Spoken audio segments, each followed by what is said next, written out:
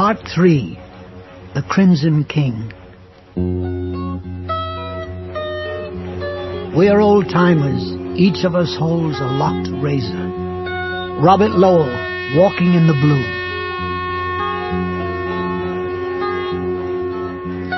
There was only one conversational exchange between them as the Oldsmobile rolled up Hospital Drive, and it was a brief one. "Ralph," he glanced over at her, then quickly back at the road. That clacking sound under the hood had begun again, but Lois hadn't mentioned it yet. He hoped she wasn't going to do so now.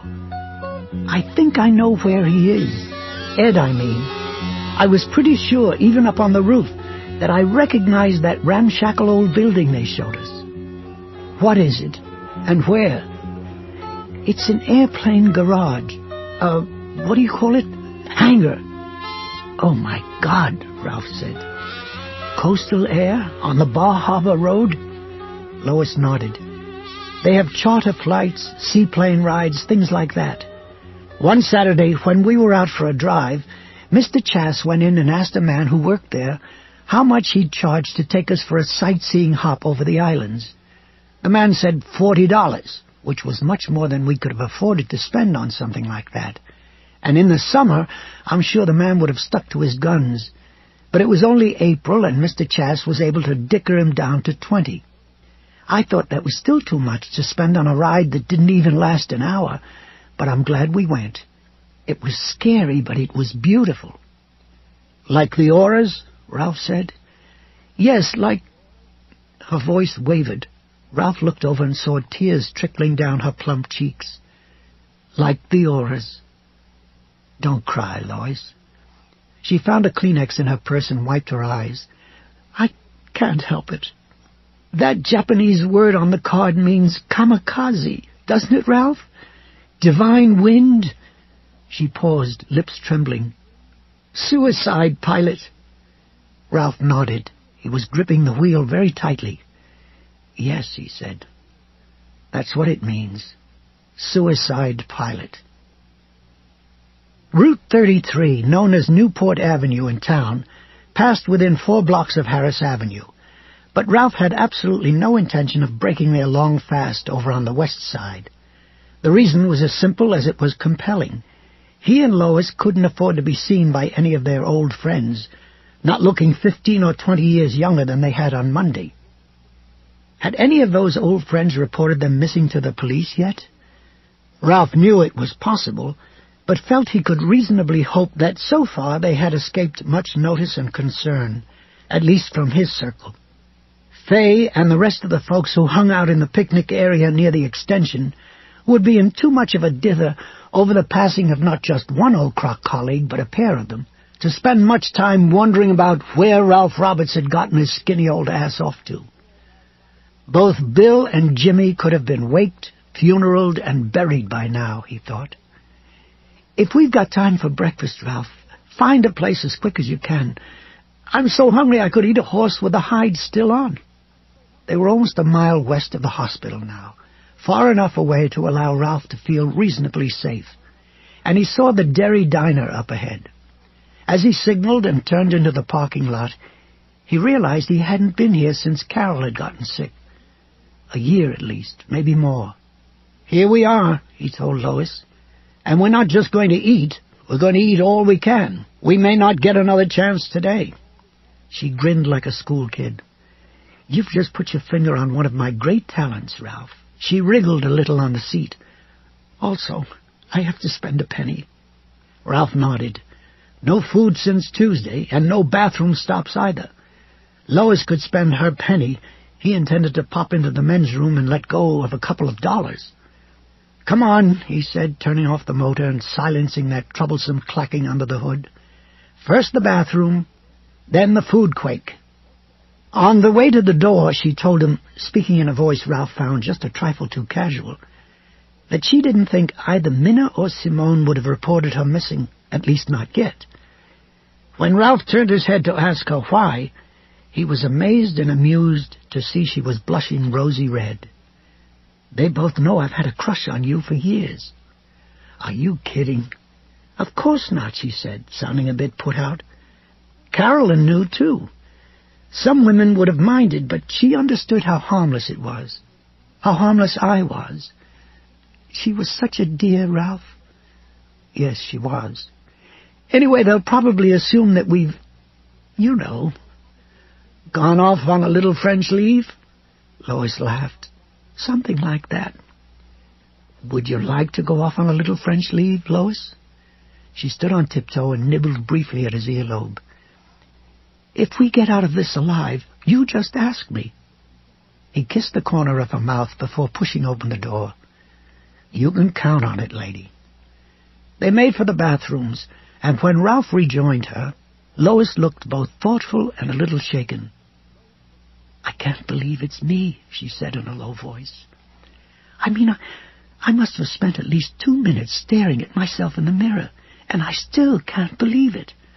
The crow's feet around my eyes are all gone. And Ralph, my hair. Those dark Spanish eyes of hers looked up at him, filled with brilliance and wonder. And you! My God, I doubt if you looked this good when you were 40. I didn't, but you should have seen me when I was 30. I was an animal. She giggled. Come on, fool, let's sit down and murder some calories. Lois? She glanced up from the menu she'd plucked from a little collection of them filed between the salt and pepper shakers. When I was in the bathroom, I tried to make the auras come back. This time I couldn't do it. Why would you want to, Ralph? He shrugged, not wanting to tell her about the feeling of paranoia that had dropped over him as he stood at the basin in the little bathroom, washing his hands and looking into his own strangely young face in the water-spotted mirror. It had suddenly occurred to him that he might not be alone in there. Worse, Lois might not be alone next door in the women's room. Atropos might be creeping up behind her, completely unseen, diamond cluster earrings glittering from his tiny lobes, scalpel outstretched. Then, instead of Lois's earrings or McGovern's Panama, his mind's eye had conjured the jump rope Atropos had been using when Ralph had spotted him. 369, hun! The goose drank wine! In the vacant lot between the bakery and the tanning salon, the jump rope, which had once been the prized possession of a little girl who had stumbled during a game of apartment tag, fallen out of a second-story window, and died of a broken neck. What a dreadful accident. She had a whole life ahead of her. If there's a God, why does he let things like that happen? And so on, not to mention blah, blah, blah.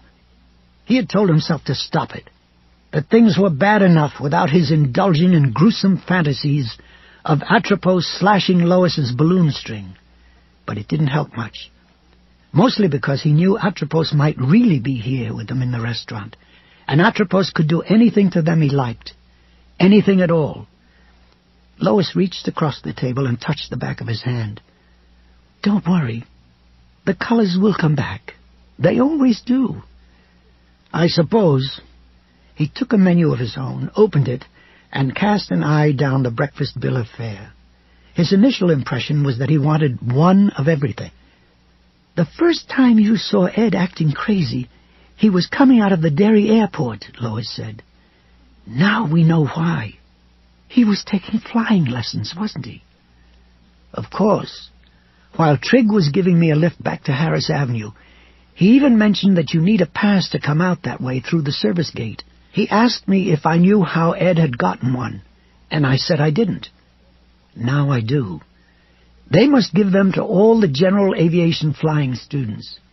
Do you think Helen knew about his hobby? Lois asked. She probably didn't, did she? I'm sure she didn't. I'll bet he switched over to coastal air right after he ran into the guy from West Side Gardeners, too. That little episode could have convinced him he was losing control, and he might do well to move his lessons a little farther away from home. Or maybe it was Atropos who convinced him, Lois said bleakly. Atropos, or someone from even higher up. Ralph didn't care for the idea, but it felt right just the same. Entities, he thought, and shivered. The Crimson King. They're dancing him around like a puppet on a string, aren't they? Lois asked. Atropos, you mean? No, Atropos is a nasty little bugger, but otherwise I think he's not much different from Mr. C and Mr. L. Low-level help, maybe only a step above unskilled labor in the grand scheme of things. Janitors. Well, yes, maybe, Lois agreed. Janitors and gophers. Atropos is probably the one who's done most of the actual work on Ed. And I'd bet a cookie it's work he loves, but I'd bet my house that his orders come from higher up. Does that sound more or less on the beam to you? Yes. We'll probably never know exactly how nuts he was before this started, or exactly when Atropos cut his balloon string. But the thing I'm most curious about at this moment is pretty mundane. I'd like to know how in the hell he went Charlie Pickering's bail, and how he paid for his damn flying lessons. Before Lois could reply, a waitress approached them, digging an order pad and a ballpoint pen out of the pocket of her apron. "Help you guys?" "I'd like a cheese and mushroom omelet," Ralph said. "Uh-huh." She switched her cud from one side of her jaw to the other. 2 egg or 3 egg, hun?" 4, if that's okay." She raised her eyebrows slightly and jotted on the pad. "Okay by me, if it's okay by you. Anything with that?" "Yes, please. A glass of O.J., large, an order of bacon, an order of sausage, and an order of home fries. Better make that a double order of home fries." He paused, thinking, then grinned. "Oh, and do you have any Danish left?" "I think I might have 1 cheese and 1 apple." She glanced up at him. "You a little hungry, hun?" "Feel like I haven't eaten for a week," Ralph said. "I'll have the cheese Danish, and coffee to start. Lots of black coffee. Did you get all that?" "Oh, I got it, hun. I just want to see what you look like when you leave." She looked at Lois. "How about you, ma'am?" Lois smiled sweetly. "I'll have what he's having, hun." Ralph looked past the retreating waitress to the clock on the wall. It was only 7:10, and that was good. They could be out at Barrett's Orchards in less than half an hour, and with their mental lasers trained on Gretchen Tilbury, it was possible that the Susan Day speech could be called off, aborted, if you like, as early as 9 a.m. Yet instead of relief, he felt relentless, gnawing anxiety. It was like having an itch in a place your fingers cannot quite reach. "All right," he said. "Let's put it together. I think we can assume that Ed's been concerned about abortion for a long time, that he's probably been a pro-life supporter for years. Then he starts to lose sleep, hears voices, sees little bald men." "Well, one in particular," Ralph agreed. Atropos becomes his guru, filling him in on the Crimson King, the Centurions, the whole 9 yards. When Ed talked to me about King Herod, he was thinking about Susan Day, Lois finished. Atropos has been, what do they say on TV, psyching him up, turning him into a guided missile. Where did Ed get that scarf, do you think? Atropos, Ralph said. Atropos has got a lot of stuff like that, I'll bet. And what do you suppose he's got in the plane he'll be flying tonight? Lois's voice was trembling. Explosives or poison gas? Explosives would seem the more likely bet if he really is planning to get everyone. A strong wind could create problems for him if it's gas. Ralph took a sip of his water and was interested to see that his hand was not quite steady. On the other hand, we don't know what goodies he might have been cooking up in his laboratory, do we? No, Lois said in a small voice. Ralph put his water glass down. What he's planning to use doesn't interest me very much. What does? The waitress came back with fresh coffee, and the smell alone seemed to light up Ralph's nerves like neon. He and Lois grabbed their cups and began to sip as soon as she had started away. The coffee was strong and hot enough to burn Ralph's lips, but it was heaven.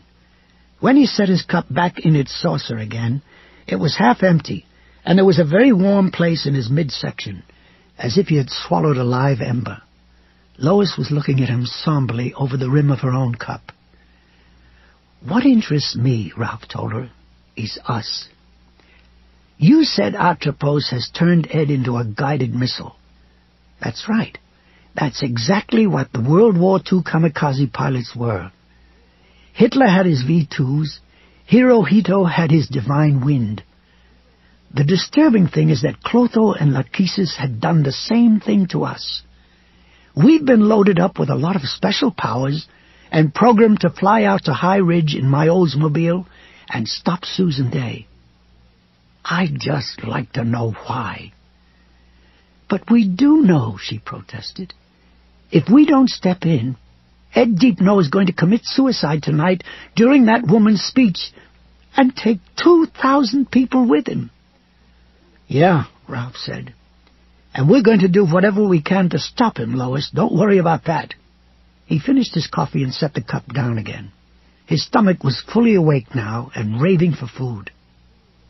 I could no more stand aside and let Ed kill all those people than I could stand in one place and not duck if someone threw a baseball at my head. It's just that we never got a chance to read the fine print at the bottom of the contract, and that scares me. He hesitated a moment. It also pisses me off about being played for a couple of patsies. We know why we're going to try and stop Susan Day's speech. We can't stand the thought of a lunatic killing a couple of thousand innocent people. But we don't know why they want us to do it. That's the part that scares me. We have a chance to save 2,000 lives, she said.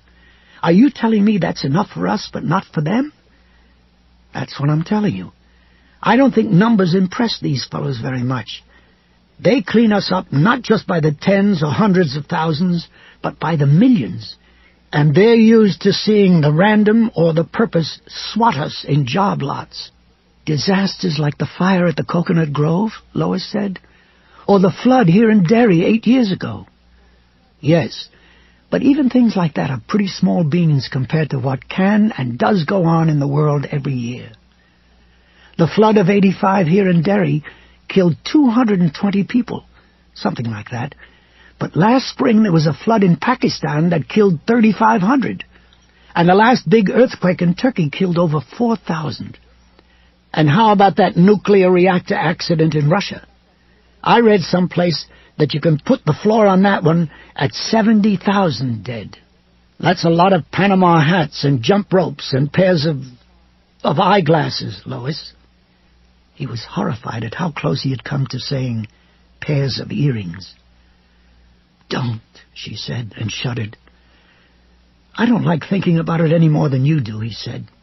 But we have to, if only because those two guys were so goddamn anxious to keep us from doing just that. Do you see what I'm getting at yet? You must. Big tragedies have always been a part of the random. Why is this so different? I don't know, Lois said. But it was important enough for them to draft us, and I have an idea that was a pretty big step. Ralph nodded. He could feel the caffeine hitting him now, jiving up his head, jittering his fingers the tiniest bit.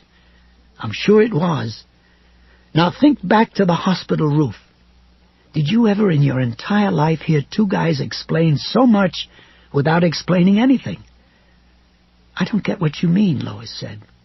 But her face suggested something else, that she didn't want to get what he meant. What I mean goes back to one central idea.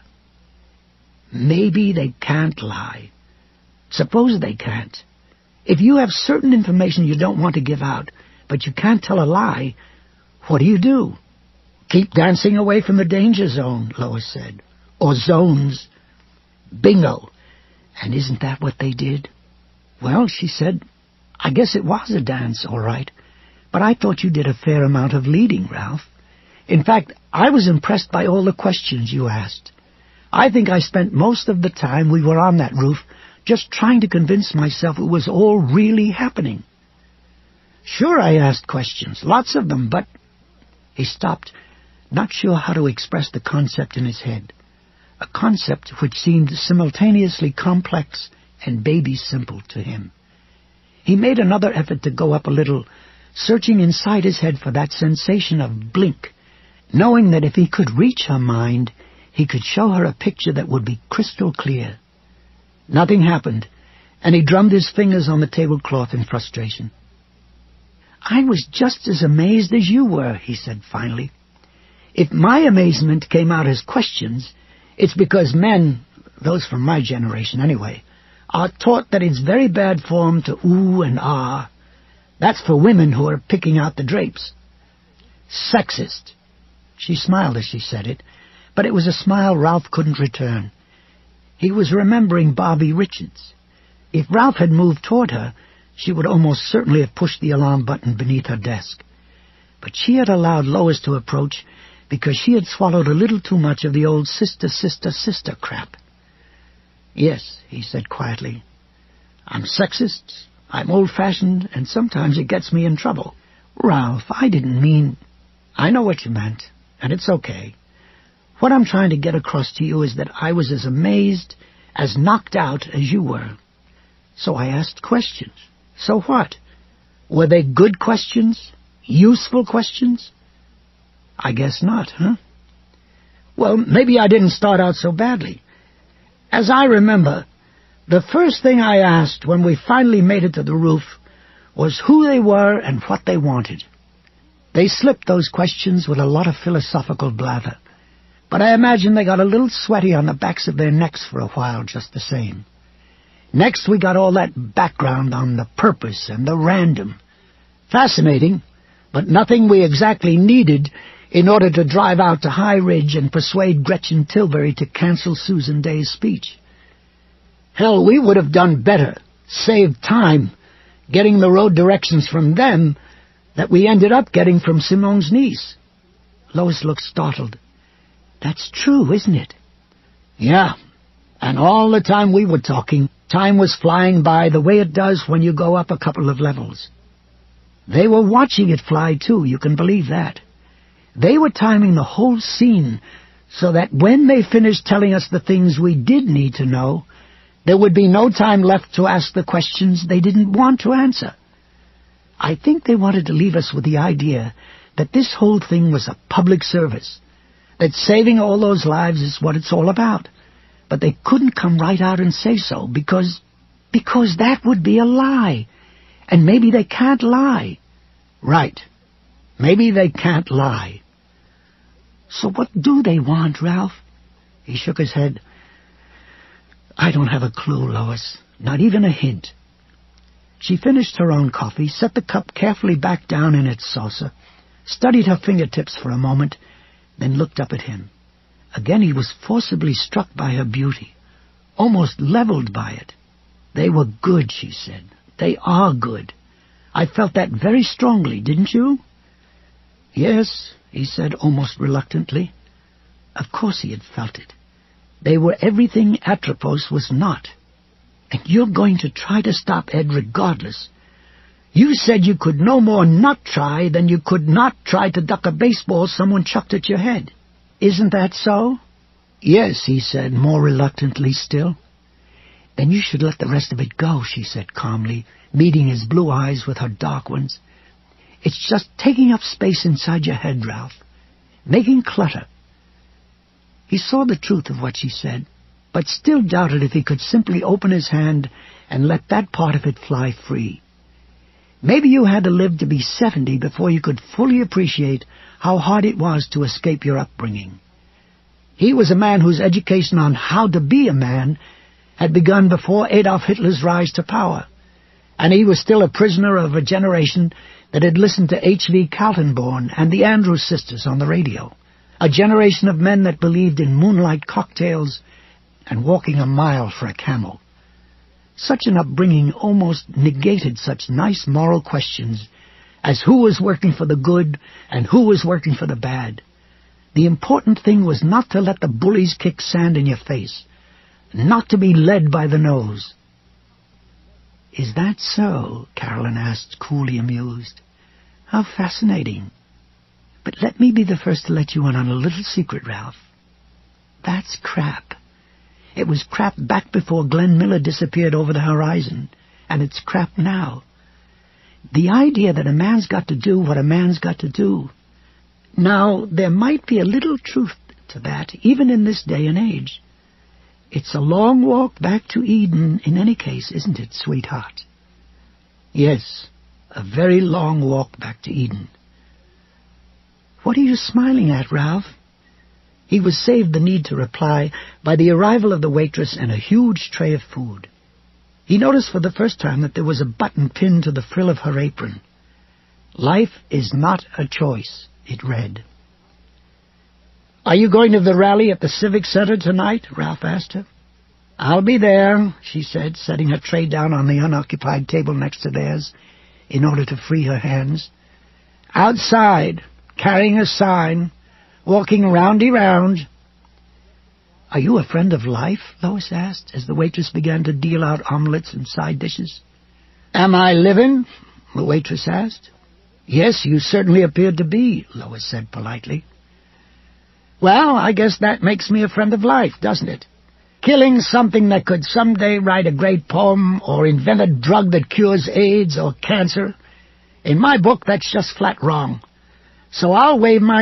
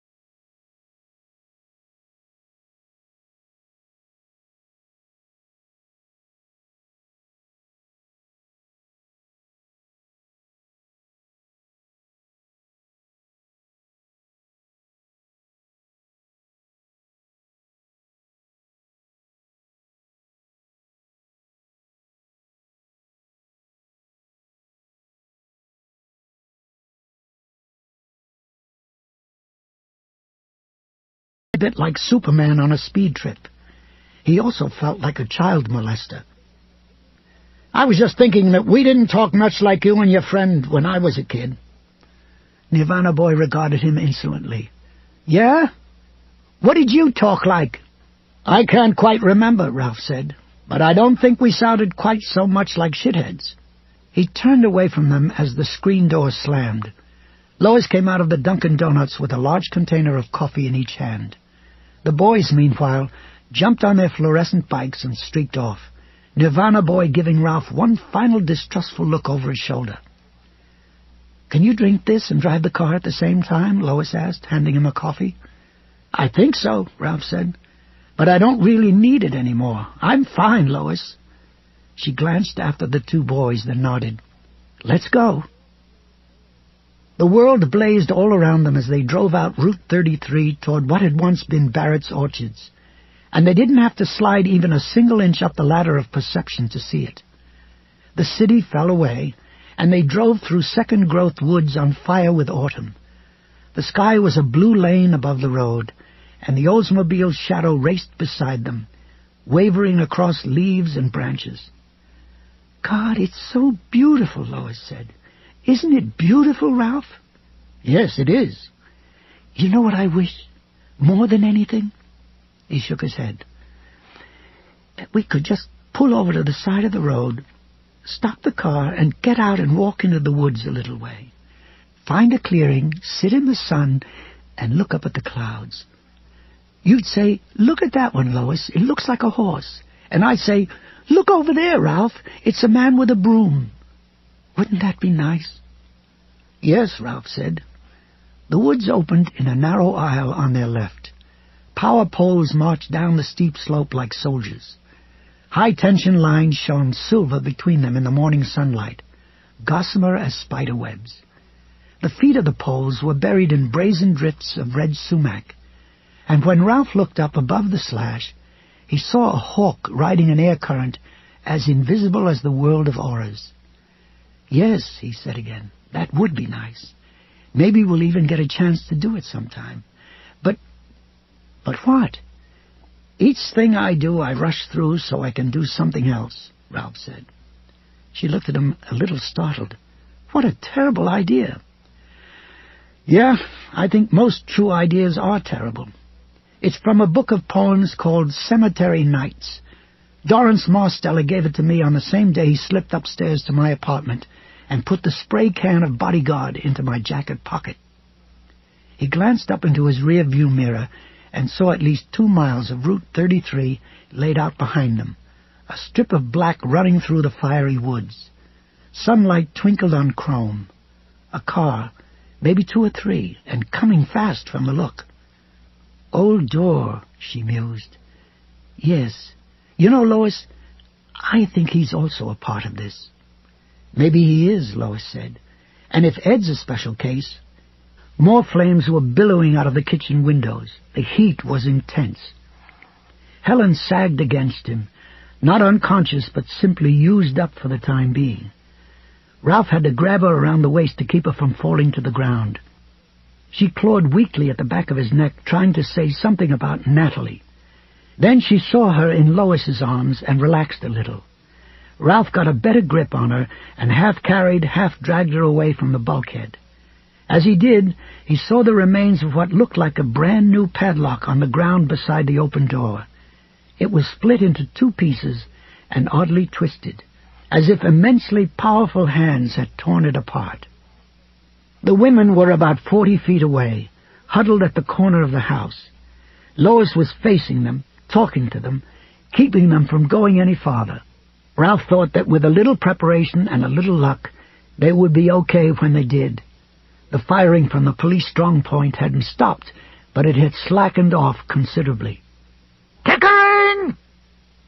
It sounded like Lydecker, although the amplification of the bullhorn made it impossible to be sure. "Why don't you be smart for once in your life and come out while you still can?" More sirens were approaching, the distinctive watery warble of an ambulance among them. Ralph led Helen to the other women. Lois handed Natalie back to her, then turned in the direction of the amplified voice and cupped her hands around her mouth. "Hello!" she screamed. "Hello out there! Can you—" She stopped, coughing so hard she was nearly retching, doubled over with her hands on her knees and tears squirting from her smoke-irritated eyes. "Lois, are you okay?" Ralph asked. From the corner of his eye, he saw Helen covering the face of the exalted and revered baby with kisses. "Fine," she said, wiping her cheeks with her fingers. "It's the damn smoke, that's all." She cupped her hands around her mouth again. "Can you hear me?" The firing had died down to a few isolated handgun pops. Still, Ralph thought, just one of those little pops in the wrong place might be enough to get an innocent woman killed. "Lydecker!"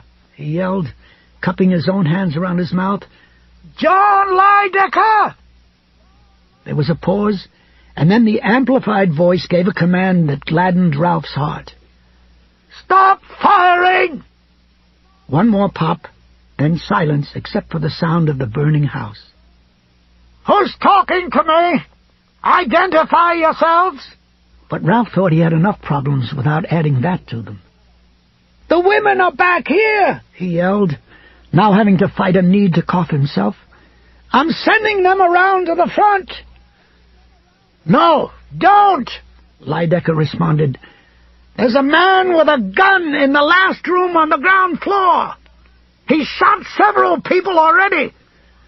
One of the women moaned at this and put her hands over her face. Ralph cleared his burning throat as best he could. At that moment he believed he would have swapped his whole retirement fund for one ice-cold bottle of Coke, and screamed back, "Don't worry about Pickering! Pickering's—" But what exactly was Pickering? That was a damn good question, wasn't it? "Mr. Pickering is unconscious. That's why he stopped shooting," Lois screamed from beside him. Ralph didn't think unconscious really covered it, but it would do. "The women are coming around the side of the house with their hands up. Don't shoot! Tell us you won't shoot!" There was a moment of silence. Then, "We won't, but I hope you know what you're talking about, lady." Ralph nodded at the mother of the little boy. "Go on now. You two can lead the parade. Are you sure they won't hurt us?" The fading bruises on the young woman's face, a face which Ralph also found vaguely familiar, suggested that questions of who would or who would not hurt her and her son formed a vital part of her life. "Are you sure?" "Yes," Lois said, still coughing and leaking around the eyes. "Just put your hands up. You can do that, can't you, big boy?" The kid shot his hands up with the enthusiasm of a veteran cops and robbers player, but his shining eyes never left Ralph's face. Pink roses, Ralph thought. If I could see his aura, that's what color it would be. He wasn't sure if that was intuition or memory, but he knew it was so. "What about the people inside?" another woman asked. "What if they shoot? They had guns. What if they shoot?" "There won't be any more shooting from in there," Ralph said. "Go on now." The little boy's mother gave Ralph another doubtful look, then looked down at her son. "Ready, Pat?" "Yes," Pat said and grinned. His mother nodded and raised one hand. The other she curled around his shoulders in a frail gesture of protection that touched Ralph's heart. They walked around the side of the house that way. "Don't hurt us," she cried. "Our hands are up, and my little boy is with me, so don't hurt us." The others waited a moment, and then the woman who had put her hands to her face went. The one with the little girl joined her. The child was in her arms now, but holding her hands obediently in the air just the same. The others followed along, most coughing, all with their empty hands held high. When Helen started to fall in at the end of the parade, Ralph touched her shoulder. She looked up at him, her reddened eyes both calm and wondering. "That's the second time you've been there when Nat and I needed you," she said. "Are you our guardian angel, Ralph?" "Maybe," he said. "Maybe I am. Listen, Helen, there isn't much time. Gretchen is dead." She nodded and began to cry. "I knew it. I didn't want to, but somehow I did just the same.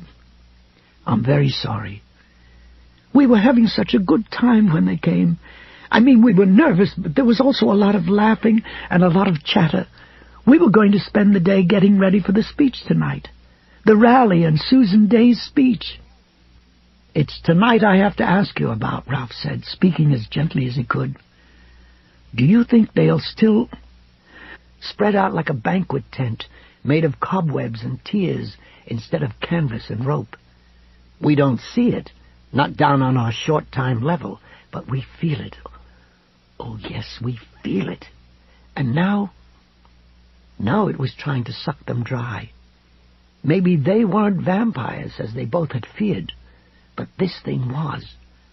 The death bag had a sluggish, half-sentient life, and it would suck them dry if it could, if they let it.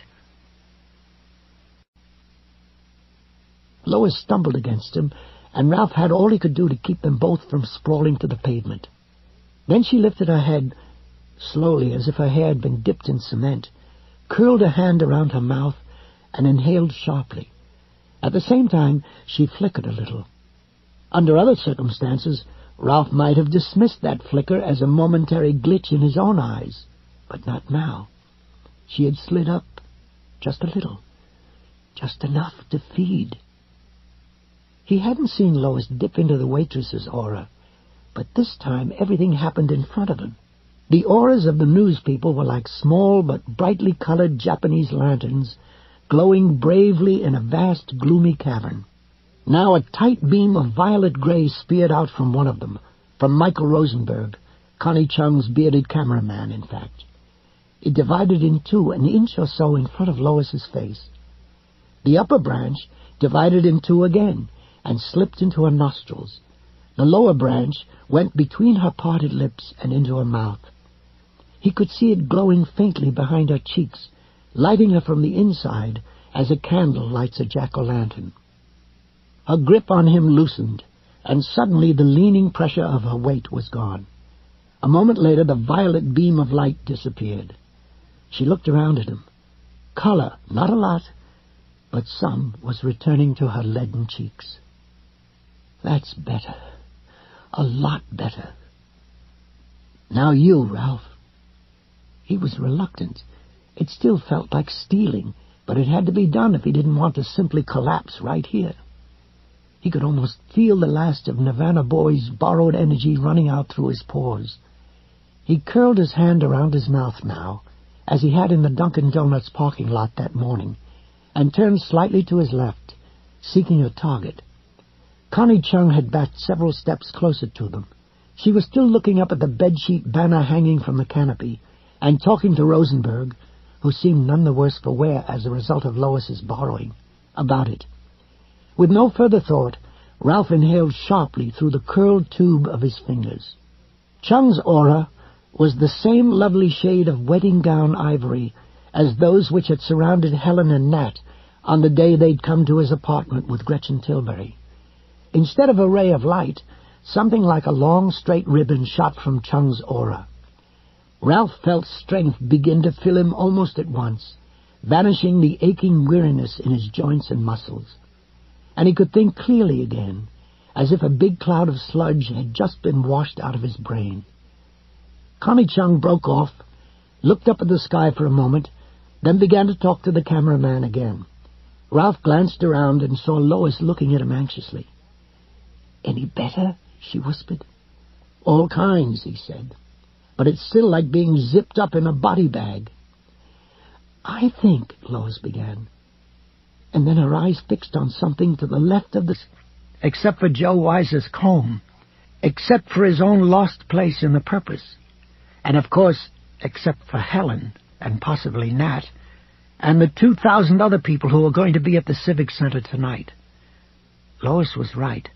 They were supposed to do something, and if they backed out now, it was a something that would remain forever done, bun, undone. And those are the ropes, he thought. The ropes, the powers that be used to tie us poor, muddled, short-time creatures to their wheel. He now visualized Clotho and Lachesis through a bright lens of hate, and he thought that if the two of them had been here right now, They would have exchanged one of their uneasy looks, and then taken a quick step or two away. And they would be right to do that, he thought. Very right. Ralph, what's wrong? Why are you so angry? He raised her hand to his lips and kissed it. It's nothing. Come on. Let's go before we lose our nerve. She looked at him a moment longer, then nodded.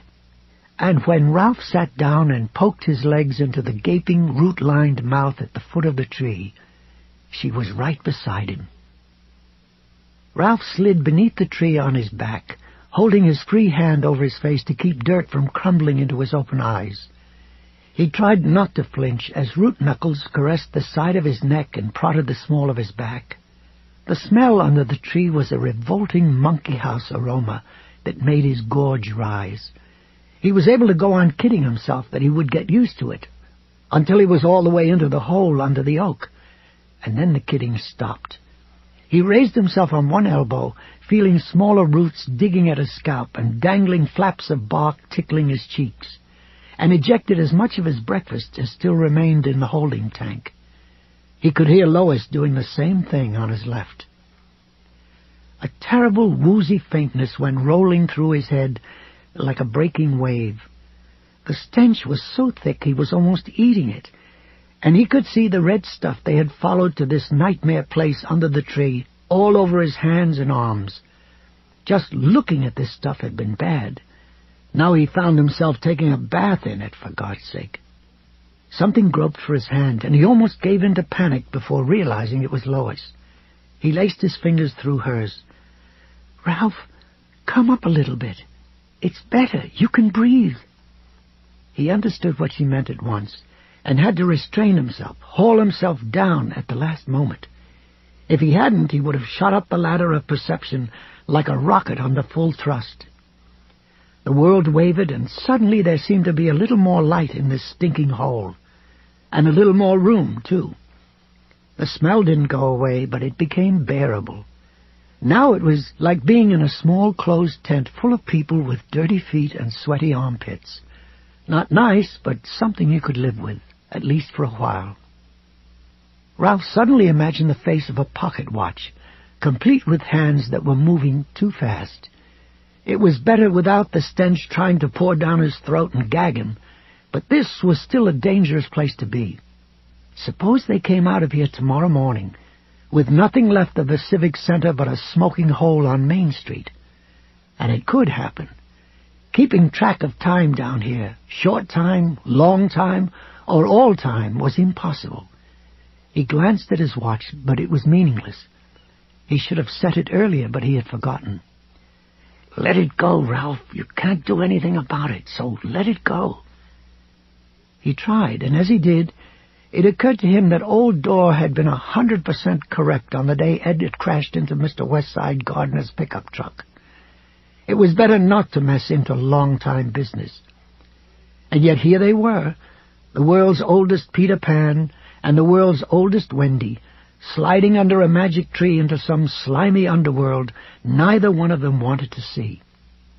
Lois was looking at him, her pale face lit with that sick red glow, her expressive eyes full of fright. He saw dark threads on her chin and realized it was blood. She had quit just nibbling at her lower lip and had begun taking bites out of it. "Ralph, are you all right?" "I get to crawl under an old oak tree with a pretty girl, and you even have to ask?" "I'm fine, Lois, but I think we better hurry." "All right." He felt around below him and placed his foot on a gnarled root knuckle. It took his weight, and he slid down the stony slope, squeezing beneath another root and holding Lois around the waist. Her skirt skidded up to her thighs, and Ralph thought again, briefly, about Chucky Engstrom and his peaky wand. He was both amused and exasperated to see Lois was trying to pull the skirt back down. I know that a lady tries to keep her skirt down whenever possible, but I think the rule goes by the boards when you're sliding down troll staircases under old oak trees. Okay? She gave him an embarrassed, frightened little smile. "If I had known what we were going to be doing, I would have worn slacks. I thought we were just going to the hospital." If I'd known what we were going to be doing, Ralph thought, I would have cashed in my bonds, developing softness in the market or not, and had us on a plane to Rio, my dear. He felt around with his other foot, very aware that if he fell, he was probably going to end up in a place far beyond the reach of Derry rescue. Just above his eyes, a reddish worm poked out of the earth, dribbling little crumbles of dirt down on Ralph's forehead. For what seemed like an eternity, he felt nothing, and then his foot found smooth wood. Not a root this time, but something like a real step. He slid down, still holding Lois around the waist, and waited to see if the thing he was standing on would hold or snap under their combined weight. It held, and it was wide enough for both of them. Ralph looked down and saw that it was the top step of a narrow staircase which curved down into the red-tinged dark. It had been built for, and perhaps by, a creature that was a lot shorter than they were, making it necessary for them to hunch, but it was still better than the nightmare of the last few moments. Ralph looked at the ragged wedge of daylight above them, his eyes gazing out of his dirt and sweat-streaked face with an expression of dumb longing. Daylight had never looked so sweet or so distant. He turned back to Lois and nodded to her. She squeezed his hand and nodded back. Bending over, cringing each time a dangling root touched their neck-cod house, which was now standing empty, could change all that. The replicas were tokens which preserved the shape of Ka, just as spokes radiating out from a hub preserve the shape of a wheel. The original, however, Ralph thought the original was the hub. One ring to bind them. He gripped the gold band tightly, feeling its hard curve bite into his palm and fingers. Then he slipped it into his watch pocket. There was one thing about Ka they didn't tell us, he thought. It's slippery. Slippery as some nasty old fish that won't come off the hook, but just keeps flopping around in your hand. And it was like climbing a sand dune, too. You slid one step back for every two you managed to lunge forward. They had gone out to High Ridge and accomplished something. Just what, Ralph didn't know. But Dorrance had assured them it was true. According to him, they had fulfilled their task there. Now they had come here and taken Ed's token. But it still wasn't enough. And why? Because Ka was like a fish. Ka was like a sand dune. Ka was like a wheel that didn't want to stop, but only to roll on, crushing whatever might happen to be in its path. A wheel of many spokes. But most of all, perhaps, Ka was like a ring. Like a wedding ring. He suddenly understood what all the talk on the hospital roof and all of Dorrance's efforts to explain hadn't been able to convey. Ed's undesignated status, coupled with Atropos's discovery of the poor, confused man, had conveyed a tremendous power upon him. A door had opened, and a demon called the Crimson King had strolled through, one that was stronger than Clotho, Lachesis, Atropos, any of them, and it didn't intend to be stopped by a derry old crock like Ralph Roberts. Ralph? One ring to rule them all, Lois. One ring to find them. What are you talking about? What do you mean? He patted his watch pocket, feeling the small yet momentous bulge that was Ed's ring. Then he reached out and grasped her shoulders. The replacements, the false rings are spokes, but this one is the hub.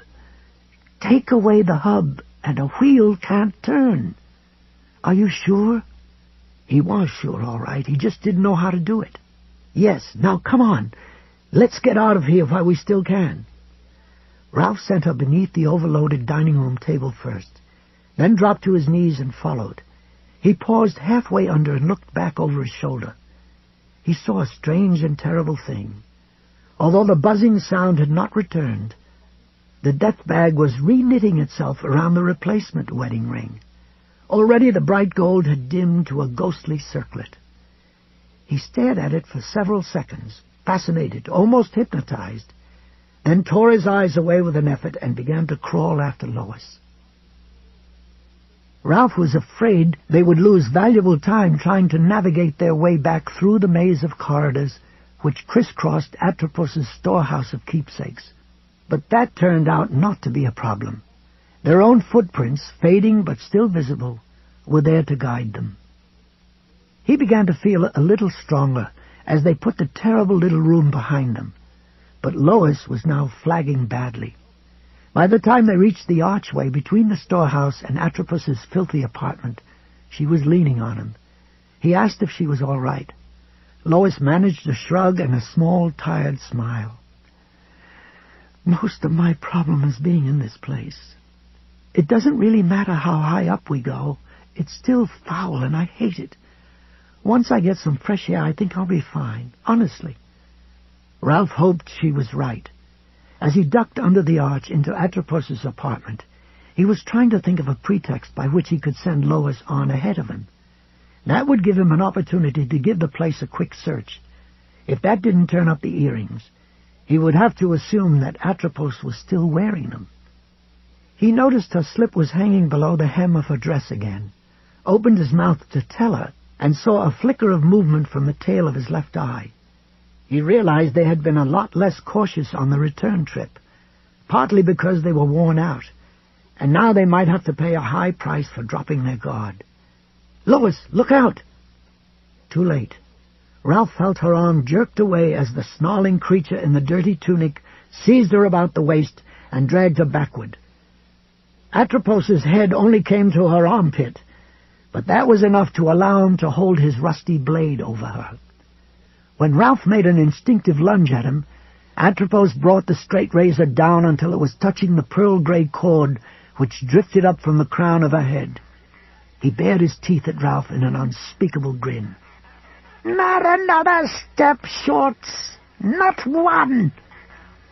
Well, he didn't have to worry about Lois's errant earrings anymore, at least. They glittered a murky pinkish red against the tiny lobes of Atropus's ears.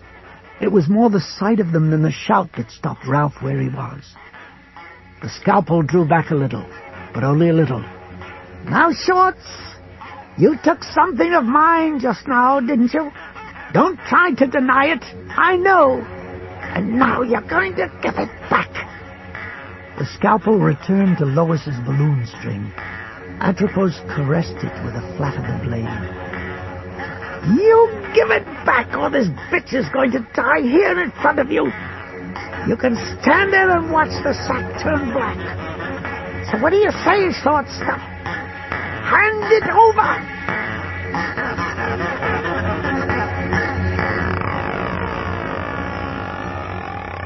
Atropus's smile shone out, full of repulsive triumph, and full of fear. He caught you flat-footed. He's got his scalpel to Lois's balloon string and his hand around her throat, but he's still scared to death. Why? "Come on, quit wasting time, shithead. Give me the ring." Ralph reached slowly into his watch pocket and grasped the ring, wondering why Atropus hadn't killed Lois outright. Surely he didn't intend to let either of them go.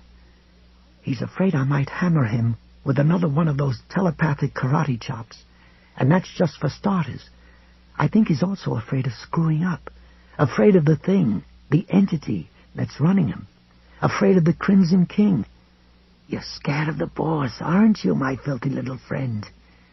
He held the ring up between the thumb and forefinger of his right hand and peeked through it again. "Come and get it, why don't you? Don't be shy." Atropus's face knotted with rage. The expression twisted his nervy, gloating grin into a cartoon scowl. "I'll kill her, Shorts! Didn't you hear me? Is that what you want?" Ralph slowly and deliberately raised his left hand. He made a sawing gesture in the air with it, and was gratified to see Atropus wince when the edge of the palm turned momentarily toward him. "If you even nick her with that blade, I'll hit you so hard you'll need a pocket knife to dig your teeth out of the wall. And that's a promise."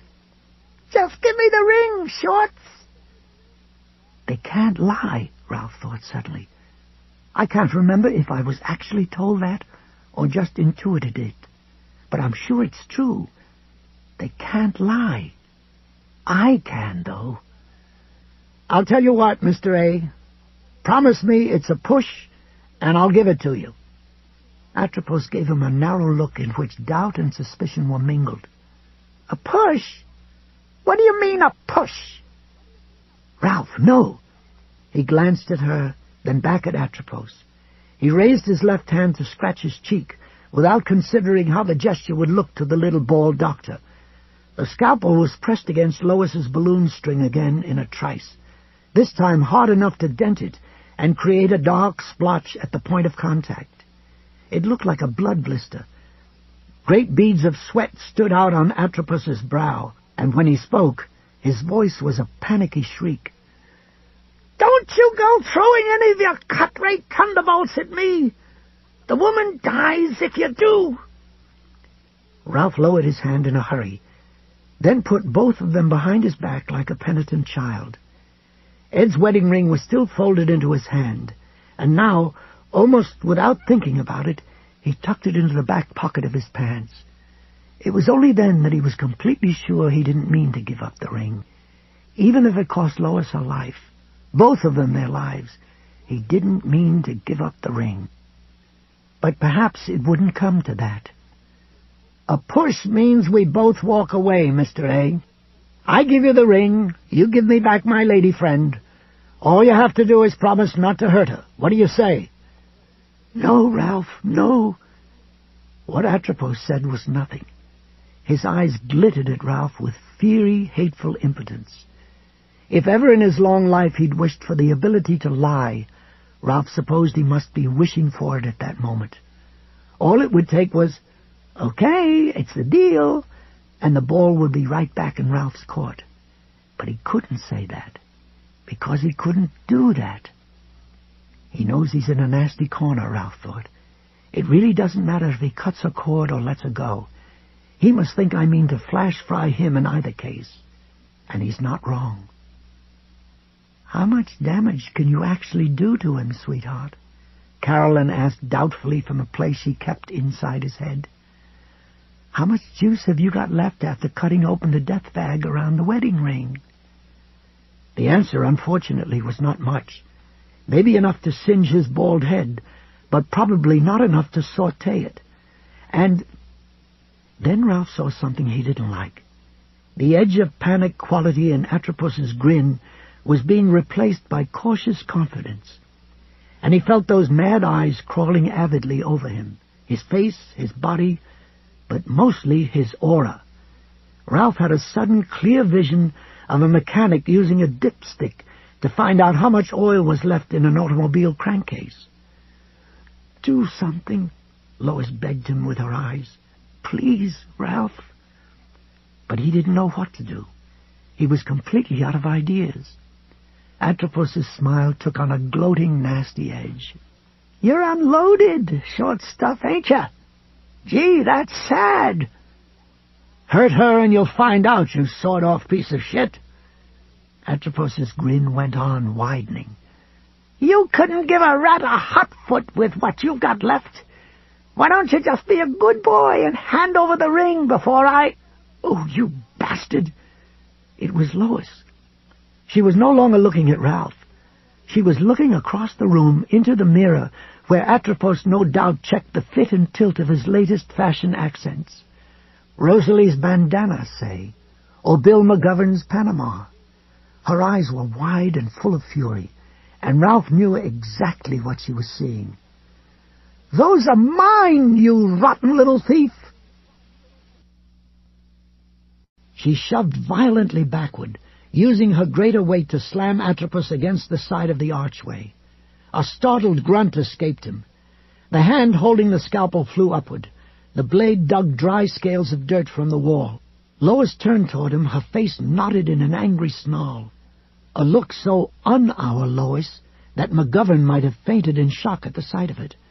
Her hands clawed at the sides of his face, reaching for his ears. One of her fingers dug into his cheek. Atropos yapped like a dog whose paw has been stepped on, then grabbed her by the waist again and whirled her back around. He turned the scalpel's blade inward, getting ready to slash, Ralph shook the forefinger of his right hand at it in a scolding gesture. A flash of light, so pallid it was almost invisible, shot out from the nail and struck the scalpel's tip, momentarily knocking it away from Lois's balloon string. And that was all there was. Ralph sensed that his personal armory was now empty. Atropos bared his teeth at him from over Lois's shoulder as she bucked and twisted in his arms. She was not trying to get away either. She was trying to turn and attack him. Her feet flailed out as she threw all her weight against him again, trying to squash him against the wall behind them. And without having the slightest idea of what he meant to do, Ralph lunged forward and dropped to his knees with his hands out. He looked like a manic suitor making a strenuous marriage proposal, and one of Lois's thrashing feet came close to kicking him in the throat. He snatched at the hem of her slip, and it came free in a slithery little rush of pink nylon. Meanwhile, Lois was still yelling, "Miserable little thief! Here's something for you! How do you like it?"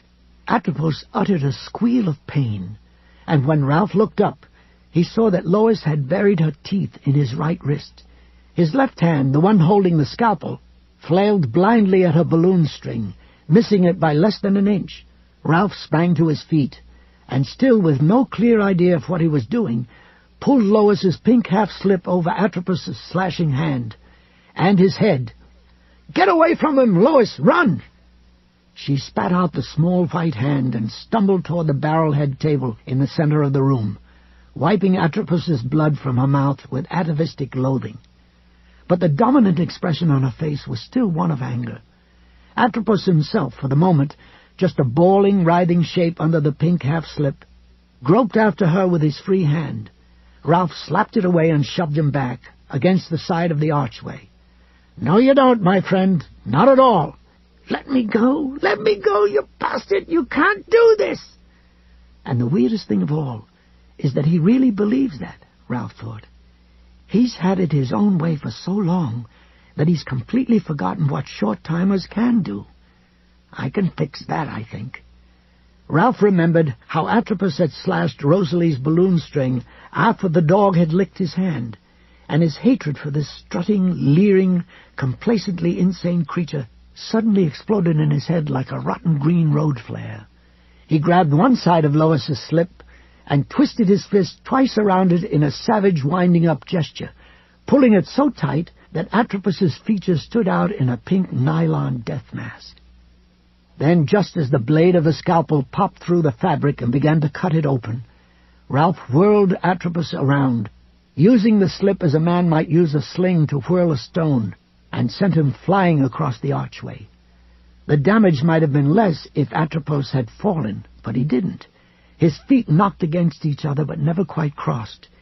He hit the rock facing of the archway with a thud, voiced a muffled scream of pain, and dropped to his knees. Spots of blood bloomed on Lois's half-slip like flower petals. The scalpel had disappeared back through the slit it had made in the cloth.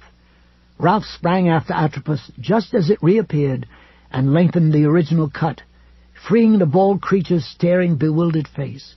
His nose was bleeding, so were his forehead and right temple. Before he could begin to get up, Ralph grabbed the slippery pink bulges that were his shoulders. "Stop it! I'm warning you, Schultz! I'll make you sorry you were ever born." Ralph ignored this pointless bluster and slammed Atropos forward hard. The midget's arms were still tangled in the slip, and he caught the floor with nothing but face. His shriek was part amazement, mostly pain. Incredibly, Ralph felt Lois in the back of his mind, telling him that enough was enough, not to really hurt him, not to hurt the pint-sized psychotic who had just tried to kill her. Atropos attempted to roll over. Ralph knee-dropped him in the middle of the back and knocked him flat again. "Don't move, friend. I like you just the way you are." He looked up at Lois and saw that her amazing fury had departed as suddenly as it had come, like some freak weather phenomenon. A tornado, perhaps, that touches down out of a clear blue sky, rips the top off a barn, and then disappears again. She was pointing at Atropos. "He's got my earrings, Ralph. The nasty little thief has got my earrings. He's wearing them." "I know, I saw." One snarling side of Atropos's face poked out of the slit in the nylon, like the face of the world's ugliest baby at the moment of its birth. Ralph could feel the muscles of the small creature's back trembling beneath his pinioning knee. And he remembered an old proverb he'd read somewhere, maybe at the end of a Salada tea-bag string. He who takes a tiger by the tail dare not let go. Now in this unlikely den beneath the ground, and feeling like a character in a fairy tale concocted by a lunatic, Ralph thought he had achieved a sort of divine understanding of that proverb. Through a combination of Lois's sudden rage and plain old shit-ass luck, he had wound up, at least temporarily, on top of the scuzzy little fuck. The question, and a fairly pressing one at that, was what to do next. The hand holding the scalpel lashed up, but the stroke was both weak and blind. Ralph avoided it easily. Sobbing and cursing, not afraid even now, but clearly hurting and all but consumed with impotent rage, Atropos flailed up at him again. "Let me up, you overgrown, short-term bastard! Silly old white hair, ugly wrinkle face!" "I look a little better than that just lately, my friend. Haven't you noticed?" "Asshole! Stupid short-time asshole! I'll make you sorry! I'll make you so sorry!" Well, Ralph thought, at least he's not begging. I almost would have expected him to start begging by now. Atropos continued to flail weakly with the scalpel. Ralph ducked 2 or 3 of these strokes easily, then slid one hand toward the throat of the creature lying beneath him. "Ralph, no, don't!" He shook his head at her, not knowing if he was expressing annoyance, reassurance, or both. He touched Atropos's skin and felt him shudder. The bald doc uttered a choked cry of revulsion, and Ralph knew exactly how he felt. It was sickening for both of them, but he didn't take his hand away. Instead, he tried to close it around Atropos's throat, and wasn't very surprised to find he couldn't do it. Still, hadn't Lachesis said that only short-timers could oppose the will of Atropos? He thought so. The question was how. Beneath him, Atropos laughed nastily. "Please, Ralph, please, just get my earrings and we'll go." Atropos rolled his eyes in her direction, then looked back at Ralph. "Did you think you could kill me, Shorts? Well, guess again." No, he hadn't thought it, but he needed to find out for sure. "Life's a bitch, ain't it, Shorts? Why don't you just give me back the ring? I'm going to get it sooner or later, I guarantee you that." "Fuck you, you little weasel." Tough talk, but talk was cheap. The most pressing question was still unanswered. What the hell was he supposed to do with this monster? "Whatever it is, you won't be able to do it with Lois standing there and watching you," a cold voice that was not quite Carolyn's advised him. She was fine when she was pissed off, but she's not pissed off now. She's too tender-hearted for whatever's going to happen next, Ralph. You have to get her out of here. He turned toward Lois. Her eyes were half closed. She looked ready to crumple at the base of the archway and go to sleep. "Lois, I want you to get out of here, right now. Go up the stairs and wait for me under the..." The scalpel flashed up again, and this time it almost sliced off the end of Ralph's nose. He recoiled, and his knees slid on nylon. Atropos gave a mighty heave and came within a whisker of rolling out from under. At the last second, Ralph shoved the little man's head flat again with the heel of his hand. That, it seemed, was allowed by the rules, and replanted his knee. "Ow! Ow! Stop it! You're killing me!" Ralph ignored him and looked at Lois. "Go on, Lois. Go on up. I'll be there as soon as I can." "I don't think I can climb out on my own. I'm too tired." "Yes, you can. You have to. And you can." Atropos subsided again, for the moment at least, a small gasping engine under Ralph's knee. But that was a long way from being enough.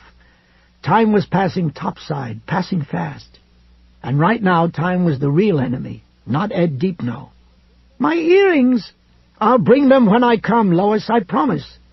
Making what looked like a supreme effort, Lois straightened and looked solemnly at Ralph. "You shouldn't hurt him, Ralph. Not if you don't have to.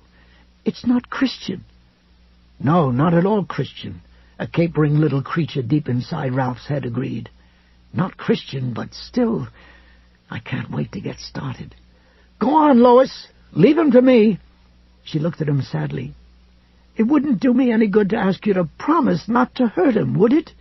He thought about it, then shook his head. "No, but I'll promise you this much. It won't be any harder than he makes it. Is that good enough?" Lois considered carefully, then nodded. "Yes, I think that will do. And maybe I can make it back up if I take it slow and easy. But what about you?" "I'll be fine. Wait for me under the tree." "All right, Ralph." He watched across the filthy room, Helen's sneaker bobbing from one wrist. She ducked beneath the arch between the apartment and the stairway and slowly started up. Ralph waited until her feet had disappeared from view, then turned back to Atropos. "Well, Chumley, here we are, two old pals reunited. What should we do? Should we play? You like to play, don't you?" Atropos immediately renewed his struggles, simultaneously waving his scalpel above his head and trying to buck Ralph off. "Quit it! Get your hands off me, you old faggot!" Atropos thrashed so wildly that kneeling on him now was like kneeling on a snake. Ralph ignored the yelling, the bucking, and the blindly waving scalpel. Atropos's whole head was now sticking out of the slip, which made things a lot easier. He grabbed Lois's earrings and tugged. They stayed where they were, but earned him a hearty, pained scream from Atropos. Ralph leaned forward, smiling a little. "For pierced ears, aren't they, pal?" "Yes, God damn it!" "To quote you, life's a bitch, ain't it?" Ralph seized the earrings again and ripped them free. There were two small fans of blood as the minute holes in the lobes of Atropos's ears became flaps. The bald man's scream was as sharp as a new drill bit. Ralph felt an uneasy mixture of pity and contempt. Little bastard's used to hurting other people, but not being hurt himself. Maybe he's never been hurt himself. "Well, say hello to how the other half lives, pal." "Stop it! Stop it! You can't do this to me!" "I've got a news flash for you, buddy. I am doing it. Now why don't you just get with the program?" "What do you think you're going to accomplish by this, Shorts? It'll happen anyway, you know. All those people at the Civic Center are going to go bye-bye, and taking the ring won't stop it." Don't I know it, Ralph thought. Atropos was still panting, but he had stopped thrashing. Ralph felt able to look away from him for a moment and send his eyes on a quick tour of the room. He supposed what he was really looking for was inspiration. Even a small bolt would do. "Can I make a suggestion, Mr. A? As your new little pal and playmate, I know you're busy, but you ought to find time to do something about this place. I'm not talking about getting it in-house beautiful or anything like that, but sheesh, what a sty!" Atropos simultaneously sulky and wary. "Do you think I give a fuck what you think, Shorts?" He could only think of one way to proceed. He didn't like it, but he was going to go ahead just the same. He had to go ahead. There was a picture in his mind that guaranteed it. It was a picture of Ed Deepno flying toward Derry from the coast in a light plane, one with either a crate of high explosive or a tank of nerve gas stowed in the nose. "What can I do with you, Mr. A? Any ideas?" The response was immediate and unequivocal. "Let me go. That's the answer, the only answer. I'll leave you alone, both of you. Leave you for the purpose. You'll live another 10 years, hell, maybe another 20. It's not impossible. All you and the little lady have to do is butt out, go home, and when the Big Bang comes, watch it on the TV news." Ralph tried to sound as if he were honestly considering this. "And you'd leave us alone? You'd promise to leave us alone?" "Yes." Atropos's face had taken on a hopeful look, and Ralph could see the first traces of an aura springing up around the little creep. It was the same low and nasty red as the pulsing glow which lit the apartment. "Do you know something, Mr. A?" Atropos, looking more hopeful than ever. "No, what?" Ralph shot one hand forward, grabbed Atropos's left wrist, and twisted it hard. Atropos shrieked in agony. His fingers loosened on the handle of the scalpel, and Ralph plucked it free with the ease of a veteran pickpocket lifting a wallet. "I believe you." "Give it back! Give it back! Give it back! Give it—" In his hysteria, Atropos might have gone on shrieking this for hours. So Ralph put a stop to it in the most direct way he knew. He leaned forward and slashed a shallow vertical cut down the back of the big bald head poking out of the hole in Lois's half-slip. No invisible hand tried to repel him, and his own hand moved with no trouble at all. Blood, a shocking amount of it, welled out of the line cut. The aura around Atropos had now gone to the dark and baleful red of an infected wound. He shrieked again. Ralph rocked forward and spoke chummily into his ear. "Maybe I can't kill you, but I can certainly fuck you up, can't I? And I don't need to be loaded with psychic juice to do it either. This little honey will do just fine." He used the scalpel to cross the first cut he'd made, making a lowercase T on the back of Atropos's head. Atropos shrieked and began to flail wildly. Ralph was disgusted to discover that part of him. The capering gremlin was enjoying this enormously. "If you want me to go on cutting you, go on struggling. If you want me to stop, then you stop." Atropos became still at once. "Okay, I'm going to ask you a few questions. I think you'll find it in your best interest to answer them." "Ask me anything, whatever you want. Just don't cut me any more." "That's a pretty good attitude, Pally. But I think there's always room for improvement, don't you? Let's see." Ralph sliced down again, this time opening a long gash in the side of Atropos's skull. A flap of skin peeled loose, like badly glued wallpaper. Atropos howled. Ralph felt a cramp of revulsion in the pit of his stomach, and was actually relieved.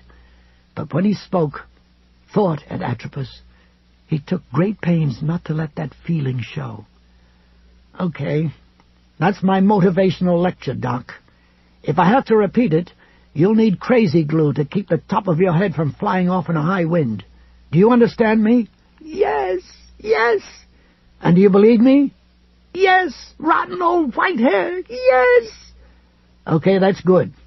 Here's my question, Mr. A. If you make a promise, are you bound by it?" Atropos was slow in answering, an encouraging sign. Ralph laid the flat of the scalpel's blade against his cheek to hurry him up. He was rewarded with another scream and instant cooperation. "Yes, yes! Just don't cut me again! Please don't cut me again!" Ralph took the scalpel away. The outline of the blade burned on the little creature's unlined cheek like a birthmark. "Okay, Sunshine, listen up. I want you to promise you'll leave me and Lois alone until the rally at the Civic Center is over. No more chasing, no more slashing, no more bullshit. Promise me that." "Fuck you! Take your promise and shove it up your ass!" Ralph was not put out of temper by this. His smile, in fact, widened, because Atropos hadn't said, "I won't." And, even more important, Atropos hadn't said, "I can't." He had just said no, just a little backsliding, in other words, and easily remedied. Steeling himself, Ralph ran the scalpel straight down the middle of Atropos's back.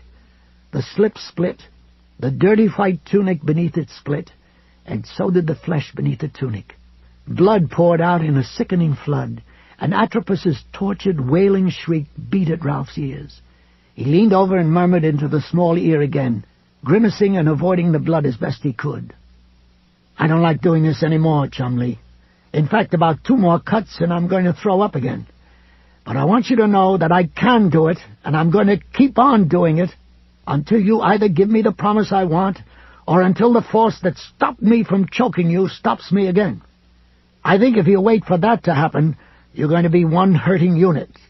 So what do you say? Do you want a promise, or do you want me to peel you like a grape?"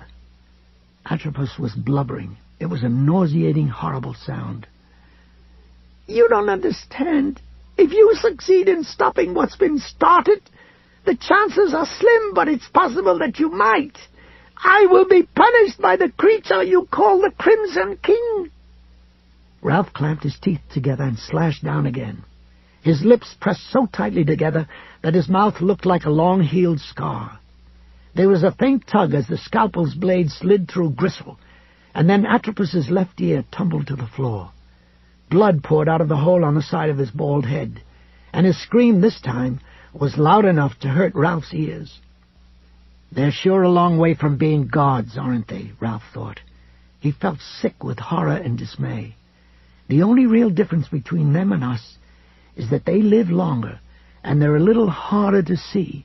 And I guess I'm not much of a soldier. Just looking at all that blood makes me feel like passing out. Shit. All right, I promise. Just stop cutting me. No more, please. No more. That's a start, but you're going to have to be more specific. I want to hear you say that you promise to stay away from me and Lois, and Ed too, until the rally at the Civic Center is over. He expected more wiggling and weaseling, but Atropos surprised him. I promise to stay away from you, and from the bitch you're running around with. Lois. Say her name. Lois. Yeah, her. Lois Chass. I agree to stay away from her, and Deep No too, from all of you, just as long as you don't cut me anymore. Are you satisfied? Is it good enough, God damn you? Ralph decided he was satisfied, or as satisfied as any man can be when he is deeply sickened by his own methods and actions. He didn't believe there were any trapdoors hidden in Atropos's promise. The little bald man knew he might pay a high price later for giving in now, but in the end that hadn't been able to offset the pain and terror Ralph had inflicted on him. Yes, Mr. A, I think it's good enough. Ralph slid off his small victim with his stomach rolling and a sensation, it had to be false, didn't it, that his throat was opening and closing like the valve of a clam. He looked at the blood-splattered scalpel for a moment, then cocked his arm back and threw it as hard as he could. It flew end for end through the arch and disappeared into the storeroom beyond. Good riddance, Ralph thought. At least I didn't get much on myself. There's that. He no longer felt like vomiting. Now he felt like crying. Atropos got slowly to his knees and looked around with the dazed eyes of a man who has survived a killer storm.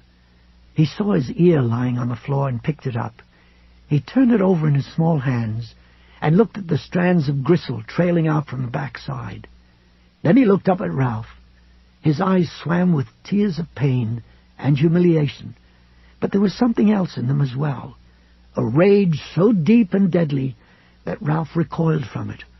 All his precautions seemed flimsy and foolish in the face of that rage. He took a blundering step backward and pointed at Atropos with an unsteady finger. Remember your promise. Atropos bared his teeth in a gruesome grin. The dangling flap of skin on the side of his face swung back and forth like a slack sail, and the raw flesh beneath it oozed and trickled. Of course I'll remember it. How could I forget? In fact, I'd like to make you another. 2 for the price of 1, you might say. Atropos made a gesture Ralph remembered well from the hospital roof, spreading the first 2 fingers of his right hand in a V and then flicking them upward, creating a red arc in the air. Within it, Ralph saw a human figure. Beyond it, dimly glimpsed, as if seen through a mist of blood, was the Red Apple store. He started to ask who that was standing in the foreground on the curb of Harris Avenue, and then suddenly he knew. He looked up at Atropos with shocked eyes. Jesus, no! No, you can't!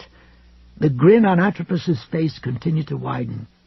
You know, that's what I kept thinking about you, Short Time. Only I was wrong. You are, too. What? Atropos moved his spread fingers slightly wider.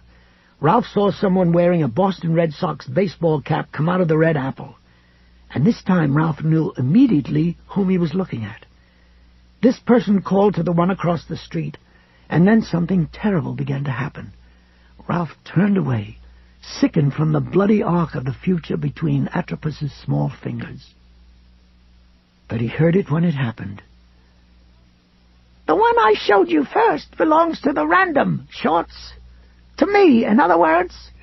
And here's my promise to you. If you go on getting in my way, what I've just shown you is going to happen. There's nothing you can do, no warning you can give that will stop it from happening. But if you leave off now, if you and the woman simply stand aside and let events take their course, then I will stay my hand. The vulgarities which formed so large a part of Atropos's usual discourse had been left behind like a discarded costume, and for the first time Ralph had some clear sense of how truly old and malevolently wise this being was. "Remember what the junkies say, Shorts? Dying is easy, living is hard. It's a true saying. If anyone should know, it's me. So what do you think? Having any second thoughts?" Ralph stood in the filthy chamber with his head down and his fists clenched. Lois's earrings burned in one of them like small hot coals. Ed's ring also seemed to burn against him, and he knew there wasn't a thing in the world to stop him from taking it out of his pocket and throwing it into the other room after the scalpel. He remembered a story he'd read in school about 1,000 years ago.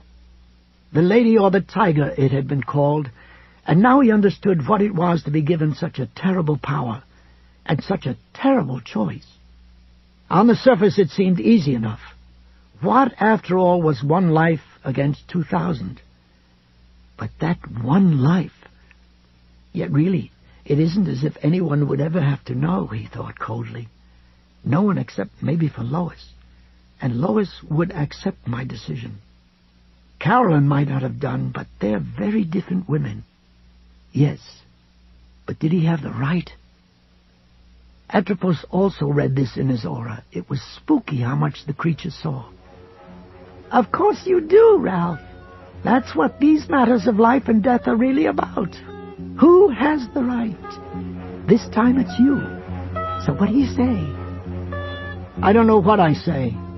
I don't know what I think. All I know is that I wish all three of you had left me the fuck alone." Ralph Roberts raised his head toward the root-riddled ceiling of Atropos's den and screamed.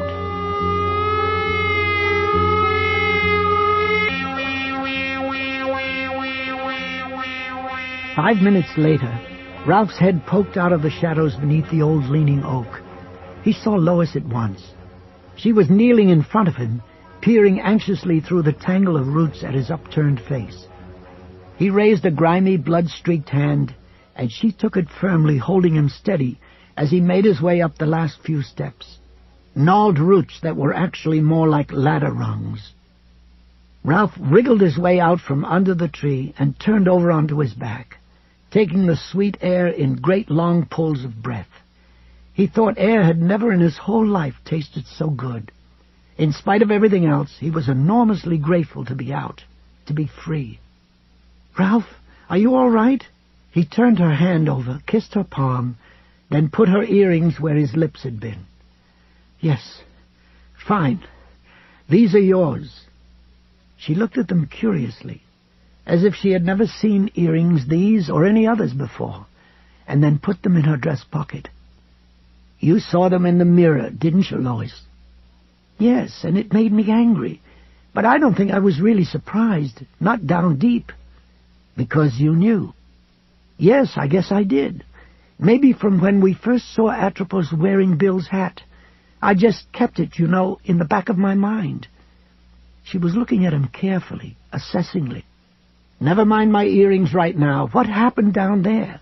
How did you get away?" Ralph was afraid if she looked at him in that careful way for too long, she would see too much.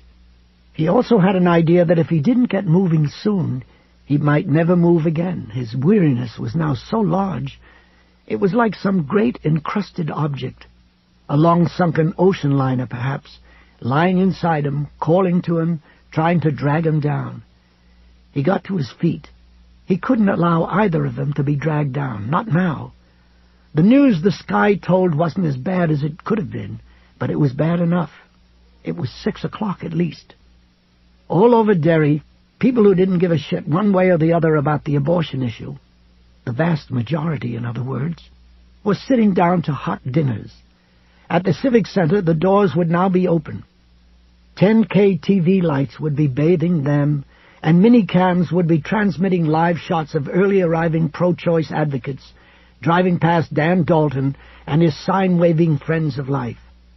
Not far from here, people were chanting that old Ed Deepno favorite, the one that went, "Hey, hey, Susan Day, how many kids did you kill today?" Whatever he and Lois did, they would have to do it in the next 60 to 90 minutes. The clock was ticking. Come on, Lois. We have to get moving. Are we going back to the Civic Center? No, not to start with. I think that to start with, we ought to... Ralph discovered that he simply couldn't wait to hear what he had to say. Where did he think they ought to go to start with? Back to Derry home? The Red Apple? His house? Where did you go when you needed to find a couple of well-meaning, but far-from-all-knowing fellows who had gotten you and your few close friends into a world of hurt and trouble? Or could you reasonably expect them to find you? They might not want to find you, sweetheart. In fact, they might actually be hiding from you. Ralph, are you sure you're... He suddenly thought of Rosalie and knew. The park, Lois. Strawford Park. That's where we have to go. But we need to make a stop on the way. He led her along the cyclone fence, and soon they heard the lazy sound of interwoven voices. Ralph could smell roasting hot dogs as well, and after the fetid stench of Atropos's den, the smell was ambrosial. A minute or two later, he and Lois stepped to the edge of the little picnic area near runway 3.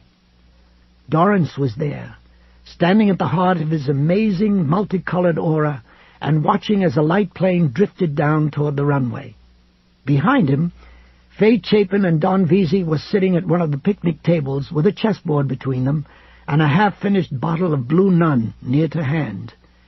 Stan and Georgina Eberly were drinking beer and twiddling forks with hot dogs impaled upon them in the heat shimmer. To Ralph, that shimmer was a strangely dry pink, like coral-colored sand, above the picnic area's barbecue pit. For a moment, Ralph simply stood where he was, struck dumb by their beauty, the ephemeral, powerful beauty that was, he supposed, what short-time life was mostly about. A snatch of song, something at least 25 years old, occurred to him. We are stardust. We are golden. Dorrance's aura was different, fabulously different, but even the most prosaic of the others glittered like rare and infinitely desirable gemstones. Oh, Ralph, do you see how beautiful they are? Yes. What a shame they don't know. But was it? In light of all that had happened, Ralph wasn't so sure. And he had an idea, a vague but strong intuition he could never have put into words, that perhaps real beauty was something unrecognized by the conscious self, a work that was always in progress, a thing of being rather than seeing. "Come on, dumbwit, make your move," a voice said. Ralph jerked, first thinking the voice was speaking to him, but it was Faye talking to Don Vesey. "You're slower than old creeping Jesus." "Never mind," Don said. "I'm thinking." "Think till hell freezes over, Slick, and it's still going to be mate in 6 moves. Don poured some wine into a paper cup and rolled his eyes. "Oh, booger snot," he cried. "I didn't realize I was playing chess with Boris Spassky. I thought it was just plain old Faye Chapin. I apologize all to hell and gone." "That's a riot, Don. An act like that, you could take it on the road and make $1 million. You won't have to wait long to do it, either. You can start just 6 moves from now." "Ain't you smart?" Don said. "You just don't know when to—" "Hush," Georgina Eberly said in a sharp tone. "What was that?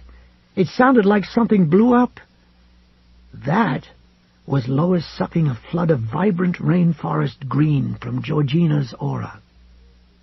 Ralph raised his right hand, curled it into a tube around his lips, and began to inhale a similar stream of bright blue light from Stan Eberly's aura.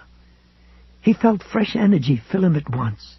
It was as if fluorescent lights were going on in his brain. But that vast sunken ship, which was really no more or less than 4 months' worth of mostly sleepless nights, was still there, and still trying to suck him down to the place where it was. The decision was still right there, too. Not yet made one way or the other, but only deferred. Stan was also looking around. No matter how much of his aura Ralph took, and he had drawn off a great deal, it seemed to him, the source remained as densely bright as ever. Apparently what they'd been told about the all but endless reservoirs of energy surrounding each human being had been the exact, literal truth. "Well," Stan said, "I did hear something." "I didn't," Fay said. "Course not, you're deaf as dirt," Stan replied. "Stop interrupting for just 1 minute, can't you? I started to say it wasn't a fuel tank because there ain't no fire or smoke. Can't be that Don farted either, 'cause there ain't no squirrels dropping dead out of the trees with their fur burnt off. I guess it must have been one of those big Air National Guard trucks backfiring. Don't worry, darling, I'll protect you." "Protect this," Georgina said, slapping one hand into the crook of her elbow and curling her fist at him. She was smiling, however. "Oh, boy," Fay said. "Take a peek at old Dor." They all looked at Dorrance, who was smiling and waving in the direction of the Harris Avenue extension. "Who do you see there, old fella?" Don Vesey asked with a grin. "Ralph and Lois," Dorrance said, smiling radiantly. "I see Ralph and Lois. They just came out from under the old tree." "Yep," Stan said. He shaded his eyes, then pointed directly at them. This delivered a wallop to Ralph's nervous system, which only abated when he realized Stan was just pointing where Dorrance was waving. "And look, there's Glenn Miller coming right out behind him. God damn!" Georgina threw an elbow, and Stan stepped away nimbly, grinning. "Hello, Ralph. Hello, Lois." "Dorrance, we're going to Strawford Park, is that right?" Dorrance grinning happily. "I don't know. It's all long-time business now, and I'm through with it. I'm going back home soon and read Walt Whitman. It's going to be a windy night, and Whitman's always best when the wind blows." Lois sounding nearly frantic. "Dorrance, help us." Dor's grin faltered, and he looked at her solemnly. "I can't. It's passed out of my hands. Whatever's done will have to be done by you and Ralph now." "Ugh," Georgina said. "I hate it when he stares that way. You could almost believe he really does see someone." She picked up her long-handled barbecue fork and began to toast her hot dog again. "Has anybody seen Ralph and Lois, by the way?" "No," Don said. "They're shacked up in one of those X-rated motels down the coast with a case of beer and a bottle of Johnson's baby oil," Stan said. "The giant economy-size bottle. I told you that yesterday." "Filthy old man," Georgina said, this time throwing the elbow with a little more force and a lot more accuracy. "Ralph, Dorrance, can't you give us any help at all? At least tell us if we're on the right track." For a moment he was sure Dor was going to reply. Then there was a buzzing, approaching drone from overhead, and the old man looked up. His daffy, beautiful smile resurfaced. "Look," he cried, "an old Grumman yellow bird, and a beauty!" He jogged to the chain-link fence to watch the small yellow plane land, turning his back to them. Ralph took Lois's arm and tried to smile himself. It was hard going. He thought he had never felt quite so frightened and confused in his entire life. But he gave it the old college try. "Come on, dear. Let's go."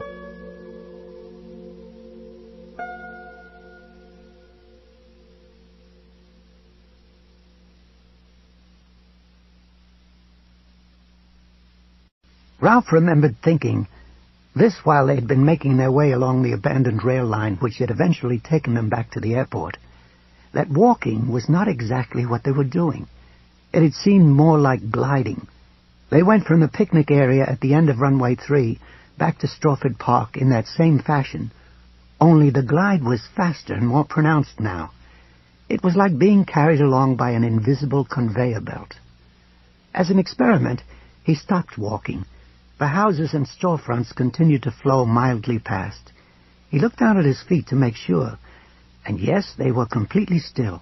It seemed the sidewalk was moving, not him. Here came Mr. Dugan, head of the Derry Trust's loan department, decked out in his customary three-piece suit and rimless eyeglasses. As always, he looked to Ralph like the only man in the history of the world to be born without an asshole.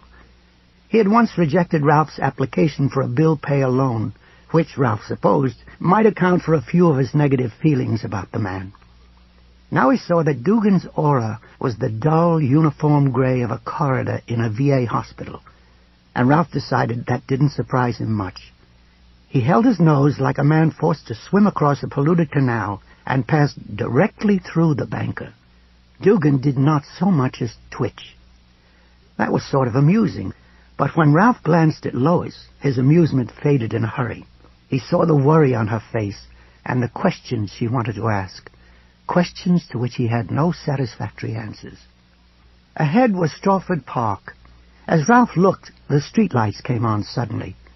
The little playground where he and McGovern, Lois too more often than not, had stood watching the children play was almost deserted. 2 junior high kids were sitting side by side on the swings, smoking cigarettes and talking. But the mothers and toddlers who came here during the daylight hours were all gone now. Ralph thought of McGovern, of his ceaseless morbid chatter and his self-pity, so hard to see when you first got to know him, so hard to miss once you'd been around him for a while. Both of them lightened and somehow turned into something better by his irreverent wit and his surprising impulsive acts of kindness, and felt deep sadness steal over him. Short-timers might be stardust, and they might be golden as well, but when they were as gone as the mothers and babies who made brief playtime visits here on sunny summer afternoons. "Ralph, what are we doing here? The deck bag's over the Civic Center, not Strawford Park." Ralph guided her to the park bench, where he had found her several centuries ago, crying over the argument she'd had with her son and daughter-in-law, and over her lost earrings. Down the hill, the 2 Porto Sands glimmered in the deepening twilight. Ralph closed his eyes. "I'm going mad," he thought, "and I'm headed there on the express rather than the local. Which is it going to be?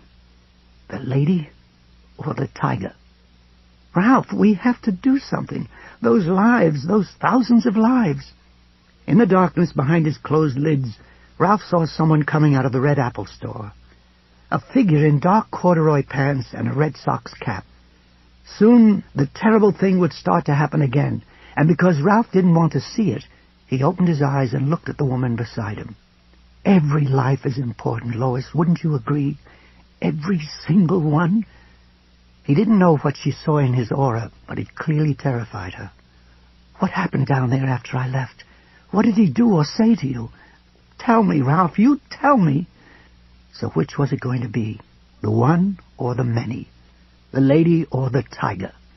If he didn't choose soon, the choice would be taken out of his hands by nothing more than the simple passage of time. So which one? Which? "Neither, or both," he said hoarsely, unaware in his terrible agitation that he was speaking aloud, and on several different levels at once. "I won't choose one or the other. I won't. Do you hear me?" He leaped up from the bench, looking around wildly. "Do you hear me?" he shouted. "I reject this choice. I will have both, or I will have neither." On one of the paths north of them, a wino who had been poking through a trash barrel, searching for returnable cans and bottles, took one look at Ralph, then turned and ran. What he had seen was a man who appeared to be on fire. Lois stood up and grasped his face between her hands. "Ralph, what is it? Who is it? Me? You? Because if it's me, if you're holding back because of me, I don't want—" He took a deep, steadying breath and then put his forehead against hers, looking into her eyes. "It's not you, Lois, and not me. If it was either of us, I might be able to choose, but it's not, and I'll be goddamned if I'm going to be a pawn anymore." He shook her loose and took a step away from her. His aura flashed out so brilliantly that she had to raise her hand in front of her eyes. It was as if he was somehow exploding, and when his voice came, it reverberated in her head like thunder. "Clotho! Lachesis! Come to me, damn it, and come now!" He took 2 or 3 more steps and stood looking down the hill. The 2 junior high school boys sitting on the swings were looking up at him with identical expressions of startled fear. They were up and gone the moment Ralph's eyes lit on them, running flat out toward the lights of Witcham Street, like a couple of deer leaving their cigarettes to smolder in the foot ditches beneath the swings. Clotho! Lachesis! He was burning like an electric arc, and suddenly all the strength ran out of Lois's legs like water. She took one step backward and collapsed onto the park bench. Her head was whirling, her heart full of terror, and below everything was that vast exhaustion. Ralph saw it as a sunken ship. Lois saw it as a pit around which she was forced to walk in a gradually tightening spiral, a pit into which she must eventually fall. Clotho! Lachesis! Last chance! I mean it! For a moment, nothing happened, and then the doors of the Porto Sands at the foot of the hill opened in perfect unison. Clotho stepped from the one marked men, Lachesis from the one marked women. Their auras, the brilliant green gold of summer dragonflies, glimmered in the ashy light of day's end. They moved together until their auras overlapped, then walked slowly toward the top of the hill that way, with their white-clad shoulders almost touching. They looked like a pair of frightened children. Ralph turned to Lois. His aura still blazed and burned. "Stay here." "Yes, Ralph." She let him get partway down the hill, then gathered her courage and called after him. "But I'll try to stop Ed if you won't. I mean it." Of course she did, and his heart responded to her bravery. But she didn't know what he knew, hadn't seen what he had seen. He looked back at her for a moment, then walked down to where the two little bald doctors looked at him with their luminous, frightened eyes. Lachesis, nervously. "We didn't lie to you. We didn't." Clotho, even more nervously, if that was possible. "Deepno is on his way. You have to stop him, Ralph. You have to at least try." "The fact is, I don't have to anything, and your faces show it," he thought. Then he turned to Lachesis and was gratified to see the small, bald man flinch from his gaze and drop his dark, pupilless eyes. "Is that so? When we were on the hospital roof, you told us to stay away from Ed, Mr. L. You were very emphatic about that." Lachesis shifted uncomfortably and fidgeted with his hands. That is to say, we can be wrong. This time we were." Except Ralph knew that wrong wasn't the best word for what they had been. Self-deceived would be better. He wanted to scold them for it. Oh, to tell the truth, he wanted to scold them for getting him into this shitty mess in the first place, and found he couldn't. Because, according to Old Door, even their self-deception had served the purpose. The side trip to High Ridge had, for some reason, not been a side trip at all. He didn't understand why or how that was, but he intended to find out, if finding out was possible. Let's forget that part of it for the time being, gentlemen, and talk about why all this is happening. If you want help from me and Lois, I think you better tell me." They looked at each other with their big, frightened eyes, then back at Ralph. Lachesis. "Ralph, do you doubt that all those people are really going to die? Because if you do..." "No, but I'm tired of having them waved in my face.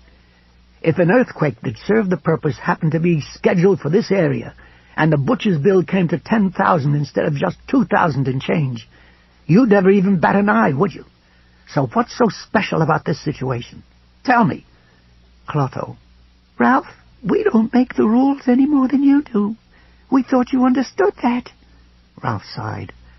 "You're weaseling again, and not wasting anybody's time but your own." Clotho, uneasily. "Oh, all right. Perhaps the picture we gave you wasn't completely clear, but time was short and we were frightened. And you must see that regardless of all else, those people will die if you can't stop Ed Deepno." "Never mind all of them for now. I only want to know about one of them. The one who belongs to the purpose and can't be handed over just because some undesignated pisher comes along with a head full of loose screws and a plane full of explosive. Who is it you feel you can't give up to the random? Who? It's Day, isn't it? Susan Day." Lachesis. "No. Susan Day is part of the random. She's none of our concern, none of our worry." "Who, then?" Clotho and Lachesis exchanged another glance. Clotho nodded slightly, and then they both turned back to Ralph. Once again, Lachesis flicked the first two fingers of his right hand upward, creating that peacock's fan of light. It wasn't McGovern Ralph saw this time, but a little boy with blonde hair cut in bangs across his forehead and a hook-shaped scar across the bridge of his nose. Ralph placed him at once. The kid from the basement of High Ridge, the one with a bruised mother, the one who had called him and Lois angels. And a little child shall lead them, he thought, utterly flabbergasted. Oh, my God! He looked disbelievingly at Clotho and Lachesis. Am I understanding? All this has been about that one little boy? He expected more waffling, but the reply from Clotho was simple and direct. Yes, Ralph. Lachesis. He's at the Civic Center now. His mother, whose life you and Lois also saved this morning, got a call from her babysitter less than an hour ago, saying she'd cut herself badly on a piece of glass and wouldn't be able to take care of the boy tonight after all. By then it was too late to find another sitter, of course, and this woman has been determined for weeks to see Susan Day, to shake her hand, even give her a hug if possible. She idolizes the Day woman. Ralph, who remembered the fading bruises on her face, supposed that was an idolatry he could understand. He understood something else even better. The babysitter's cut hand had been no accident. Something was determined to place the little boy with the shaggy blonde bangs and the smoke-reddened eyes at the Civic Center, and was willing to move heaven and earth to do it. His mother had taken him not because she was a bad parent, but because she was as subject to human nature as anyone else. She hadn't wanted to miss her one chance at seeing Susan Day. That was all. No, it's not all, Ralph thought. She also took him because she thought it would be safe with Pickering and his daily bred crazies all dead. It must have seemed to her that the worst she'd have to protect her son from tonight would be a bunch of sign-waving pro-lifers, that lightning couldn't possibly strike her and her son twice on the same day. Ralph had been gazing off toward Witcham Street. Now he turned back to Clotho and Lachesis. You're sure he's there? Positive? Clotho.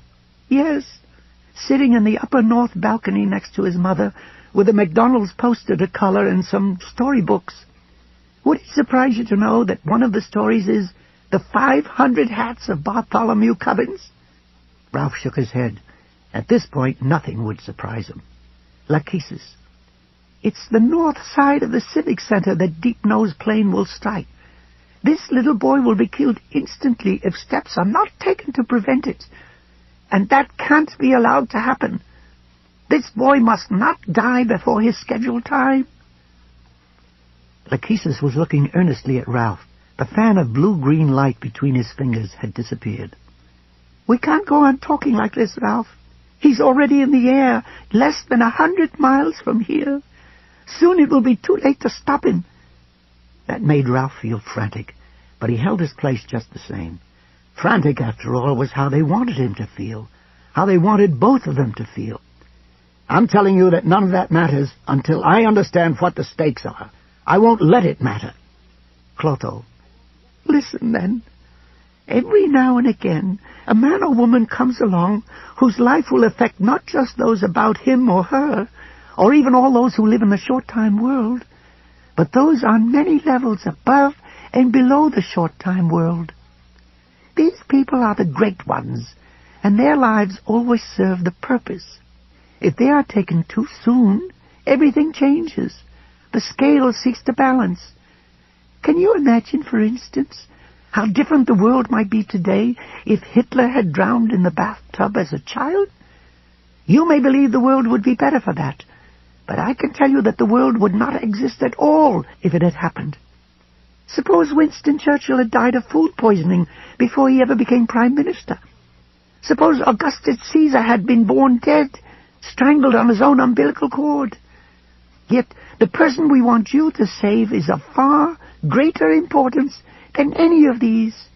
Damn it, Lois and I already saved this kid once. Didn't that close the books? Return him to the purpose? Lachesis, patiently. Yes, but he is not safe from Ed Deepno, because Deepno has no designation in either random or purpose. Of all the people on earth, only Deepno can harm him before his time comes. If Deepno fails, the boy will be safe again. He will pass his time quietly until his moment comes, and he steps upon the stage to play his brief but crucially important part. One life means so much, then? Lachesis. Yes. If the child dies, the tower of all existence will fall, and the consequences of such a fall are beyond your comprehension, and beyond ours as well. Ralph stared down at his shoes for a moment. His head seemed to weigh 1,000 pounds.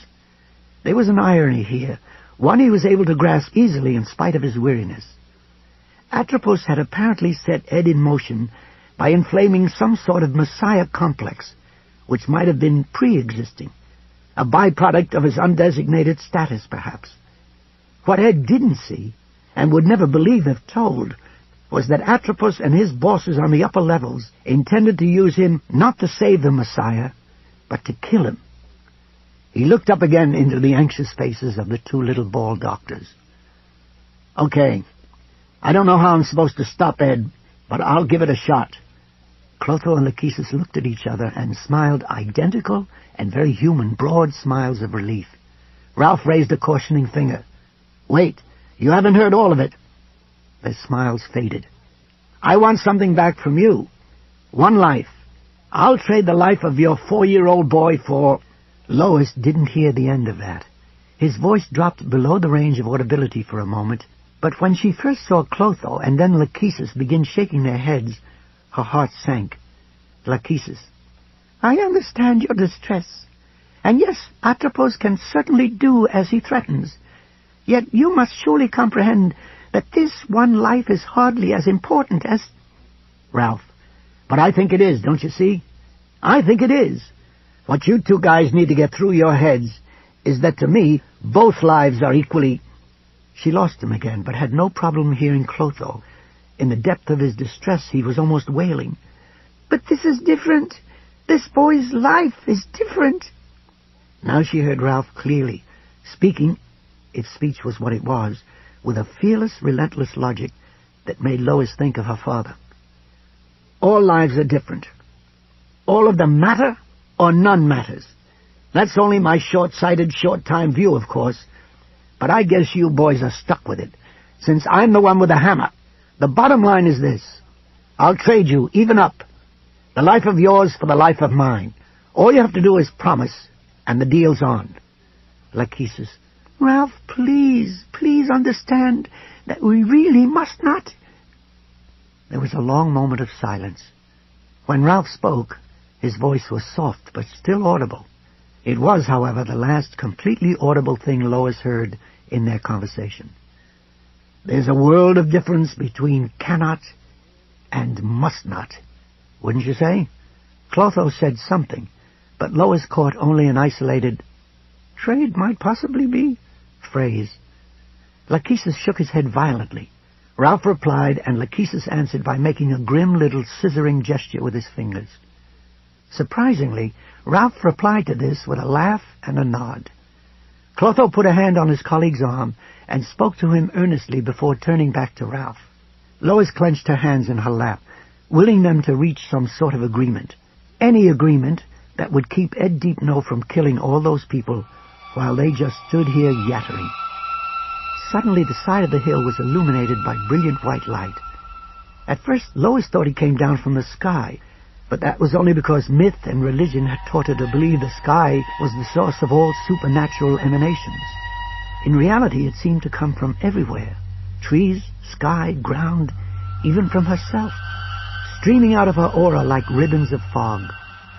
There was a voice then, or rather a voice. It spoke only 4 words, but they echoed in Lois's head like iron bells. It may be so. She saw Clotho, his small face a mask of terror and awe, reach into his back pocket and bring out his scissors. He fumbled and almost dropped them, a nervous blunder that made Lois feel real kinship for him. Then he was holding them up with one handle in each hand and the blades open. Those 4 words came again. It may be so. This time they were followed by a glare so bright that for a moment Lois believed she must be blinded. She clapped her hands over her eyes, but saw, in the last instant when she could see anything, that the light had centered on the scissors Clotho was holding up like a two-pronged lightning rod. There was no refuge from that light. It turned her eyelids and upraised shielding hands to glass. The glare outlined the bones of her fingers like X-ray pencils as it streamed through her flesh. From somewhere far away, she heard a woman who sounded suspiciously like Lois Chass, screaming at the top of her mental voice, "Turn it off! God, please turn it off before it kills me!" And at last, when it seemed to her that she could stand no more, the light did begin to fade. When it was gone, except for a fierce blue afterimage that floated in the new darkness like a pair of phantom scissors, she slowly opened her eyes. For a moment she continued to see nothing but that brilliant blue cross, and thought she had indeed been blinded. Then, as dim as a developing photograph at first, the world began to resurface. She saw Ralph, Clotho, and Lachesis lowering their own hands and peering around with the blind bewilderment of a nest of moles turned up by the blade of a harrow. Lachesis was looking at the scissors in his colleague's hands as if he had never seen them before, and Lois was willing to bet he never had seen them as they were now. The blades were still shining, shedding eldritch fairy glimmers of light in misty droplets. Lachesis: "Ralph, that was—" She lost the rest of it, but his tone was that of a common peasant who answers a knock at the door of his hut and finds that the Pope has stopped by for a spot of prayer and a little confession. Clotho was still staring at the blades of the scissors. Ralph was also looking, but at last he lifted his gaze to the bald doctors. "Ralph." "The hurt?" Lachesis, speaking like a man emerging from a deep dream. "Yes, won't last long, but agony will be intense. Change your mind, Ralph?" Lois was suddenly afraid of those shining scissors. She wanted to cry out to Ralph, tell him to never mind his one, to just give them their one, their little boy. She wanted to tell him to do whatever it took to get them to hide those scissors again. But no words came from either her mouth or her mind. "Ralph." "In the least. Just wanted to know what to expect." Clotho. "Ready? Must be." "Tell them no, Ralph," she thought at him. "Tell them no." Ralph. "Ready?" Lachesis. "Understand. Terms he has. And the price?" Ralph, impatient now. Yes. Can we please just—" Clotho, with immense gravity. "Very well, Ralph. It may be so." Lachesis put an arm around Ralph's shoulders. He and Clotho led him a little farther down the hill, to the place where the younger children started their downhill sled runs in the winter. There was a small flat area there, circular in shape, about the size of a nightclub stage. When they reached it, Lachesis stopped Ralph, then turned him so he and Clotho were facing each other. Lois suddenly wanted to shut her eyes, and found she couldn't. She could only watch and pray that Ralph knew what he was doing. Clotho murmured to him. Ralph nodded and slipped out of McGovern's sweater. He folded it and laid it neatly on the leaf-strewn grass. When he straightened again, Clotho took his right wrist and held his arm out straight. He then nodded to Lachesis, who unbuttoned the cuff of Ralph's shirt and rolled the sleeve to the elbow in 3 quick turns. With that done, Clotho rotated Ralph's arm so it was wrist up. A fine tracery of blue veins just beneath the skin of his forearm was poignantly clear, highlighted in delicate strokes of aura. All of this was horribly familiar to Lois. It was like watching a patient on a TV doctor show being prepped for an operation. Except this wasn't TV. Lachesis leaned forward and spoke again. Although she still couldn't hear the words, Lois knew he was telling Ralph this was his last chance. Ralph nodded, and although his aura now told her that he was terrified of what was coming, he somehow even managed to smile. When he turned to Clotho and spoke, he did not seem to be seeking reassurance, but rather offering a word of comfort. Clotho tried to return Ralph's smile, but without success. Lachesis wrapped one hand around Ralph's wrist, more to steady the arm, or so it seemed to Lois, than to actually hold it immobile. He reminded her of a nurse attending a patient who must receive a painful injection. Then he looked at his partner with frightened eyes and nodded. Clotho nodded back, took a breath, and then bent over Ralph's upturned forearm with its ghostly tree of blue veins glowing beneath the skin.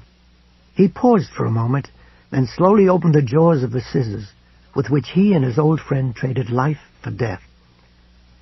Lois staggered to her feet and stood swaying back and forth on legs that felt like lumber. She meant to break the paralysis which had locked her in such a cruel silence, to shout at Ralph and tell him to stop, tell him he didn't know what they meant to do to him. Except he did. It was in the pallor of his face, his half-closed eyes, his painfully thinned lips. Most of all, it was in the blotches of red and black, which were flashing across his aura like meteors, and in the aura itself, which had tightened down to a hard blue shell. Ralph nodded at Clotho, who brought the lower scissor blade down until it was touching Ralph's forearm, just below the fold of the elbow. For a moment the skin only dimpled, and then a smooth, dark blister of blood formed where the dimple had been. The blade slid into this blister. When Clotho squeezed his fingers, bringing the razor-sharp blades together, the skin on either side of the lengthwise cut snapped back with the suddenness of window shades. Subcutaneous fat glimmered like melting ice in the fierce blue glow of Ralph's aura. Lachesis tightened his hold on Ralph's wrist, but so far as Lois could tell, Ralph did not make even a first instinctive effort to pull back, only lowered his head and clenched his left fist in the air, like a man giving a black power salute. She could see the cords in his neck standing out like cables. Not a single sound escaped him. Now that this terrible business was actually begun, Clotho proceeded with a speed which was both brutal and merciful. He cut rapidly down the middle of Ralph's forearm to his wrist, using the scissors the way a man will to open a parcel which has been heavily taped, guiding the blades with the fingers and bearing down with the thumb. Inside Ralph's arm, tendons gleamed like cuts of flank steak. Blood ran in freshets, and there was a fine scarlet spray each time an artery or a vein was severed. Soon fans of backspatter decorated the white tunics of the two small men, making them look more like little doctors than ever. When his blades had at last severed the bracelets of fortune at Ralph's wrist, the operation took less than 3 seconds, but seemed to last forever to Lois. Clotho removed the dripping scissors and handed them to Lachesis. Ralph's upturned arm had been cut open from elbow to wrist in a dark furrow. Clotho clamped his hands over this furrow at its point of origination, and Lois thought, now the other one will pick up Ralph's sweater and use it as a tourniquet. But Lachesis made no move to do that. He merely held the scissors and watched. For a moment the blood went on flowing between Clotho's grasping fingers, and then it stopped. He slowly drew his hands down Ralph's arm, and the flesh which emerged from his grip was whole and firm, although seamed with a thick white ridge of scar tissue. "Lois, Lois." This voice was not coming from inside her head, nor from down the hill. It had come from behind her. A soft voice, almost cajoling. Atropos? No, not at all. She looked down and saw a green and somehow sunken light flowing all around her. It rayed through the spaces between her arms and her body, between her legs, even between her fingers. It rippled her shadow ahead of her, scrawny and somehow twisted, like the shadow of a hanged woman. It caressed her with heedless fingers the color of Spanish moss. "Turn around, Lois." At that moment, the last thing on earth Lois Chass wanted to do was turn around and look at the source of that green light. "Turn around, Lois. See me, Lois. Come into the light, Lois. Come into the light. See me, and come into the light." It was not a voice which could be disobeyed. Lois turned as slowly as a toy ballerina whose cogs had grown rusty, and her eyes seemed to fill up with St. Elmo's fire. Lois came into the light.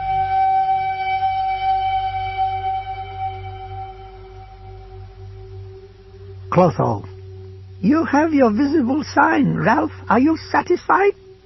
Ralph looked down at his arm. Already the agony which had swallowed him as the whale had swallowed Jonah seemed like a dream to him, or a mirage. He supposed it was this same sort of distancing which allowed women to have lots of babies, forgetting the stark physical pain and effort of delivery each time the act was successfully accomplished. The scar looked like a length of ragged white string rippling its way over the bulges of his scant muscles. "Yes, you were brave and very quick. I thank you for both." Clotho smiled but said nothing. Lachesis: "Ralph, are you ready? Time is now very short." "Yes, I'm—" "Ralph! Ralph!" It was Lois, standing at the top of the hill and waving to him. For a moment he thought her aura had changed from its usual dove-gray to some other darker color, and then the idea, undoubtedly caused by shock and weariness, passed. He trudged up the hill to where she stood. Lois's eyes were distant and dazed, as if she had just heard some amazing, life-changing word.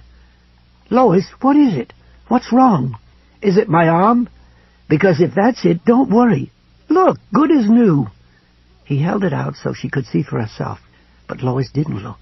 She looked at him instead, and he saw the depth of her shock.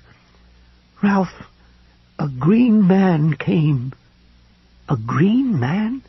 He reached out and took her hands, instantly concerned. "Green? Are you sure? It wasn't Atropos or—" He didn't finish the thought. He didn't have to. Lois shook her head slowly. "It was a green man. If there are sides in this, I don't know which one this person is on. He felt good, but I could be wrong. I couldn't see him. His aura was too bright. He told me to give these back to you." She held out her hand to him and tipped 2 small glittering objects from her palm to his. Her earrings. He could see a maroon speck on one and supposed it was Atropos's blood. He started to close his hand over them, then winced at a tiny prick of pain. "You forgot the backs, Lois." She spoke in the slow, unthoughtful tones of a woman in a dream. "No, I didn't. I threw them away. The green man said to. Be careful. He felt warm, but I really don't know, do I? Mr. Chass always said I was the most gullible woman alive, always willing to believe the best of everybody. Of anybody." She reached out slowly and grasped his wrists, looking earnestly into his face all the while. "I just don't know." Vocalizing the thought seemed to wake her up, and she stood blinking at him. Ralph supposed it was possible, just barely, that she actually had been asleep, that she had dreamed this so-called green man. But perhaps it would be wiser to just take the earrings. They might mean nothing, but then again having Lois's earrings in his pocket couldn't hurt. Unless he poked himself with them, that was. Lachesis: "Ralph, what is it? Is something wrong?" He and Clotho had lagged behind, and so had missed Ralph's conversation with Lois. Ralph shook his head, turning his hand to hide the earrings from them. Clotho had picked up McGovern's sweater and brushed away the few bright leaves which had been clinging to it. Now he held it out to Ralph, who unobtrusively slipped Lois's no-back earrings into one of its pockets before putting it on again. Time to get going, and the line of warmth up the middle of his right arm, along the scar, told him how he was supposed to begin. "Lois?" "Yes, dear? I need to take from your aura, and I need to take a lot. Do you understand?" "Yes." "Is it all right?" "Yes, of course. Be brave. It won't take long." He put his arms on her shoulders and clasped his hands behind her neck. She copied the gesture, and they slowly leaned together until their foreheads were touching and their lips less than 2 inches apart. He could smell some perfume still lingering about her, coming perhaps from the dark, sweet hollows behind her ears. "Ready, dear?" He found what came in return both odd and comforting. "Yes, Ralph. See me. Come into the light. Come into the light and take the light." Ralph pursed his lips and began to inhale. A band of smoky brilliance began to flow from her mouth and nose and into him. His aura began to brighten at once, and it continued to do so until it had become a dazzling, cloudy corona around him. And still he went on inhaling, breathing with something that was beyond breath, feeling the scar on his arm grow hotter and hotter, until it was like an electric filament buried in his flesh. He could not have stopped even if he had wanted to. And he didn't. She staggered once. He saw her eyes lose focus and felt her hands loosen for a moment on the back of his neck. Then her eyes, large and bright and full of trust, returned to his, and her grip firmed again. At last, as that titanic intake of breath finally began to crest, Ralph realized her aura had grown so pale he could hardly see it. Her cheeks were milk-white, and the gray had come back into her hair, so much that the black was now almost gone. He had to stop it, had to, or he was going to kill her. He managed to pull his left hand free of his right, and that seemed to break some sort of circuit. He was able to step back from her. Lois swayed on her feet, and would have fallen, but Clotho and Lachesis, looking quite a bit like Lilliputians from Gulliver's Travels, grabbed her arms and lowered her carefully to the bench again. Ralph dropped to one knee before her. He was frantic with fear and guilt, and at the same time filled with a sense of power so great that he felt as if a single hard jolt might cause him to explode, like a bottle filled with nitroglycerin. He could knock down a building with that karate chop gesture now, maybe a whole row of them. Still, he had hurt Lois, perhaps badly. Lois, can you hear me? I'm sorry. She looked up at him dazedly, a woman who had blasted forward from 40 to 60 in a matter of seconds, and then right past it and into her 70s, like a rocket overshooting its intended target. She tried a smile that didn't work very well. Lois, I'm sorry. I didn't know, and once I did, I couldn't stop. Lachesis, if you're to have any chance at all, Ralph, you must go now. He's almost here. Lois was nodding agreement. Go on, Ralph. I'm just weak, that's all. I'll be fine. I'm just going to sit here until my strength comes back. Her eyes shifted to the left, and Ralph followed her gaze. He saw the wino they'd frightened away earlier. He had returned to inspect the litter baskets at the top of the hill for returnable cans and bottles. And although his aura did not look as healthy as that of the fellow they had met out by the old train yards earlier, Ralph reckoned he would do in a pinch, which for Lois this definitely was.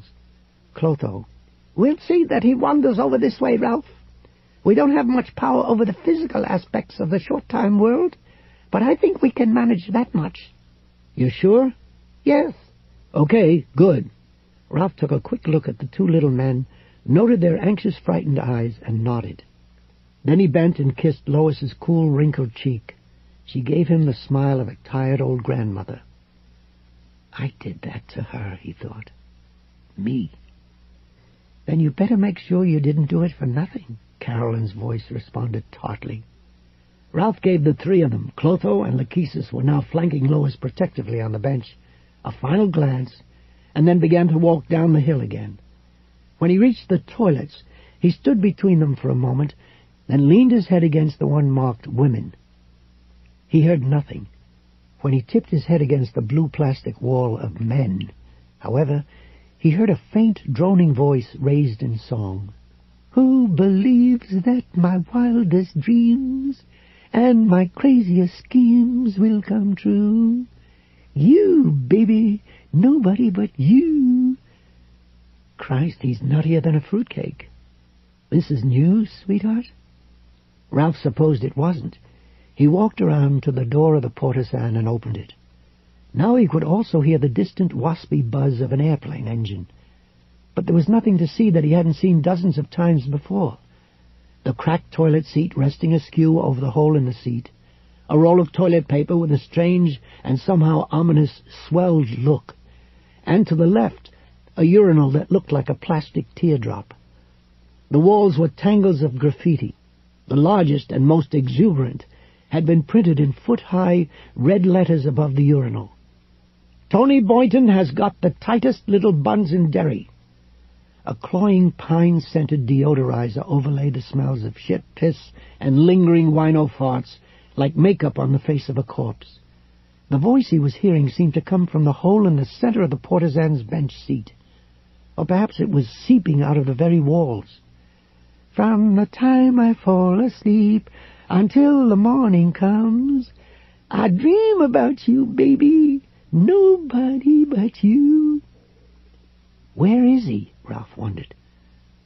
And how the hell do I get to him? Ralph felt sudden heat against his hip.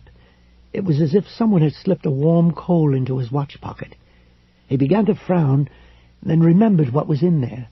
He reached into the scrap of a pocket with one finger, touched the gold band he had stowed there, and hooked it out.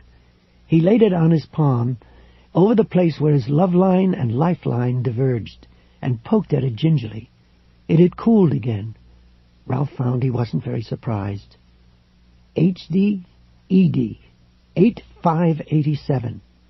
One ring to rule them all, one ring to bind them, Ralph murmured and slipped Ed's wedding band onto the third finger of his own left hand. It was a perfect fit. He pushed it up until it clinked softly against the wedding ring Carolyn had put onto his own finger some 45 years ago. Then he looked up and saw that the back wall of the courtesan had disappeared. What he saw, framed by the walls which did remain, was a just-past sunset sky and a swatch of Maine countryside fading into a blue-gray twilight haze. He estimated that he was looking out from a height of about 10,000 feet. He could see glimmering lakes and ponds and vast stretches of dark green woodland scrolling down toward the courtesan's bench seat and then disappearing. Far ahead, up toward the roof of the toilet cubicle, Ralph could see a glimmering nest of lights. That was probably Derry, now no more than 10 minutes away. In the lower left quadrant of this vision, Ralph could see part of an instrument panel. Taped over the altimeter was a small color photograph that stopped his breath. It was Helen, looking impossibly happy and impossibly beautiful. Cradled in her arms was the exalted and revered baby, fast asleep and no more than 4 months old. He wants them to be the last thing he sees in this world, Ralph thought.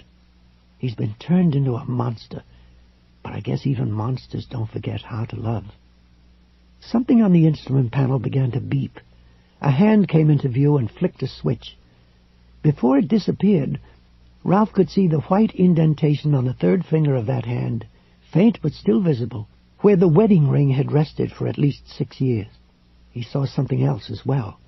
The aura surrounding the hand was the same as the one which had surrounded the thunderstruck baby in the hospital elevator, a turbulent, rapidly moving membrane that seemed as alien as the atmosphere of a gas giant. Ralph looked back once and raised his hand. Clotho and Lachesis raised theirs in return. Lois blew him a kiss. Ralph made a catching gesture, then turned and stepped into the courtesan. He hesitated for a moment, wondering what to do about the bench seat, then remembered the oncoming hospital gurney, which should have crushed their skulls but hadn't, and walked toward the back of the cubicle. He clenched his teeth, preparing to bark his shin. What you knew was one thing, what you believed after 70 years of bumping into stuff quite another, and then stepped through the bench seat as if it were made of smoke, or as if he were. There was a scary sensation of weightlessness and vertigo, and for a moment he was sure he was going to vomit. This was accompanied by a feeling of drain, as if much of the power he had taken in from Lois was now being siphoned off. He supposed it was. This was a form of teleportation, after all, fabulous science fiction stuff, and something like that had to use up a lot of energy.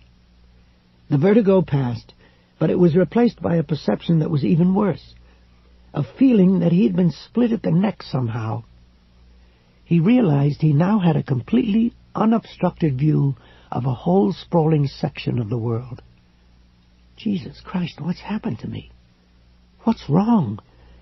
His senses reluctantly reported back that there was nothing wrong exactly. It was just that he had achieved a position which should have been impossible. He was 73 inches tall. The cockpit of the plane was 60 inches from floor to ceiling. This meant that any pilot much bigger than Clotho and Lachesis had to slouch his way to his seat. Ralph, however, had entered the plane not only while it was in flight, but while he was standing up, and he was still standing up, between and slightly behind the 2 seats in the cockpit. The reason his view was unobstructed was both simple and horrible. His head was sticking out of the top of the plane. Ralph had a nightmare image of his old dog Rex, who'd like to ride with his head out the passenger window, and his raggedy ears blowing back in the slipstream. He closed his eyes. What if I fall?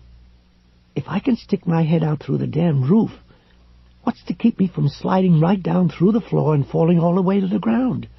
Or maybe through the ground, and then through the very earth itself. But that wasn't happening, and nothing like it would happen, not on this level. All he had to do was remember the effortless way they'd risen through the floors of the hospital, and the ease with which they'd stood on the roof. If he kept those things in mind, he would be okay. Ralph tried to center on that idea, and when he felt quite sure he had himself under control, he opened his eyes again. Sloping out just below him was the plane's windshield. Beyond it was the nose, tipped with a quicksilver blur of propeller. The nestle of lights he had observed from the door of the portisan was closer now. Ralph bent his knees, and his head slid smoothly through the ceiling of the cockpit. For a moment he could taste oil in his mouth, and the tiny hairs in his nose seemed to bristle as if with an electric shock.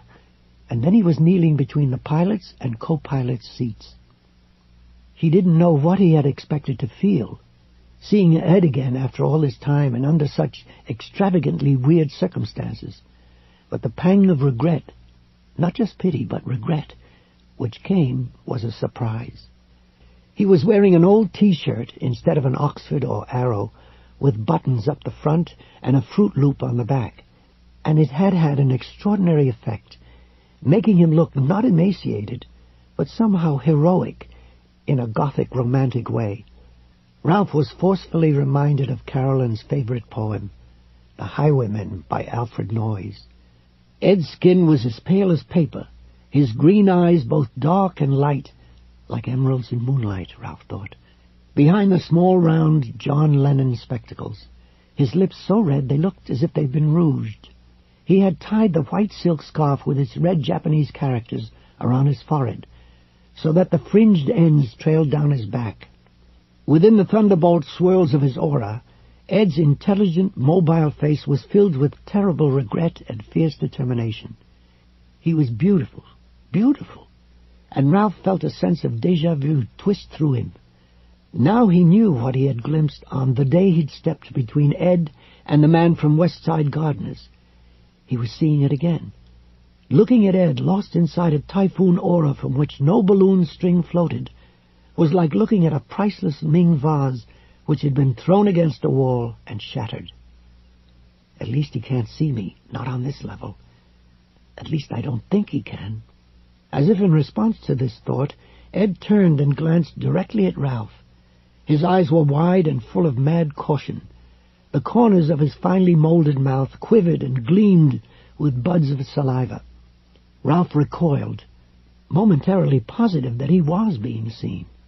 But Ed didn't react to Ralph's sudden backward movement. He threw a suspicious glance into the empty four-seat passenger cabin behind him instead, as if he had heard the stealthy movements of a stowaway. At the same time, he reached past Ralph and put his right hand on a cardboard carton which had been seat-belted into the co-pilot's chair. The hand caressed the box briefly, then went to his forehead and made some tiny adjustment to the scarf serving him as a headband. That done, he resumed singing, only this time it was a different song, one that sent a tremor zigzagging up Ralph's back. One pill makes you bigger, one pill makes you small, and the ones that mother gives you don't do anything at all. Right, Ralph thought. Go ask Alice when she's 10 feet tall. His heart was trip-hammering in his chest. Having Ed suddenly turn around like that had scared him in a way even finding himself riding along at 10,000 feet with his head sticking out of the top of the plane hadn't been able to do.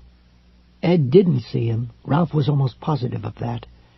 But whoever had said that the senses of lunatics were more acute than those of the sane must have known what he was talking about, because Ed sure had an idea that something had changed.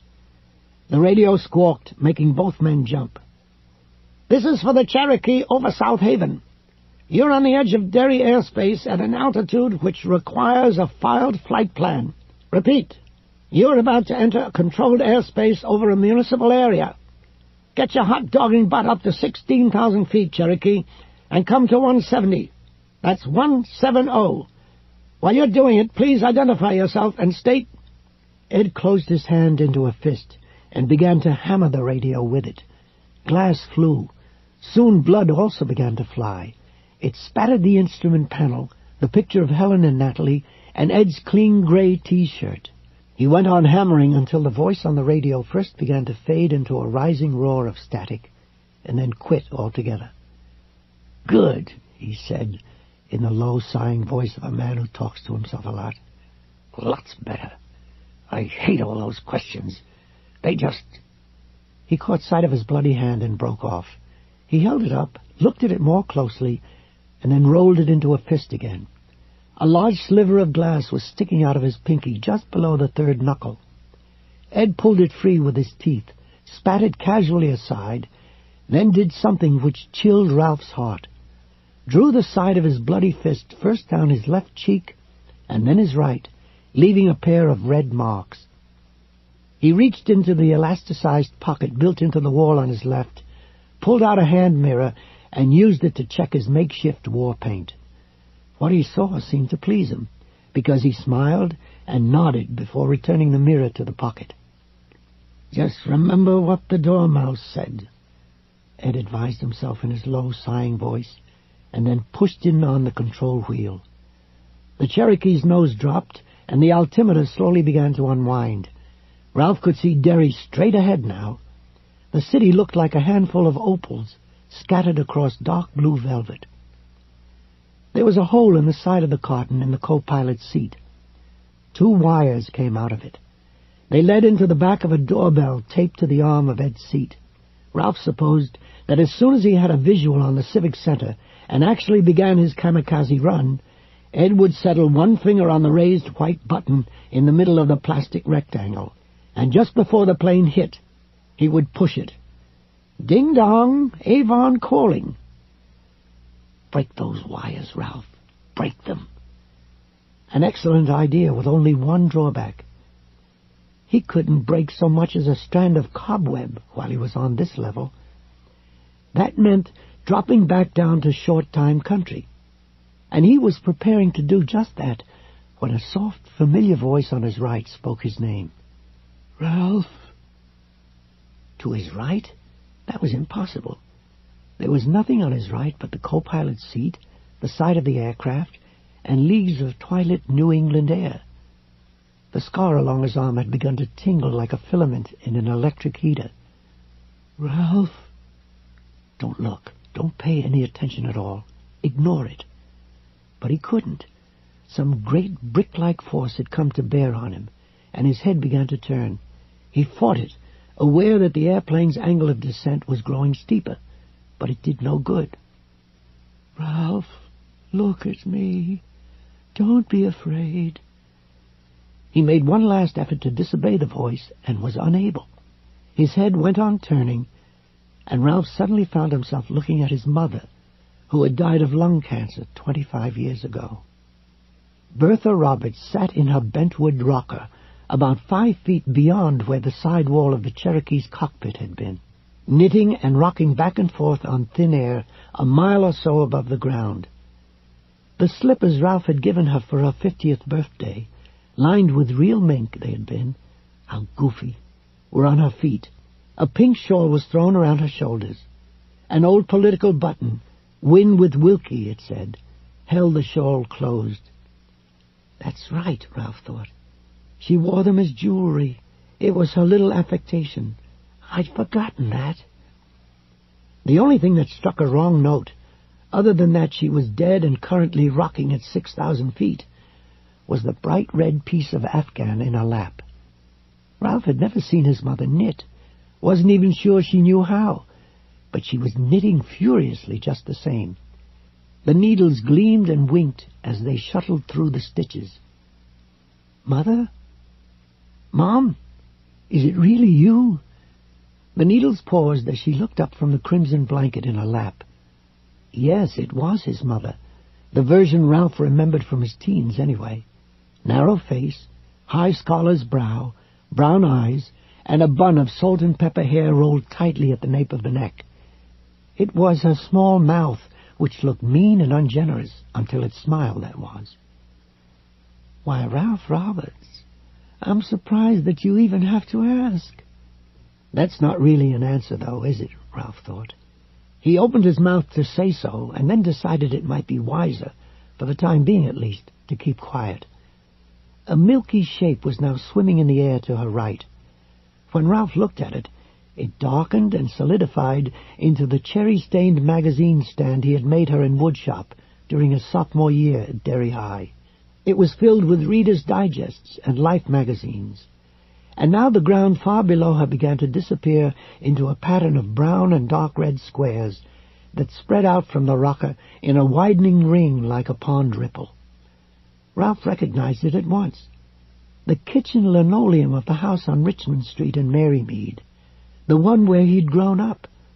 At first he could see the ground through it, geometries of farmland, and not far ahead, the Kenduskeag flowing through Derry, and then it solidified. A ghostly shape like a big milkweed puff became his mom's old Angora cat, Futsy, curled up on the windowsill and looking out at the gulls circling above the old dump in the Barrens. Futsy had died around the time Dean Martin and Jerry Lewis had stopped making movies together. "That old man was right, boy. You've no business messing into long-time affairs. Pay attention to your mother and stay out of what doesn't concern you. Mind me now." Pay attention to your mother? Mind me now? Those words had pretty well summed up Bertha Roberts' views on the art and science of child-rearing, hadn't they? Whether it was in order to wait an hour after eating before taking a swim, or to make sure that old thief Butch Bowers didn't put a lot of rotten potatoes at the bottom of the peck basket she'd sent you to fetch. The prologue, "Pay attention to your mother," and the epilogue, "Mind me now," were always the same. And if you failed to pay attention, if you failed to mind her, you had to face the wrath of Mother, and God help you then. She picked up the needles and began to knit again, running off scarlet stitches with fingers that looked faintly red themselves. Ralph supposed that was just an illusion, or maybe the dye wasn't completely color-fast, and some of it was coming off on his fingers. His fingers? What a silly mistake that was. Her fingers. Except, well, there were little bunches of whiskers at the corners of her mouth. Long ones. Nasty somehow. And unfamiliar. Ralph could remember a fine down on her upper lip, but whiskers? No way. Those were new. New? New? What are you thinking about? She died 2 days after Robert Kennedy was assassinated in Los Angeles. So what in the name of God can be new about her? 2 converging walls had bloomed on either side of Bertha Roberts, creating the kitchen corner where she had spent so much time. On one of them was a painting Ralph remembered well. It showed a family at supper. Dad, Mom, 2 kids. They were passing the potatoes and the corn and looked like they were discussing their respective days. None of them noticed that there was a 5th person in the room, a white-robed man with a sandy beard and long hair. He was standing in the corner and watching them. Christ, the unseen visitor, the plaque beneath this painting read, except the Christ Ralph remembered had looked both kind and a little embarrassed to be eavesdropping. This version, however, looked coldly thoughtful, evaluative, judgmental perhaps, and his color was very high, almost choleric, as if he had heard something which had made him furious. "Mom, are you—" She put the needles down again on the red blanket, that oddly shiny red blanket, and raised a hand to stop him. "Mom me no moms, Ralph. Just pay attention and mind. Stay out of this. It's too late for your muddling and meddling. You can only make things worse." The voice was right, but the face was wrong and becoming wronger. Mostly it was her skin. Smooth and unlined, her skin had been Bertha Roberts' only vanity. The skin of the creature in the rocker was rough. More than rough, in fact. It was scaly. And there were 2 growths, or perhaps they were sores, on the sides of her neck. At the sight of them, some terrible memory.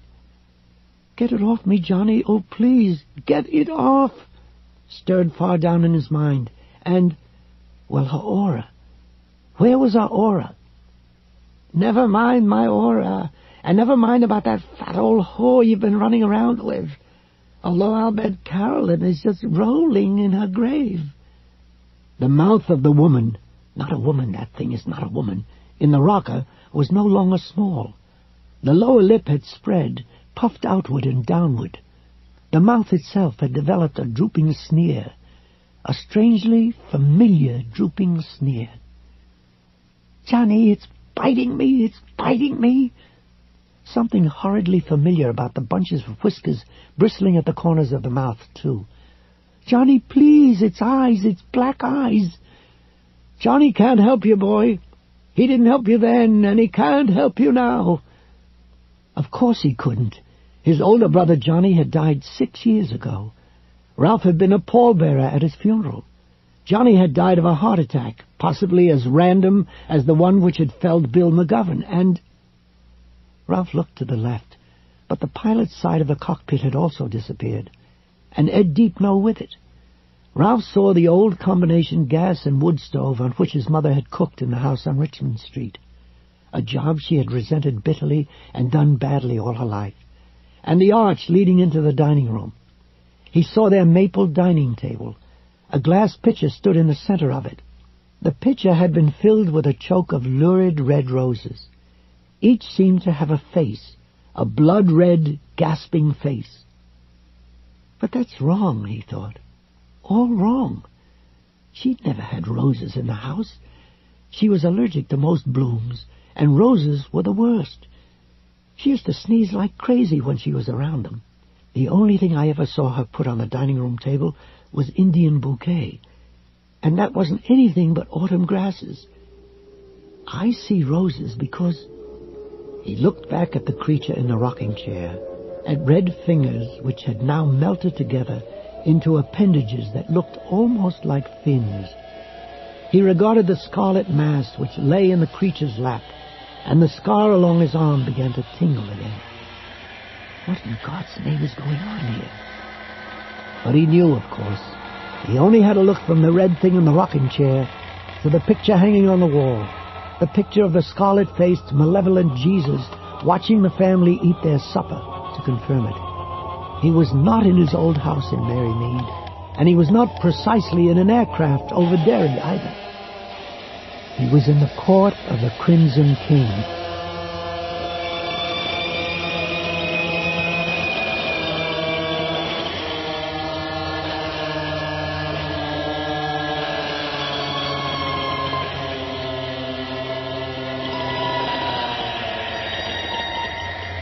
Without thinking about why he was doing it, Ralph slipped a hand into his sweater pocket and loosely cupped one of Lois's earrings. His hand felt far away, something which belonged to someone else. He was realizing an interesting thing. He had never been frightened in his life until now. Not once. He had thought he'd been frightened, of course, but it had been an illusion. The only time he'd even come close had been in the Derry Public Library, when Charlie Pickering stuck a knife into his armpit and said he was going to let Ralph's guts out all over the floor. That, however, was nothing but a mild moment of discomfort next to what he was feeling now. A green man came. He felt good, but I could be wrong. He hoped she wasn't. He most sincerely hoped she wasn't, because the green man was about all he had left now. The green man and Lois's earrings. Ralph, stop wool gathering. Look at your mother when she's talking to you. 70 years old, and you still act like you were 16, with a bad case of pecker rash. He turned back to the red-finned thing slumped in the rocker. It now bore only a passing resemblance to his late mother. You're not my mother, and I'm still in the airplane. You're not, boy. Don't make the mistake of thinking you are. Take one step out of my kitchen and you're in for a very long fall. You might as well stop now. I can see what you are. The thing spoke in a bubbly, choked voice that turned Ralph's spine to a narrow line of ice. "You don't. You may think you do, but you don't. And you don't want to. You don't ever want to see me with my disguises laid aside. Believe me, Ralph, you don't." He realized with mounting horror that the mother thing had turned into an enormous female catfish, a hungry bottom feeder, with stubby teeth gleaming between its pendulous lips, and whiskers which dangled almost to the collar of the dress it still wore. The gills in its neck opened and closed like razor cuts, revealing troubled red inner flesh. Its eyes had grown round and purplish, and as Ralph watched, the sockets began to slide away from each other. This continued until the eyes bulged from the sides rather than the front of the creature's scaly face. "Don't move so much as a single muscle, Ralph. You'll probably die in the explosion no matter what level you're on. The shock waves travel here just as they do in any building, but that death will still be a great deal better than my death." The catfish opened its mouth. Its teeth ringed a blood-colored maw, which looked full of strange guts and tumors. It seemed to be laughing at him. "Who are you? Are you the Crimson King?" "That's Ed's name for me. We ought to have our own, don't you think? Let's see. If you don't want me to be Mom Roberts, why, I'll call me the Kingfish. You remember the Kingfish from the radio, don't you?" Yes, of course he did. But the real Kingfish had never been on Amos and Andy, and it hadn't really been a kingfish at all. The real Kingfish had been a queenfish, and it had lived in the barrens. On a summer's day during the year when Ralph Roberts was 7, he had hooked an enormous catfish out of the Kenduskeag while fishing with his brother John. This had been when it was still possible to eat what you caught down in the barrens. Ralph had asked his older brother to take the convulsively flopping thing off his hook for him and put it in a bucket of fresh water they kept on the bank beside them. Johnny had refused, loftily citing what he called the fisherman's creed. Good fishermen tie their own flies, dig their own worms, and unhook their own catches. It was only later that Ralph realized Johnny might have been trying to hide his own fear of the huge and somehow alien creature his kid brother had reeled out of the Kenduskeag's muddy, piss-warm water that day. Ralph had at last brought himself to grasp the catfish's pulsing body, which was at the same time slick, scaly, and prickly. As he did, Johnny had added to his terror by telling him in a low and ominous voice to look out for the whiskers. "They're poisoned. Bobby Theriault told me if one of them sticks in you, you could get paralyzed, spend the rest of your life in a wheelchair. So be careful, Ralphie." Ralph had twisted the creature this way and that, trying to free the hook from its dark, wet innards without getting his hand too near its whiskers, not believing Johnny about the poison, and at the same time believing him completely. Exquisitely aware of the gills, the eyes, the fishy smell that seemed to shimmer its way more deeply into his lungs each time he inhaled. At last he'd heard a grisly ripping from deep within the catfish and felt the hook start to slide free. Fresh streamlets of blood trickled from the corners of its flexing, dying mouth. Ralph gave a little sigh of relief, prematurely as it turned out. The catfish gave a tremendous flap of its tail as the hook came out. The hand Ralph had been using to free it slipped, and all at once the catfish's bleeding mouth clamped shut on his first 2 fingers. How much pain had there been? A lot? Some? Maybe none at all? Ralph couldn't remember. What he did remember was Johnny's completely unfeigned shriek of horror and his own surety that the catfish was going to make him pay for taking its life by eating 2 fingers off his right hand. He remembered screaming himself and shaking his hand and begging Johnny to help him, but Johnny had been backing away, his face pale, his mouth a knotted line of revulsion. Ralph shook his hand in big swooping arcs, but the catfish hung on like death. Whiskers, poisoned whiskers, put me in a wheelchair for the rest of my life, snapping and flapping against Ralph's wrist, black eyes staring. At last he'd struck it against the nearby tree, breaking its back. It had dropped to the grass, still flopping, and Ralph had stamped on it with one foot, provoking the final horror. A spew of guts vomited from its mouth, and from the place where Ralph's heel had smashed it open had come a gluey torrent of bloody eggs. That was when he had realized that the kingfish had really been the queenfish, and only a day or two from rowing. Ralph had stared from this freakish mess to his own bloody scale-encrusted hand, and then howled like a banshee. When Johnny touched his arm in an effort to calm him, Ralph had bolted.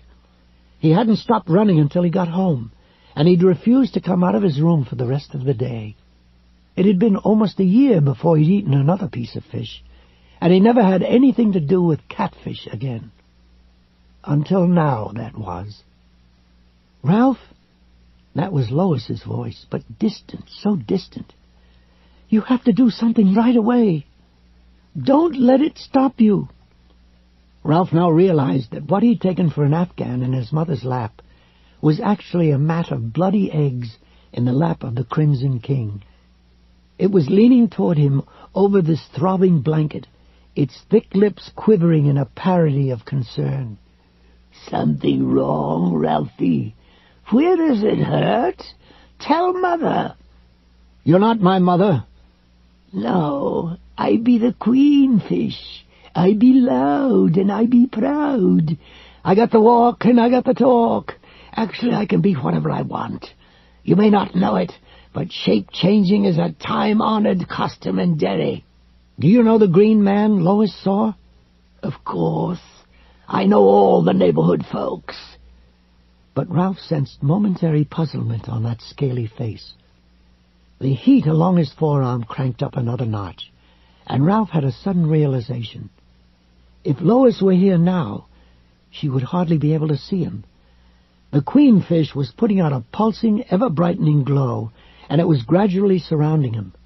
The glow was red instead of black, but it was still a death bag, and now he knew what it was like to be on the inside, caught in a web woven from your sickest fears and most traumatic experiences. There was no way to retreat from it, and no way to cut through it, as he had cut through the death bag which had surrounded Ed's wedding ring. If I'm going to escape, Ralph thought, I'm going to have to do it by running forward so hard and fast I rip right out the other side. The earring was still in his hand. Now he shifted it so that the naked prong at the back was sticking out between the two fingers a catfish had tried to swallow 63 years ago. Then he said a brief prayer, not to God, but to Lois's green man. The catfish leaned farther forward, a cartoon leer spreading across its noseless face. The teeth inside that flabby grin looked longer and sharper now. Ralph saw drops of colorless fluid beading the ends of the whiskers and thought, poison. Spend the rest of your life in a wheelchair. Man, I'm so scared. Scared to fucking death. Lois, screaming far away. Hurry, Ralph! You have to hurry! A little boy was screaming from somewhere a lot closer. Screaming and waving his right hand. Waving the fish clinging to the fingers buried inside the gullet of a pregnant monster that would not let go. The catfish leaned closer yet. The dress it wore rustled. Ralph could smell his mother's perfume, St. Helena, mixed obscenely with a fishy, garbagey aroma of bottom feeder. I intend a deep-nose errand to end in success, Ralph. I intend that the boy your friends told you about should die in his mother's arms, and I want to see it happen. I've worked very hard here in Derry, and I don't feel that's too much to ask, but it means I have to finish with you right now.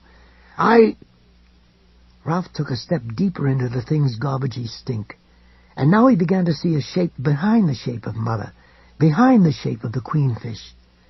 He began to see a bright man, a red man with cold eyes and a merciless mouth. This man resembled the Christ he had seen only moments ago, but not the one which had really hung in his mother's kitchen corner.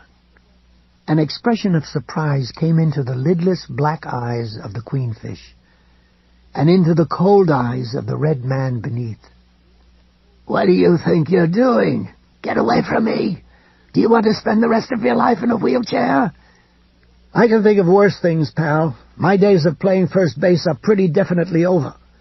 The voice rose, becoming the voice of his mother when she was angry. Pay attention to me, boy. Pay attention and mind me. For a moment the old commands, given in a voice so eerily like his mother's, made him hesitate. Then he came on again. The queenfish shrank back in the rocker, its tail flipping up and down below the hem of the old house dress. Just what do you think you're doing? I don't know. Maybe I just want to give your whiskers a tug. See for myself if they're real. And exerting all of his willpower to keep from shrieking and fleeing, he reached out with his right hand. Lois's earring felt like a small, warm pebble closed within his fist. Lois herself seemed very close, and Ralph decided that wasn't surprising, considering how much of her aura he'd taken on. Perhaps she was even a part of him now. The feeling of her presence was deeply comforting. No, you don't dare. You'll be paralyzed. Catfish aren't poisonous. That was the story of a 10-year-old boy who might have been even more scared than I was. Ralph reached for the whiskers with a hand concealing the metal thorn, and the massive scaly head flinched away, as some part of him had known it would. It began to ripple and change, and its fearful red aura began to seep through. If sickness and pain had a color, Ralph thought, that would be it. And before the change could go any further, before that man he could now see, tall and coldly handsome, with his blonde hair and glaring red eyes, could step through the shimmer of the illusion it had cast, Ralph drove the sharp point of the earring into one black and bulging fisheye. It made a terrible buzzing sound, like a cicada, Ralph thought, and tried to draw back. Its rapidly flipping tail produced a sound like a fan with a piece of paper caught in the blades. It slid down in the rocker, which was now changing into something that looked like a throne carved from dull orange rock. And then the tail was gone, the queenfish was gone, and it was the Crimson King sitting there, his handsome face twisted into a snarl of pain and amazement. One of his eyes glared as red as the eye of a lynx in firelight. The other was filled with a fierce, splintered glow of diamonds. Ralph reached into the blanket of eggs with his left hand, ripped it away, and saw nothing but blackness on the other side of the abortion, the other side of the death bag, the way out. You were warned, you short-time son of a bitch. You think you can pull my whiskers? Well, let's see, shall we? Let's just see. The Crimson King leaned forward again on its throne, its mouth yawning, its remaining eye blazing with red light. Ralph fought the urge to yank his now empty right hand away. Instead, he pistoned it forward toward the mouth of the Crimson King, which yawned wide to engulf it, as that long-ago catfish had done that day in the barrens. Things, not flesh, first squirmed and jostled against his hand, then began to bite like horseflies. At the same time, Ralph felt real teeth, no, fangs, sink into his arm. In a moment, 2 at the most, the Crimson King would bite through his wrist and swallow his hand whole. Ralph closed his eyes and was at once able to find that pattern of thought and concentration which allowed movement between the levels. His pain and his fear were no bar to that. Only this time his purpose was not to move, but to trigger.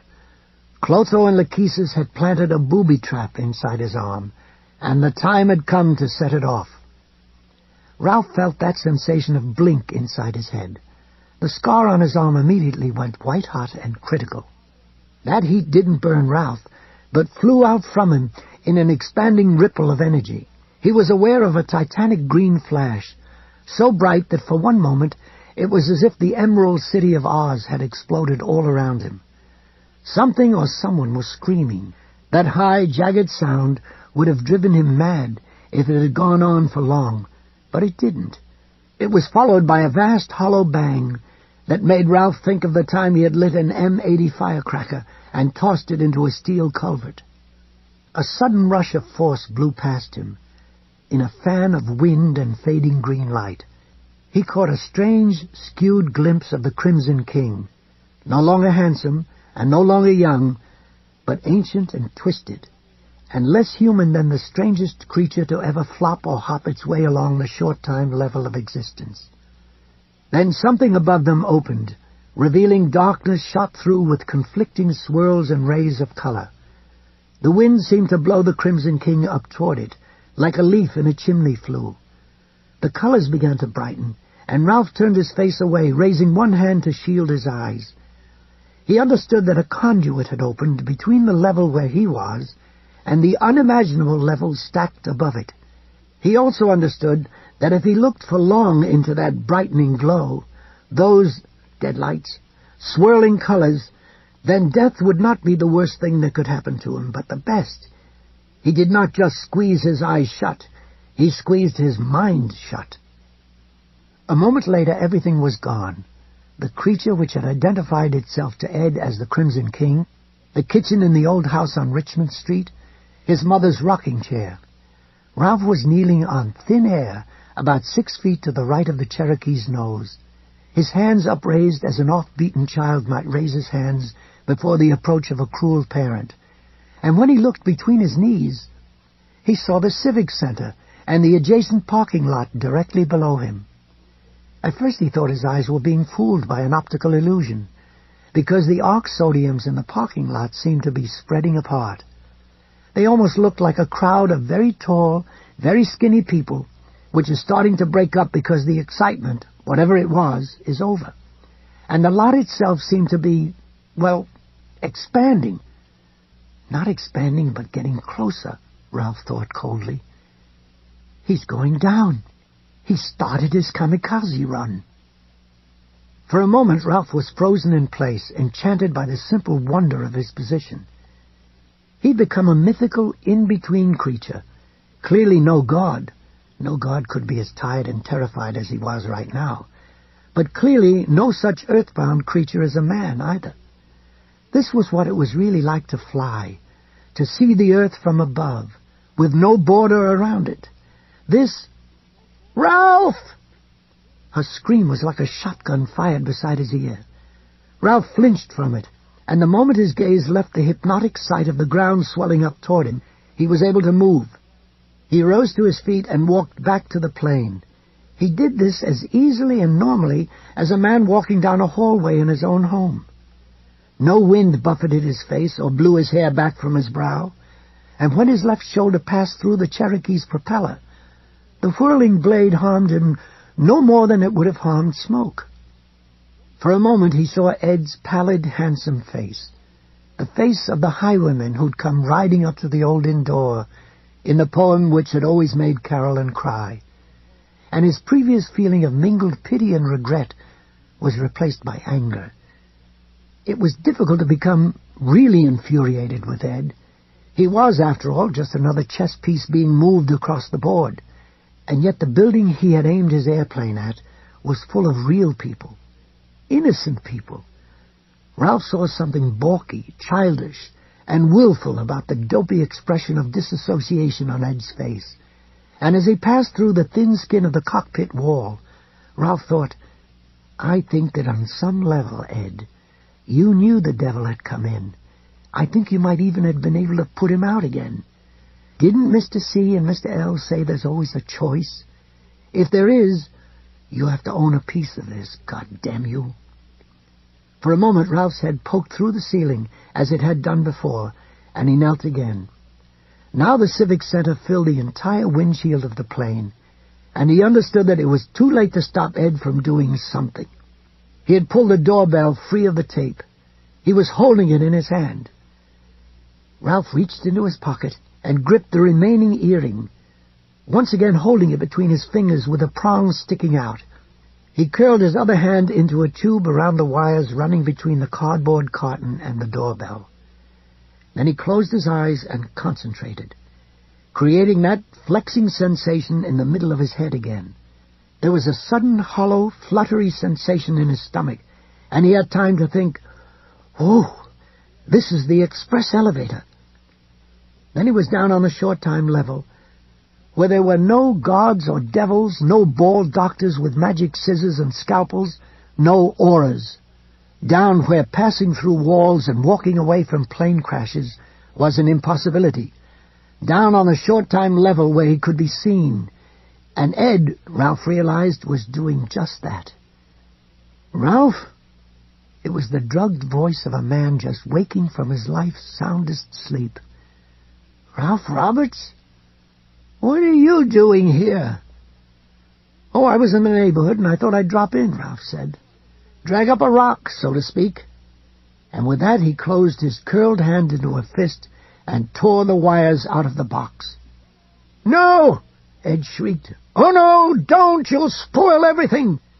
Yes, indeed, Ralph thought, then reached over Ed's lap to grab the Cherokee's control wheel. The Civic Center was now no more than 1,200 feet below them, perhaps less. Ralph still didn't know for sure what was in the box strapped to the co-pilot's chair, but he had an idea it was probably the plastique stuff the terrorists always used in the martial arts movies starring Chuck Norris and Steven Seagal. It was supposed to be fairly stable, not like the nitro in Clouseau's Wages of Fear, certainly.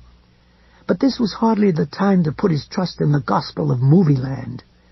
And even a stable explosive might go off without a detonator when dropped from a height of almost 2 miles. He jammed the control wheel as far over to the left as he could. Below them, the Civic Center began to wheel sickeningly around, as if it had been mounted on the spindle of a gigantic top. No, you bastard! Ed yelled, and something that felt like the head of a small hammer struck Ralph in the side, almost paralyzing him with pain and making it all but impossible to breathe. His hand slid off the control wheel as Ed hammered him again, this time in the armpit. Ed seized the wheel and yanked it savagely back over. The Civic Center, which had begun to slip toward the side of the windshield, began to rotate back toward dead center. Ralph clawed at the wheel. Ed placed the heel of his hand on Ralph's forehead and shoved him backward. Why couldn't you stay out of it? He snarled. Why did you have to meddle? His teeth were bared, his lips pulled back in a jealous snarl. Ralph's appearance in the cockpit should have incapacitated him with shock, but hadn't. Of course not, he's nuts, Ralph thought, and suddenly raised his interior voice in a panicked yell. Clotho! Lachesis, for Christ's sake, help me! Nothing. It didn't feel as if his shout were going anywhere. And why would it? He was back down on the short-time level, and that meant he was on his own. The Civic Center was only 800 or 900 feet below them now. Ralph could see every brick, every window, every person standing outside. He could almost even tell which ones were carrying signs. They were looking up, trying to figure out what this crazy plane was doing. Ralph couldn't see the fear on their faces, not yet. But in another 3 or 4 seconds, he launched himself at Ed again, ignoring the throb in his left side and driving his right fist forward, using his thumb to ride the prong of the earring out beyond his fingers as far as possible. The old earring gag had worked on the Crimson King, but Ralph had been higher then, and he'd had the element of surprise more firmly in hand.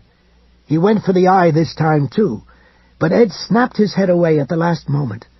The prong drove into the side of his face just above the cheekbone. Ed swatted at it as if it were a gnat, holding on tightly to the control wheel with his left hand as he did it. Ralph went for the wheel again. Ed lashed out at him. His fist connected above Ralph's left eye, driving him backward. A single loud tone, pure and silvery, filled Ralph's ears. It was as if there were a large tuning fork somewhere in between them, and someone had struck it. The world went as gray and grainy as a newsprint photograph. Ralph! Hurry! It was Lois, and now she was in terror. He knew why. Time had all but run out. He had maybe 10 seconds, 20 at most. He lunged forward again, this time not at Ed, but at the picture of Helen and Nat that was taped above the altimeter. He snatched it, held it up, and then crumpled it between his fingers. He didn't know exactly what reaction he'd hoped for, but the one he got exceeded his wildest hopes. "Give them back!" Ed screamed. He forgot about the control wheel and groped for the picture instead. As he did, Ralph again saw the man he had glimpsed on the day Ed had beaten Helen. A man who was desperately unhappy and afraid of the forces which had been set loose within him. There were tears not just in his eyes, but running down his cheeks, and Ralph thought confusedly, has he been crying all along? "Give them back!"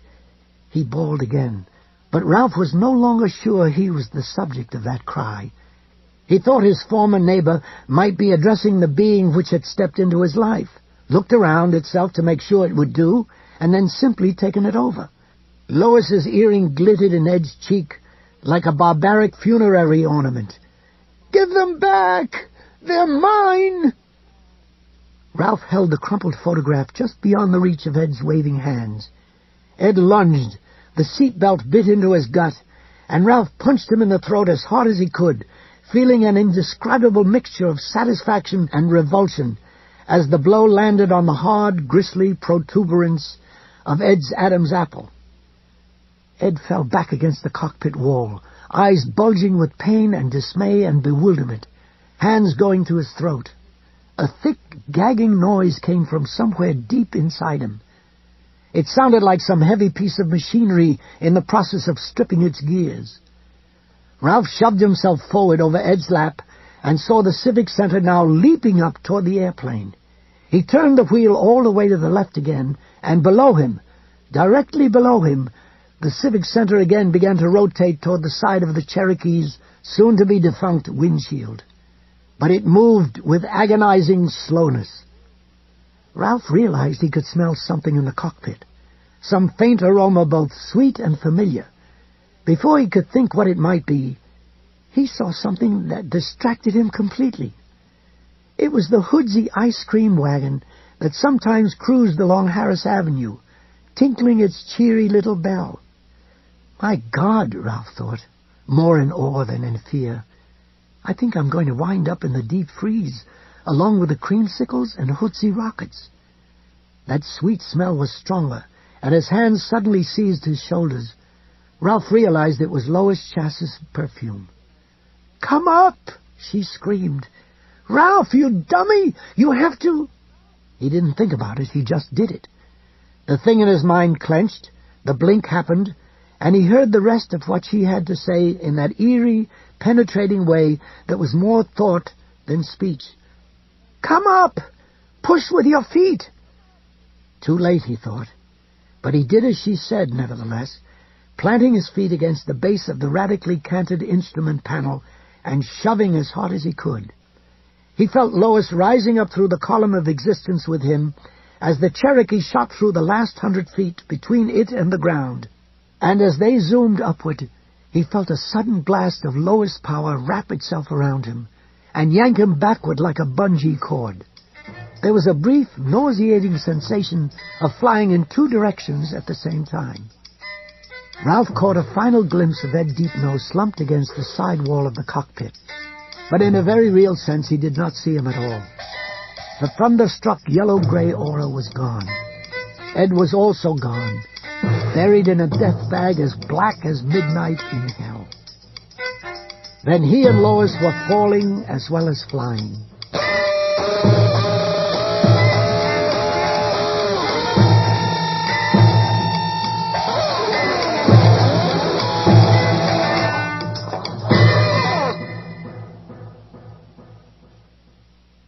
Just before the explosion came, Susan Day, standing in a hot white spotlight at the front of the Civic Center, and now living through the last few seconds of her fabulous, provocative life, was saying, "I haven't come to Derry to heal you, hector you, or to incite you, but to mourn with you. This is a situation which has passed far beyond political considerations. There's no right in violence, no refuge in self-righteousness. I am here to ask that you put your positions and your rhetoric aside and help each other find a way to help each other. To turn away from the attractions of..." The high windows lining the south side of the auditorium suddenly lit up with a brilliant white glare and then blew inward. The Cherokee missed the Hoodsey wagon, but that didn't save it. The plane took one final half-turn in the air, and then screwed itself into the parking lot about 25 feet from the fence where, earlier that day, Lois had paused to yank up her troublesome half-slip. The wings snapped off. The cockpit made a quick and violent journey back through the passenger section. The fuselage blew out with the fury of a bottle of champagne in a microwave oven. Glass flew. The tail bent over the Cherokee's body like the stinger of a dying scorpion, and impaled itself in the roof of a Dodge van with the words, "Protect women's right to choose," stenciled on the side. There was a bright and bitter crunch clang that sounded like a dropped pile of scrap iron. "Holy shit!" one of the cops posted on the edge of the parking lot began. And then the C-4 inside the cardboard box flew free like a big gray glob of phlegm and struck the remains of the instrument panel where several hot wires rammed into it like hypo needles. The plastique exploded with an ear-crunching thud, flash-frying the Bassey Park racetrack and turning the parking lot into a hurricane of white light and shrapnel. John Lydecker, who'd been standing under the Civic Center's cement canopy and talking to a state cop, was thrown through one of the open doors and all the way across the lobby. He struck the far wall and fell unconscious into the shattered glass from the harness racing trophy case. At that, he was luckier than the man with whom he'd been standing. The state cop was thrown into the post between two of the open doors and chopped in half. The ranks of cars actually shielded the Civic Center from the worst of the hammering concussive blow, but that blessing would only be counted later. Inside, over 2,000 people at first sat stunned, unsure of what they should do, and even more unsure of what most of them had just seen. America's most famous feminist, decapitated by a jagged chunk of flying glass. Her head went flying into the 6th row like some strange white bowling ball with a blonde wig pasted on it. They didn't erupt into panic until the lights went out. 71 people were killed in the trampling, panicked rush to the exits, and the next day's Derry News would trumpet the event with a 48-point scare headline, calling it a terrible tragedy. Ralph Roberts could have told them that, all things considered, they had gotten off lucky. Very lucky indeed. Halfway up the north balcony, a woman named Sonia Danville, a woman with the bruises of the last beating any man would ever give her, still fading from her face, sat with her arms around the shoulders of her son, Patrick. Patrick's McDonald's poster, showing Ronald and Mayor McCheese and the Hamburglar dancing the boot-scootin' boogie just outside a drive-through window, was on his lap, but he had hardly done more than color the golden arches before turning the poster over to the blank side. It wasn't that he had lost interest. It was just that he'd had an idea for a picture of his own, and it had come, as such ideas often did to him, with the force of a compulsion. He had spent most of the day thinking about what had happened in the cellar at High Ridge. The smoke, the heat, the frightened women, and the two angels that had come to save him. But his splendid idea banished these disturbing thoughts, and he fell to work with silent enthusiasm. Soon Patrick felt almost as if he were living in the world he was drawing with his Crayolas. He was an amazingly competent artist already, only 4 years old or not. My little genius, Sonia sometimes called him, and his picture was much better than the color-it-in poster on the other side of the sheet. What he had managed before the lights went out was work a gifted first-year art student might have been proud of. In the middle of the poster sheet, a tower of dark, soot-colored stone rose into a blue sky dotted with fat white clouds. Surrounding it was a field of roses, so red they almost seemed to clamor aloud. Standing off to one side was a man dressed in faded blue jeans. A pair of gun belts crossed his flat middle. A holster hung below each hip. At the very top of the tower, a man in a red robe was looking down at the gunfighter with an expression of mingled hate and fear. His hands, which were curled over the parapet, also appeared to be red. Sonia had been mesmerized by the presence of Susan Day, who was sitting behind the lectern and listening to her introduction. but she had happened to glance down at her son's picture just before the introduction ended. She'd known for 2 years that Patrick was what the child psychologists called a prodigy, and she sometimes told herself she had gotten used to his sophisticated drawings and the Play-Doh sculptures he called the Clay family. Perhaps she even had, to some degree, but this particular picture gave her a strange, deep chill that she could not entirely dismiss as emotional fallout from her long and stressful day. "Who's that?" she asked, tapping the tiny figure peering jealously down from the top of the dark tower. "Him's the Red King," Patrick said. "Oh, the Red King, I see. And who's this man with the guns?" As he opened his mouth to answer, Roberta Harper, the woman at the podium, lifted her left arm, there was a black mourning band on it, toward the woman sitting behind her. "My friends, Miss Susan Day," she cried, and Patrick Danville's answer to his mother's second question was lost in the rising storm of applause. "Him's name is Roland, Mama. I dream about him sometimes. Him's a king, too." Now the two of them sat in the dark with their ears ringing, and 2 thoughts ran through Sonia's mind like rats chasing each other on a treadmill. "Won't this day ever end? I knew I shouldn't have brought him. Won't this day ever end? I knew I shouldn't have brought him. Won't this day—" "Mommy, you're scrunching my picture," Patrick said. He sounded a little out of breath, and Sonia realized she must be scrunching him, too. She eased up a little. A tattered skein of screams, shouts, and babbled questions came from the dark pit below them, where the people rich enough to pony up $15 donations had been seated in folding chairs. A rough howl of pain cut through this babble, making Sonia jump in her seat. The thudding crump which had followed the initial explosion had pressed in painfully on their ears and shaken the building. The blasts, which were still going on, cars exploding like firecrackers in the parking lot, sounded small and inconsequential in comparison. But Sonia felt Patrick flinch against her with each one. "Stay calm, Pat," she told him. "Something bad's happened, but I think it happened outside." Because her eyes had been drawn to the bright glare in the windows, Sonia had mercifully missed seeing her heroine's head leaving her shoulders, but she knew that somehow lightning had struck in the same place. Shouldn't have brought him. And that at least some of the people below them were panicking. If she panicked, she and young Rembrandt were going to be in serious trouble. But I'm not going to. I didn't get out of that death box this morning just to panic now. I'll be goddamned if I will. She reached down and took one of Patrick's hands, the one that wasn't clutching his picture. It was very cold. "Do you think the angels will come to save us again, Mama?" he asked in a voice that quivered slightly. "Nah," she said. "I think this time we better do it ourselves. But we can do that. I mean, we're all right now, aren't we?" "Yes," he said, but then slumped against her. She had a terrible moment when she was sure he had fainted and she'd have to carry him from the Civic Center in her arms.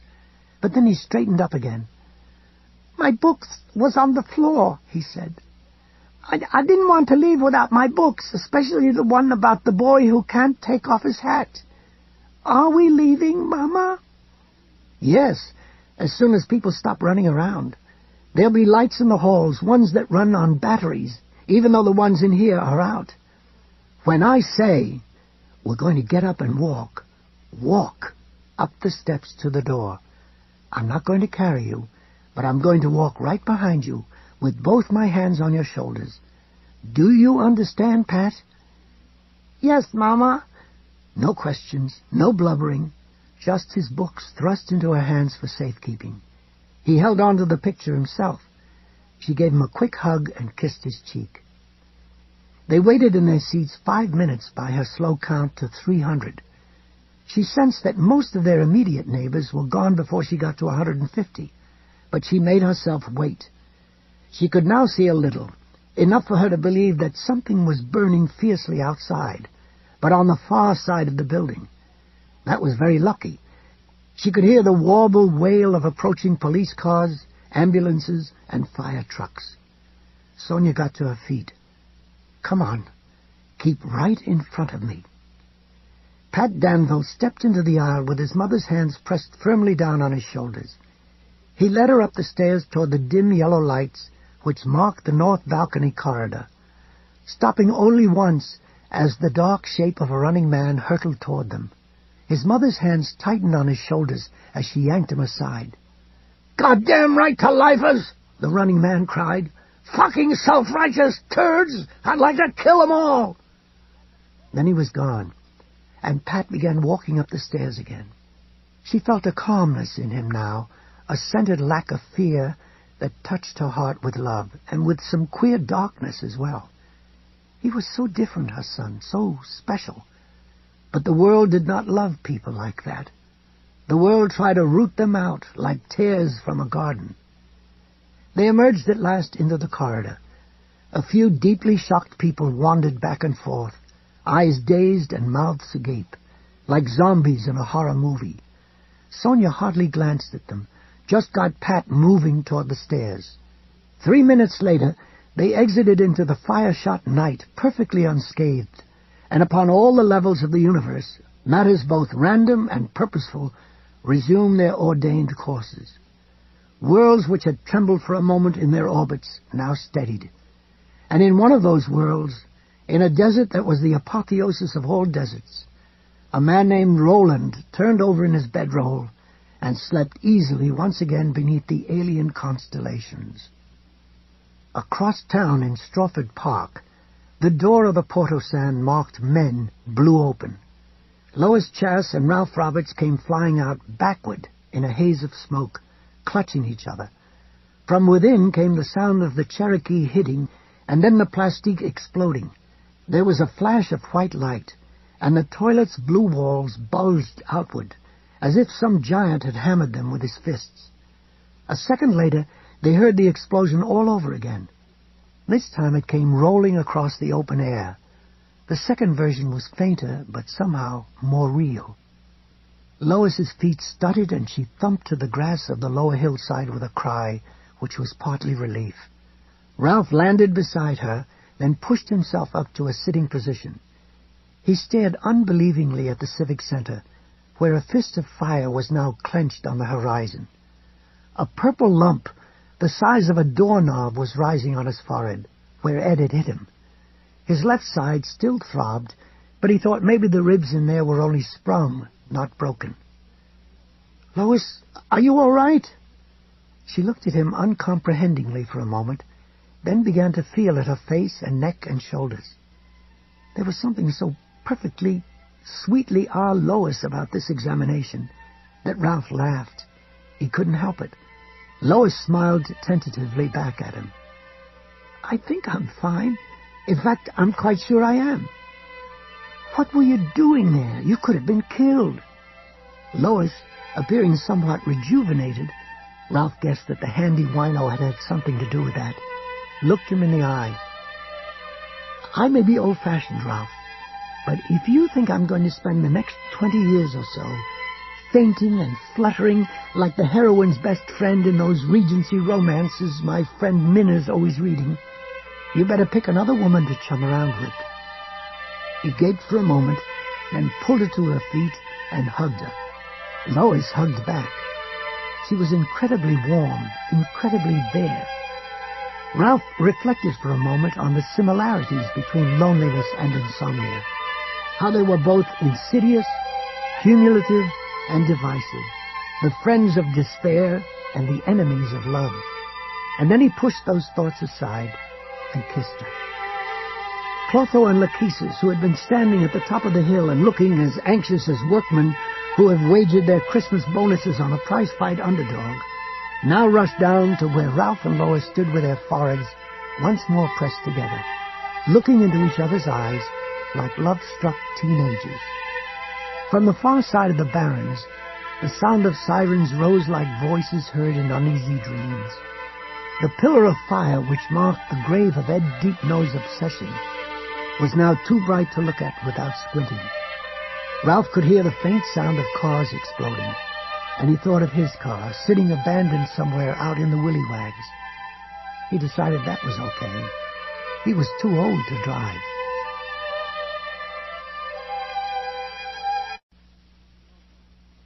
Clotho, are you both all right? Ralph, we're fine. Lois reeled me in. She saved my life. Lachesis. Yes, we saw her go in. It was very brave. Also very perplexing, right, Mr. L? Ralph thought. You saw it and you admire it. But I don't think you have any idea of how or why she could bring herself to do it. I think that, to you and your friend, the concept of rescue must seem almost as foreign as the idea of love.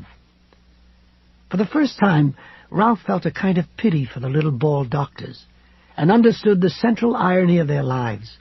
They were aware that the short-timers whose existences they had been sent to prune lived powerful inner lives, but they did not in the least comprehend the reality of those lives, the emotions which drove them, or the actions, sometimes noble, sometimes foolish, which resulted.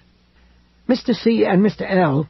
had studied their short-time charges as certain rich but timid Englishmen had studied the maps brought back by the explorers of the Victorian age.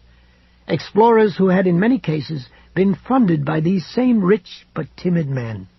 With their clipped nails and soft fingers, the philanthropists had traced paper rivers upon which they would never ride, and paper jungles through which they would never safari. They lived in fearful perplexity, and passed it off as imagination. Clotho and Lachesis had drafted them, and had used them with a certain crude effectiveness, but they understood neither the joy of risk nor the sorrow of loss. The best they had been able to manage in the way of emotion was a nagging fear that Ralph and Lois would try to take on the Crimson King's pet research chemist directly, and be swatted like elderly flies for their pains. The little bald doctors lived long lives, but Ralph suspected that, brilliant dragonfly auras notwithstanding, they were grey lives. He looked at their unlined, oddly childish faces from the safe haven of Lois's arms, and remembered how terrified of them he had been when he had first seen them coming out of May Locker's house in the early hours of the morning. Terror, he had since discovered, could not survive mere acquaintanceship, let alone knowledge, and now he had some of both. Clotho and Lachesis returned his gaze with an uneasiness Ralph found he had absolutely no urge to allay. It seemed very right to him, somehow, that they should feel the way they were feeling. Ralph. Yes, she's very brave, and I love her very much, and I think we'll make each other very happy until... He broke off, and Lois stirred in his arms. He realized with a mixture of amusement and relief that she'd been half asleep. Until what, Ralph? Until you name it. I guess that there's always an until when you're a short-timer, and maybe that's okay. Lachesis. Well, I guess this is goodbye. Ralph grinned in spite of himself, reminded of the Lone Ranger radio program, where almost every episode had ended with some version of that line. He reached out toward Lachesis and was sourly amused to see the little man recoil from him. Ralph. Wait a minute. Let's not be so hasty, fellas. Clotho, with a tinge of apprehension. Is something wrong? I don't think so. But after getting popped in the head, popped in the ribs, and then damn near roasted alive, I think I have a right to make sure that it's really over. Is it? Is your boy safe? Clotho smiling and clearly relieved. Yes, can't you feel it? 18 years from now, just before his death, the boy is going to save the lives of 2 men who would otherwise die.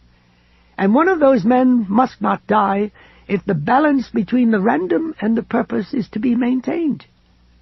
Lois. Never mind all that. I just want to know if we can go back to being regular short-timers again. Lachesis. Not only can, Lois, but must. If you and Ralph were to stay up here much longer, you wouldn't be able to go back down. Ralph felt Lois press more tightly against him. I wouldn't like that. Clotho and Lachesis turned toward each other, and a subtle, perplexed glance. How could anybody not like it up here? their eyes asked, passed between them before they turned back to Ralph and Lois. Lachesis. We really must be going. I'm sorry, but... Ralph. Hold on, neighbors. You're not going anywhere yet. They looked at him apprehensively, while Ralph slowly pushed up the sleeve of his sweater. The cuff was now stiff with some fluid, perhaps catfish ichor, that he found he did not want to think about, and showed them the white, knotted line of scar on his forearm. Put away the constipated looks, guys. I just want to remind you that you gave me your word. Don't forget that part of it. Clotho, with obvious relief. You can depend on it, Ralph. What was your weapon is now our bond. The promise will not be forgotten. Ralph was beginning to believe it really was over, and crazy as it seemed, part of him regretted it. Now it was real life, life as it went on the floors below this level, that seemed almost like a mirage, and he understood what Lachesis had meant when he told him that they would never be able to return to their normal lives if they stayed up here much longer. Lachesis. We really must go. Fare you well, Ralph and Lois. We will never forget the service you have rendered us. Ralph. Did we ever have a choice? Did we really? Lachesis, very softly. We told you so, didn't we? For short-timers, there is always choice. We find that frightening, but we also find it beautiful. Ralph. Say, do you fellas ever shake hands? Clotho and Lachesis glanced at each other, startled, and Ralph sensed some quick dialogue flashing between them in a kind of telepathic shorthand. When they looked back at Ralph, they wore identical nervous smiles, the smiles of teenage boys who have decided that if they can't find enough courage to ride the big roller coaster at the amusement park this summer, they will never truly be men. Clotho. We have observed this custom many times, of course, but no, we have never shaken hands. Ralph looked at Lois and saw she was smiling, but he thought he saw a shimmer of tears in her eyes as well. He offered his hand to Lachesis first, because Mr. L seemed marginally less jumpy than his colleague. Put her there, Mr. L. Lachesis looked at Ralph's hand for so long that Ralph began to think he wasn't going to be able to actually do it, although he clearly wanted to. Then, timidly, he put out his own small hand and allowed Ralph's larger one to close over it. There was a tingling vibration in Ralph's flesh as their auras first mingled, then merged. And in that merging, he saw a series of swift, beautiful silver patterns. They reminded him of the Japanese characters on Ed's scarf. He pumped Lachesis' hand twice, slowly and formally, then released it. Lachesis' look of apprehension had been replaced by a large, goony smile. He turned to his partner. His force is almost completely unguarded during this ceremony. I felt it. It's quite wonderful. Clotho inched his own hand out to meet Ralph's, and in the instant before they touched, Mr. C closed his eyes like a man expecting a painful injection. Lachesis, meanwhile, was shaking hands with Lois, and grinning like a vaudeville hoofer taking an encore. Clotho appeared to steel himself, then seized Ralph's hand. He flagged it once firmly. Ralph grinned. Take her easy, Mr. C. Clotho withdrew his hand. He seemed to be searching for the proper response. Thank you, Ralph. I will take her any way I can get her. Correct? Ralph burst out laughing. Clotho, now turning to shake hands with Lois, gave him a puzzled smile, and Ralph clapped him on the back. You got it right, Mr. C. Absolutely right. He slipped his arm around Lois and gave the little bald doctors a final curious look. I'll be seeing you fellas again, won't I? Clotho. Yes, Ralph. Ralph. Well, that's fine. About 70 years from now would be good for me. Why don't you boys just put it down on your calendar? They responded with the smiles of politicians, which didn't surprise him much. Ralph gave them a little bow, then put his arms around Lois's shoulders and watched as Mr. C and Mr. L walked slowly down the hill. Lachesis opened the door of the slightly warped portisan marked Men. Clotho stood in the open doorway of Women. Lachesis smiled and waved. Clotho lifted the long-bladed scissors in a queer sort of salute. Ralph and Lois waved back. The bald doctor stepped inside and closed the doors. Lois wiped her streaming eyes and turned to Ralph. "Is that it?" "It is, isn't it?" Ralph nodded. "What do we do now?" He held out his arm. "May I see you home, madam?" Smiling, she clasped his forearm just below the elbow. "Thank you, sir. You may." They left Strawford Park that way, returning to the short-time level as they came out on Harris Avenue, slipping back down to their normal place in the scheme of things, with no fuss or bother, without, in fact, even being aware they were doing it until it was done. Derry groaned with panic and sweated with excitement. Sirens wailed, people shouted from second-story windows to friends on the sidewalks below, and on every street corner people had clustered to watch the fire on the other side of the valley. Ralph and Lois paid no attention to the tumult and hurrah. They walked slowly up Mile Hill, increasingly aware of their exhaustion. It seemed to come piling into them like softly thrown bags of sand.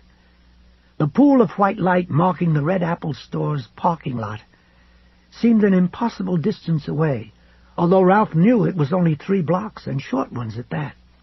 To make matters worse, the temperature had dropped a good 15 degrees since that morning. The wind was blowing hard, and neither of them was dressed for the weather. Ralph suspected this might be the leading edge of autumn's first big gale, and that in Derry, Indian summer was over. Fay Chapin, Don Vesey, and Stan Everly came hurrying down the hill toward them, obviously bound for Strawford Park. The field-glass's old door, sometimes used to watch planes taxi, land, and take off, were bouncing around Fay's neck. With Don, who was balding and heavy-set, in the middle, their resemblance to a more famous trio was inescapable. The 3 stooges of the apocalypse, Ralph thought, and grinned. "Ralph!" Fay exclaimed. He was breathing fast, almost panting.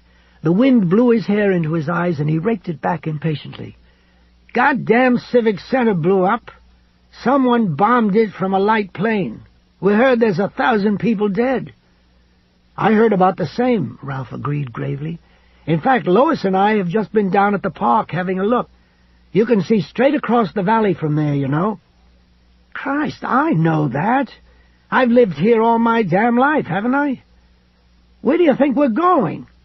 Come on back with us. Lois and I were just headed up to her house to see what they've got about it on TV. Maybe we'll join you later." "Okay, Jeepers creepers, Ralph. What did you do to your head?" For a moment Ralph drew a blank. What had he done to his head? And then, in an instant of nightmarish recall, he saw Ed's snarling mouth and mad eyes. "Oh, no, don't!" Ed had screamed at him. "You'll spoil everything!" "We were running to get a better look, and Ralph ran into a tree," Lois said. "He's lucky not to be in the hospital."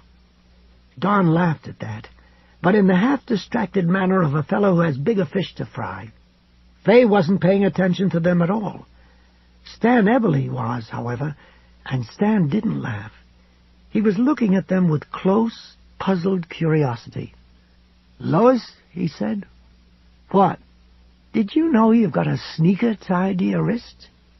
She looked down at it. Ralph looked down at it. Then Lois looked up and gave Stan a dazzling, eye-frying smile. "Yes," she said. "It's an interesting look, isn't it? Sort of a life-sized charm bracelet." "Yeah," Stan said, "sure." But he wasn't looking at the sneaker anymore. Now he was looking at Lois's face. Ralph wondered how in hell they were going to explain how they looked tomorrow, when there were no shadows between the streetlights to hide them.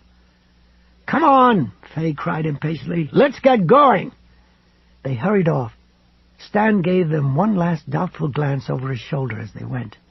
Ralph listened after them, almost expecting Don Vesey to give out a "nyuk, nyuk" or two. "Boy, that sounded so dumb," Lois said. "But I had to say something, didn't I?" "You did fine."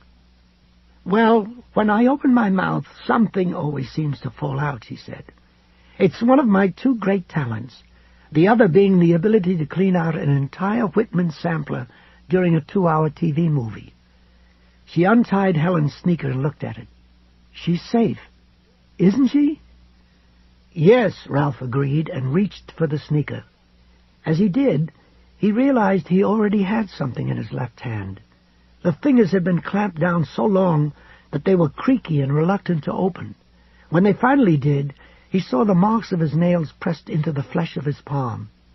The first thing he was aware of was that, while his own wedding ring was still in its accustomed place, Ed's was gone. It had seemed a perfect fit, but apparently it had slipped off his finger at some point during the last half an hour just the same. "Maybe not," a voice whispered, and Ralph was amused to realize that it wasn't Carolyn's this time. This time the voice in his head belonged to Bill McGovern. Maybe it just disappeared. You know, poof. But he didn't think so. He had an idea that Ed's wedding band might have been invested with powers that hadn't necessarily died with Ed. The ring Bilbo Baggins had found and reluctantly given up to his grandson Frodo had a way of going where it wanted to, and when. Perhaps Ed's ring wasn't all that different. Before he could consider this idea further, Lois traded Helen's sneaker for the thing in his hand, a small, stiff crumple of paper. She smoothed it out and looked at it. Her curiosity slowly changed to solemnity. "I remember this picture," she said. "The big one was on the mantel in their living room, in a fancy gold frame. It had pride of place." Ralph nodded. This must have been the one he carried in his wallet. It was taped to the instrument panel of the plane. Until I took it, he was beating me, and not even breathing hard while he did it. Grabbing his picture was all I could think of to do. When I did, his focus shifted from the Civic Center to them. The last thing I heard him say was, "Give them back, they're mine." And was he talking to you when he said it? Ralph stuck the sneaker into his back pocket and shook his head. "Nope, don't think so." "Helen was at the Civic Center tonight, wasn't she?" "Yes." Ralph thought of how she had looked out at High Ridge, her pale face and smoke-reddened, watering eyes. "If they stop us now, they win," she'd said. "Don't you see that?" And now he did see. He took the picture from Lois's hand, crumpled it up again, and walked over to the litter basket which stood on the corner of Harris Avenue and Kossuth Lane. "We'll get another picture of them sometime, one we can keep on our own mantel, something not quite so formal. This one, though, I don't want it." He tossed the little ball of paper at the litter basket, an easy shot, 2 feet at the most. But the wind picked that moment to gust, and the crumpled photo of Helen and Natalie, which had been taped above the altimeter of Ed's plane, flew away on its cold breath. The two of them watched it whirl up into the sky, almost hypnotized. It was Lois who looked away first. She glanced at Ralph with a trace of a smile curving her lips. "Did I hear a backhand proposal of marriage from you? Or am I just tired?" she asked. He opened his mouth to reply, and another gust of wind struck them. This one so hard it made them both wince their eyes shut. When he opened his, Lois had already started up the hill again. "Anything's possible, Lois," he said. "I know that now." 5 minutes later, Lois's key rattled in the lock of her front door. She led Ralph inside and shut it firmly behind them, closing out the windy, contentious night. He followed her into the living room and would have stopped there, but Lois never hesitated. Still holding his hand, not quite pulling him along, but perhaps meaning to do so if he began to lag, she showed him into her bedroom. He looked at her. Lois looked calmly back, and suddenly he felt the blink happen again. He watched her aura bloom around her like a gray rose. It was still diminished, but it was already coming back, re-knitting itself, healing itself. "Lois, are you sure this is what you want?" "Of course it is." You think I was going to give you a pat on the head and send you home after all we've been through? Suddenly she smiled, a wickedly mischievous smile. Besides, Ralph, do you really feel like getting up to Dickens tonight? Tell me the truth. Better still, don't flatter me. He considered it, then laughed and drew her into his arms. Her mouth was sweet and slightly moist, like the skin of a ripe peach. That kiss seemed to tingle through his entire body, but the sensation was most concentrated in his mouth, where it felt almost like an electric shock. When their lips parted, he felt more excited than ever, but he also felt queerly drained. What if I say I do, Lois? What if I say I do want to get up to Dickens? She stood back and looked at him critically, as if trying to decide whether he meant what he said, or if it was just the usual male bluff and brag. At the same time, her hands went to the buttons of her dress. As she began to slip them free, Ralph noticed a wonderful thing. She looked younger again. Not 40 by any stretch of the imagination, but surely no more than 50, and a young 50.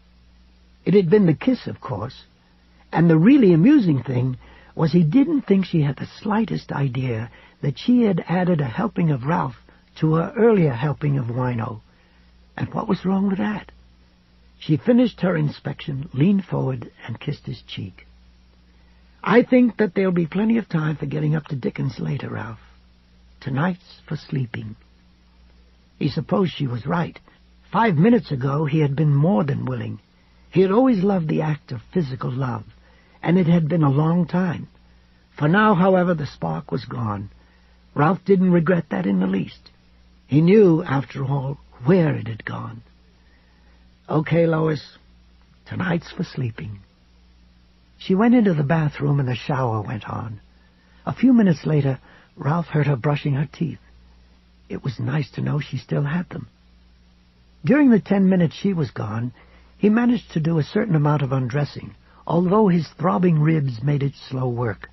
He finally succeeded in wriggling McGovern's sweater off and pushing out of his shoes. His shirt came next, and he was fumbling ineffectually with a buckle of his belt when Lois came out with her hair tied back and her face shining. Ralph was stunned by her beauty, and suddenly felt much too big and stupid, not to mention old, for his own good. She was wearing a long rose-colored silk nightgown, and he could smell the lotion she had used on her hands. It was a good smell. "Let me do that," she said, and had his belt unbuckled before he could say much, one way or the other. There was nothing erotic about it. She moved with the efficiency of a woman who had often helped her husband dress and undress during the last year of his life. "We're down again," he said. "This time I didn't even feel it happening." "I did, while I was in the shower. I was glad, actually. Trying to wash your hair through an aura is very distracting." The wind gusted outside, shaking the house and blowing a long, shivering note across the mouth of a downspout. They looked toward the window, and although he was back down on the short-time level, Ralph was suddenly sure that Lois was sharing his own thought. Atropos was out there somewhere right now, no doubt disappointed by the way things had gone, but by no means crushed. Bloody but unbowed, down but not out. From now on they can call him Old One-Ear, Ralph thought, and shivered. He imagined Atropos swinging erratically through the scared, excited populace of the city, like a rogue asteroid, peering and hiding, stealing souvenirs and slashing balloon strings, taking solace in his work, in other words. Ralph found it almost impossible to believe that he'd been sitting on top of that creature and slashing at him with his own scalpel not very long ago. How did I ever find the courage, he wondered, but he supposed he knew. The diamond earrings the little monster had been wearing had provided most of it. Did Atropos know those earrings had been his biggest mistake? Probably not. In his way, Doc Number 3 had proved even more ignorant of short-time motivations than Clotho and Lachesis. He turned to Lois and grasped her hands. "I lost your earrings again. This time they're gone for good, I think." "I'm sorry." "Don't apologize. They were already lost, remember? And I'm not worried about Harold and Jan anymore, because now I've got a friend to help me when people don't treat me right, or when I just get scared, don't I? Yes, you most certainly do. She put her arms around him, hugged him tightly, and kissed him again. Lois had apparently not forgotten a single thing she'd ever learned about kissing, and it seemed to Ralph that she'd learned quite a lot. Go on and hop in the shower. He started to say that he thought he'd fall asleep the moment he got his head under a stream of warm water, but then she added something which changed his mind in a hurry. Don't take offense, but there's a funny smell on you, especially on your hands. It's the way my brother Vic used to smell after he'd spent the day cleaning fish. Ralph was in the shower 2 minutes later, and in soapsuds up to his elbows. When he came out, Lois was buried beneath 2 puffy quilts. Only her face showed, and that was visible only from the nose up. Ralph crossed the room quickly, wearing only his undershorts and painfully conscious of his spindly legs and pot belly. He tossed back the covers and slid in quickly, gasping a little as the cool sheets slid along his warm skin. Lois slipped over to his side of the bed at once and put her arms around him. He put his face in her hair and let himself relax against her. It was very good being with Lois under the quilts, while the wind shrieked and gusted outside, sometimes hot enough to rattle the storm windows in their frames. It was, in fact, heaven. "Thank God there's a man in my bed," Lois said sleepily. "Thank God it's me," Ralph replied, and she laughed. "Are your ribs okay? Do you want me to find you an aspirin?" "Nope. I'm sure they'll hurt again in the morning, but right now the hot water seems to have loosened everything up." The subject of what might or might not happen in the morning raised a question in his mind, one that had probably been waiting there all along. "Lois?" In his mind's eye, Ralph could see himself snapping awake in the dark, deeply tired but not at all sleepy. It was surely one of the world's cruelest paradoxes. As the numbers on the digital clock turned wearily over from 3:47 a.m. to 3:48, F. Scott Fitzgerald's dark night of the soul, when every hour was long enough to build the great pyramid of Cheops. "Do you think we'll sleep through?" he asked her. "Yes," she said unhesitatingly. "I think we'll sleep just fine." A moment later, Lois was doing just that. Ralph stayed awake for perhaps 5 minutes longer, holding her in his arms, smelling the wonderful interwoven scents rising from her warm skin, luxuriating in the smooth, sensuous glide of the silk under his hands, marveling at where he was, even more than the events which had brought him here. He was filled with some deep and simple emotion, one he recognized but could not immediately name, perhaps because it had been gone from his life too long.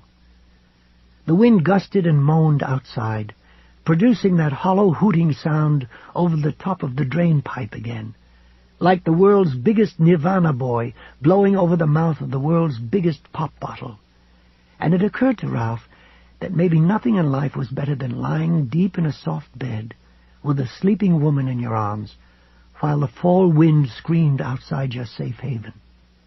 Except there was something better, one thing at least, and that was the feeling of falling asleep, of going gently into that good night, slipping out into the currents of unknowing, the way a canoe slips away from a dock and slides into the current of a wide, slow river on a bright summer day. Of all the things which make up our short-time lives, sleep is surely the best, Ralph thought.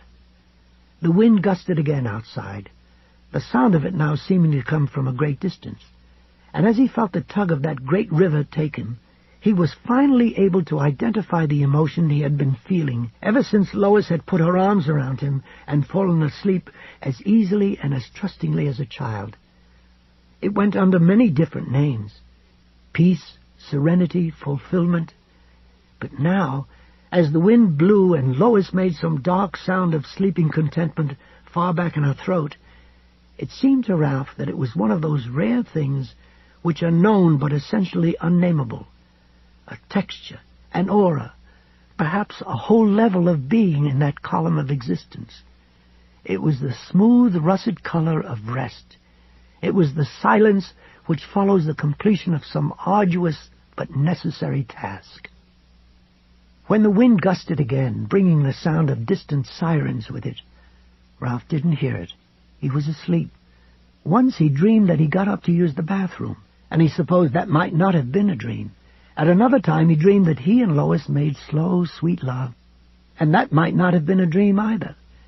If there were other dreams or moments of waking, he did not remember them. And this time there was no snapping awake at 3 or 4 o'clock in the morning. They slept, sometimes apart, but mostly together, until just past 7 o'clock on Saturday evening, about 22 hours all told. Lois made them breakfast at sunset. Splendidly puffy waffles, bacon, home fries. While she cooked, Ralph tried to flex that muscle buried deep in his mind, to create that sensation of blink. He couldn't do it. When Lois tried, she was also unable, although Ralph could have sworn that just for a moment she flickered, and he could see the stove right through her. "Just as well," she said, bringing their plates to the table. "I suppose," Ralph agreed, but he still felt as he would have if he had lost the ring Carolyn had given him, instead of the one he had taken from Atropos. As if some small but essential object had gone rolling out of his life with a wink and a gleam. Following 2 more nights of sound, unbroken sleep, the auras had begun to fade as well. By the following week they were gone, and Ralph began to wonder if perhaps the whole thing hadn't been some strange dream. He knew that wasn't so, but it became harder and harder to believe what he did know. There was the scar between the elbow and wrist of his right arm, of course, but he even began to wonder if that wasn't something he had acquired long ago. During those years of his life, when there had been no white in his hair, and he had still believed, deep in his heart, that old age was a myth, or a dream, or a thing reserved for people not as special as he was.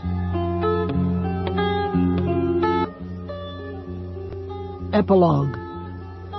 Winding the Death Watch, 2. Glancing over my shoulder, I see its shape and so move forward, as someone in the woods at night might hear the sound of approaching feet and stop to listen. Then, instead of silence, he hears some creature trying to be silent. What else can he do but run? Rushing blindly down the path, stumbling, struck in the face by sticks, the other ever closer, yet not really hurrying or out of breath, teasing its kill. Stephen Dobbins, Pursuit. If I had some wings, I'd fly you all around.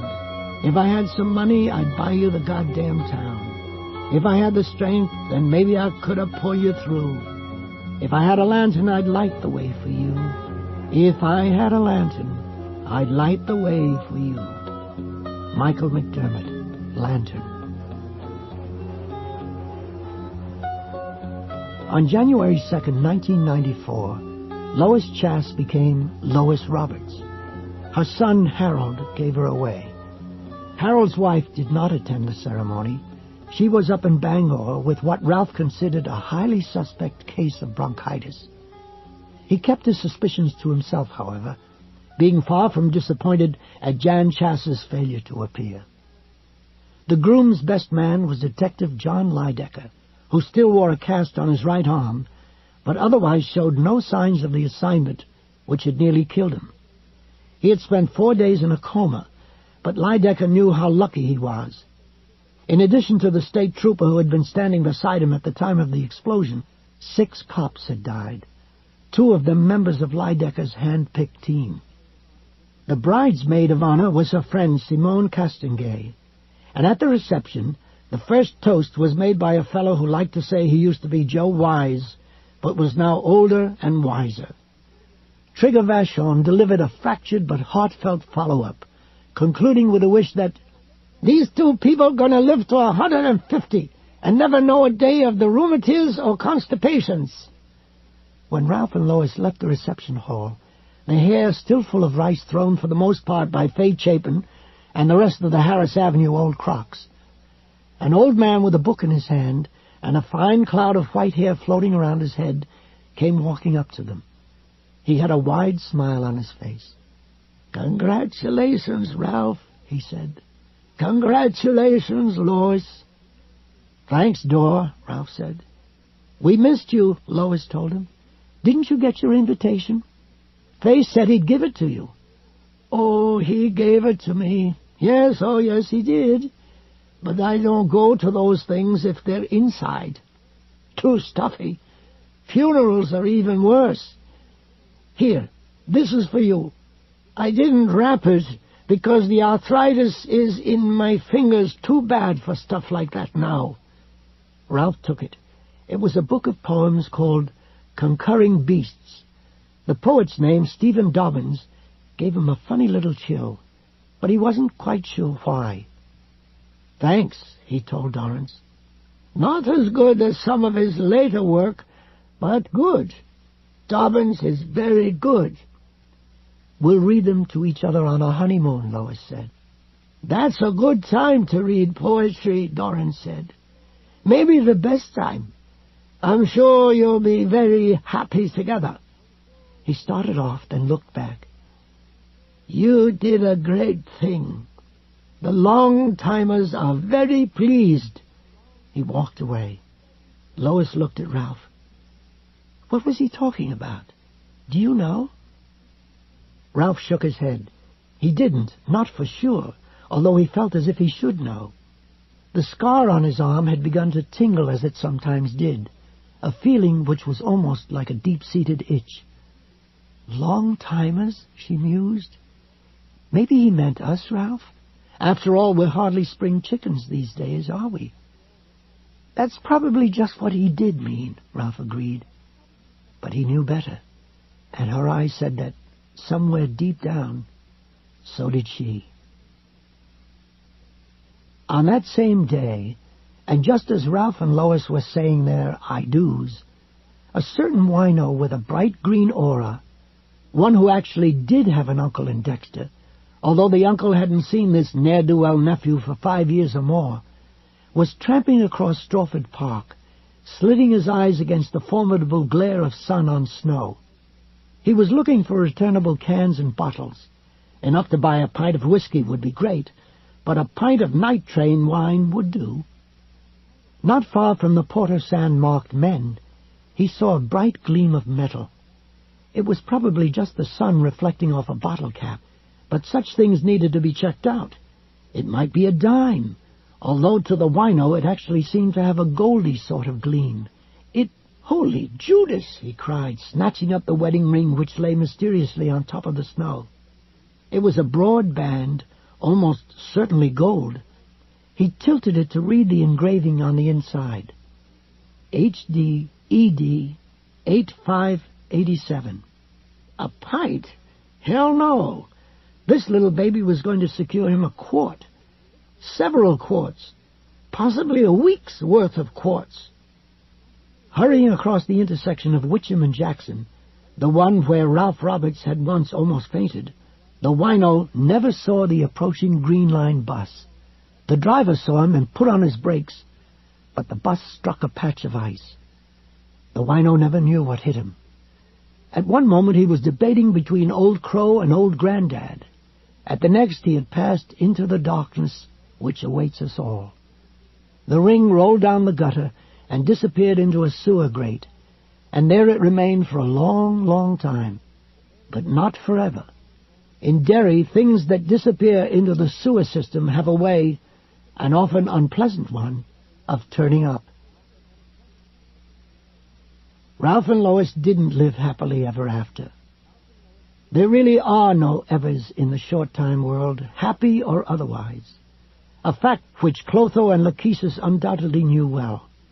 They did live happily for quite some time, though. Neither of them liked to come right out and say these were the happiest years of all, because both remembered their first partners in marriage with love and affection.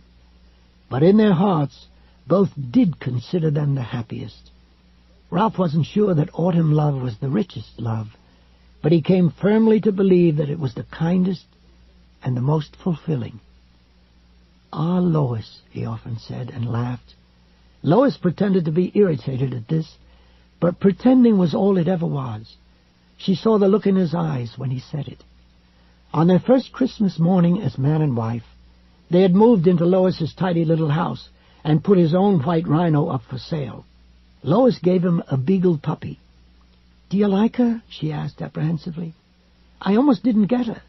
Dear Abby says you should never give pets as presents, but she looked so sweet in the pet shop window, and so sad. If you don't like her, or don't want to spend the rest of the winter trying to housebreak a puppy, just say so. We'll find someone—" "Lois," he said, giving his eyebrow what he hoped was that special, ironic Bill McGovern lift, "you're babbling." "I am?" "You am. It's something you do when you're nervous, but you can stop being nervous right now.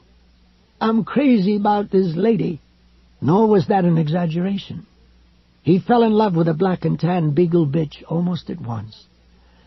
"What will you name her?" Lois asked. "Any idea?" "Sure," Ralph said. "Rosalie." The next 4 years were, by and large, good ones for Helen and Nat Deepno as well. They lived frugally in an apartment on the east side of town for a while, getting along on Helen's librarian's salary, but not doing much more than that. The little Cape Cod up the street from Ralph's place had sold, but that money had gone to pay outstanding bills. Then, in June of 1994, Helen received an insurance windfall. Only the wind that blew it her way was John Lydecker. The Great Eastern Insurance Company had originally refused to pay off on Ed Deepno's life insurance policy, claiming he had taken his own life. Then, after a great deal of harumphing and muttering under their corporate breath, they had offered a substantial settlement. They were persuaded to do this by a poker buddy of John Lydecker's named Howard Heyman. When he wasn't playing lowball, 5-card stud, and 3-card draw, Heyman was a lawyer who enjoyed lunching on insurance companies. Lydecker had re-met Helen at Ralph and Lois's in February of 1994, had fallen head over heels in fascination with her. It was never quite love, he told Ralph and Lois later, which was probably just as well considering how things turned out, and had introduced her to Heyman because he thought the insurance company was trying to screw her. He was insane, not suicidal, Lydecker said, and stuck to that long after Helen had handed him his hat and shown him the door. After being faced with a suit in which Howard Heyman threatened to make Great Eastern look like Snidely Whiplash tying Little Nell to the railroad tracks, Helen had received a check for $70,000. In the late fall of 1994, she had used most of this money to buy a house on Harris Avenue, just 3 doors up from her old place, and right across from Harriet Bennigan's. "I was never really happy on the east side," she told Lois one day in November of that year. They were on their way back from the park, and Natalie had been sitting slumped and fast asleep in her stroller, her presence little more than a pink nose tip and a fog of cold breath below a large ski hat which Lois had knitted herself. "I used to dream about Harris Avenue. Isn't that crazy?" "I don't think dreams are ever crazy," Lois replied. Helen and John Lydecker dated for most of that summer, but neither Ralph nor Lois was particularly surprised when the courtship abruptly ended after Labor Day, or when Helen began to wear a discreet pink triangle pin on her prim, high-necked librarian's blouses.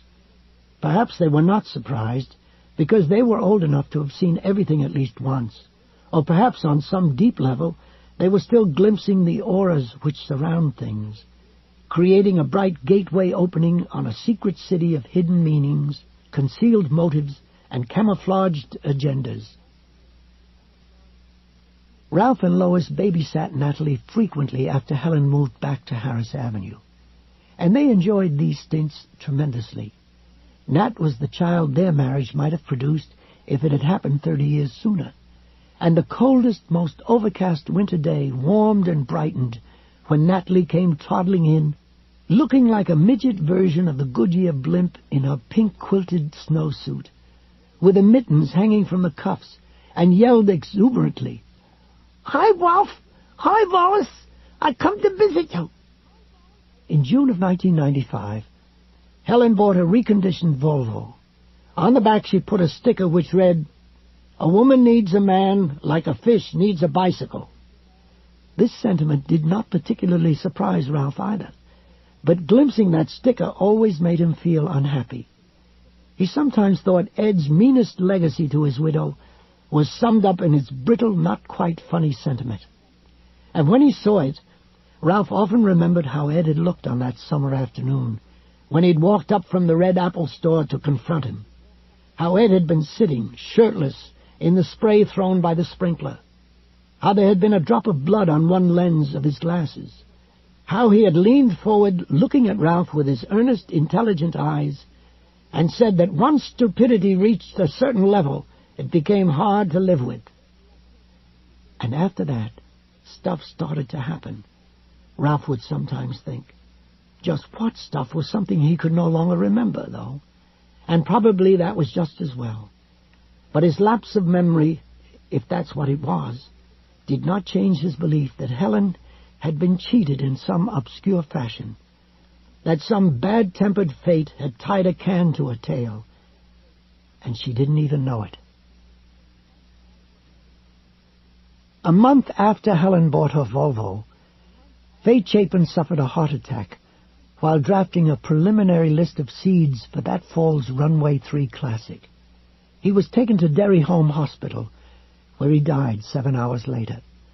Ralph visited him shortly before the end, and when he saw the numbers on the door, 3:15, a fierce sense of déjà vu washed over him.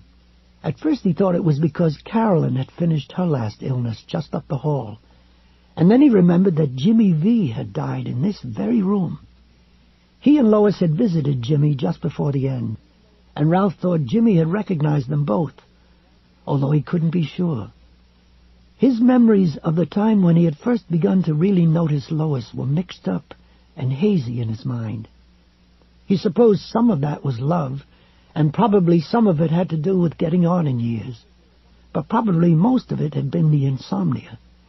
He'd gone through a really bad patch of that in the months after Carolyn's death, although it had eventually cured itself, as such things sometimes did. Still, it seemed to him that something, "Hello, woman, hello, man, we've been waiting for you," far out of the ordinary had happened in this room. And as he took Fay's dry, strengthless hand and smiled into Fay's frightened, confused eyes, a strange thought came to him. They're standing right over there in the corner and watching us.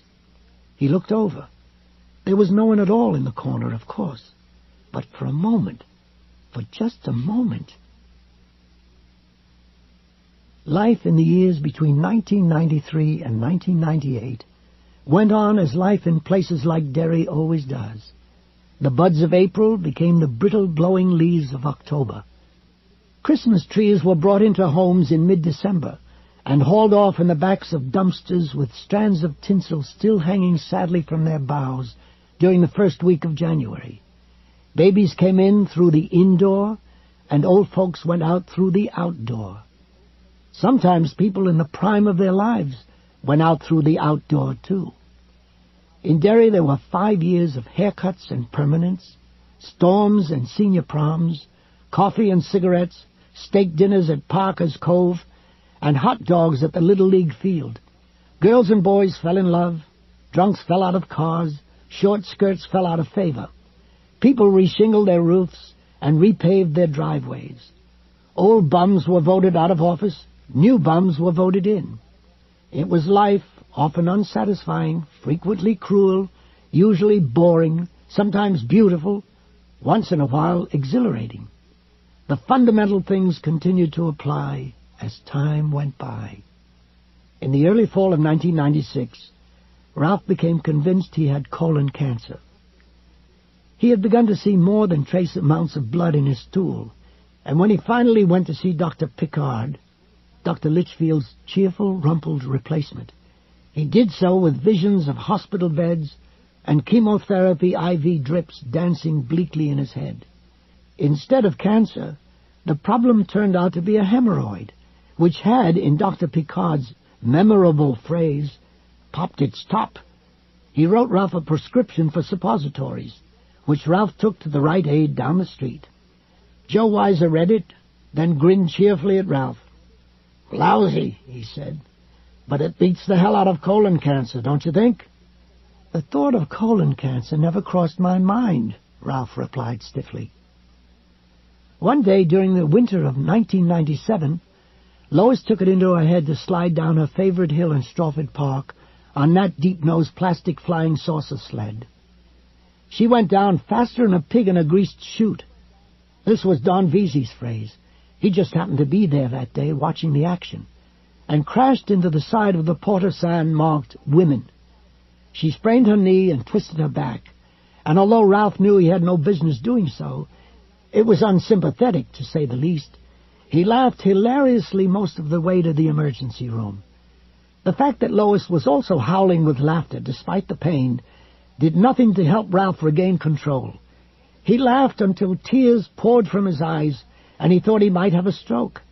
She had just looked so goddamned our Lois, going down the hill on that thing, spinning around and around with her legs crossed like one of those yogis from the mysterious East, and she had almost knocked the portisan over when she hit it. She was completely recovered by the time spring rolled around, although that knee always ached on rainy nights, and she did get tired of Don Vesey asking, almost every time he saw her, if she'd slid into any shithouses lately. Just life, going on as it always does, which is to say mostly between the lines and outside the margins. It's what happens while we're making other plans, according to some sage or other. And if life was exceptionally good to Ralph Roberts during those years, it might have been because he had no other plans to make. He maintained friendships with Joe Weiser and John Lydecker, but his best friend during those years was his wife. They went almost everywhere together, had no secrets, and fought so seldom one might just as well have said never. He also had Rosalie, the beagle, the rocker that had once been Mr. Chass's and was now his, and almost daily visits from Natalie, who had begun calling them Ralph and Lois instead of Wolf and Wallace, a change neither of them found to be an improvement. And he was healthy, which was maybe the best thing of all. It was just life, full of short-time rewards and setbacks, and Ralph lived it with enjoyment and serenity until mid-March of 1998, when he awoke one morning, glanced at the digital clock beside his bed, and saw it was 5:49 a.m. He lay quietly beside Lois, not wanting to disturb her by getting up, and wondering what had awakened him. "You know what, Ralph?" "No, I don't." "Yes, you do. Listen." So he listened. He listened very carefully, and after a while he began to hear it in the walls, the low, soft ticking of the death watch. Ralph awoke at 5:47 the following morning, and at 5:44 the morning after that. His sleep was whittled away, minute by minute, as winter slowly loosened its grip on Derry and allowed spring to find its way back in. By May he was hearing the tick of the death watch everywhere, but understood it was all coming from one place, and simply projecting itself, as a good ventriloquist can project his voice. Before it had been coming from Carolyn. Now it was coming from him.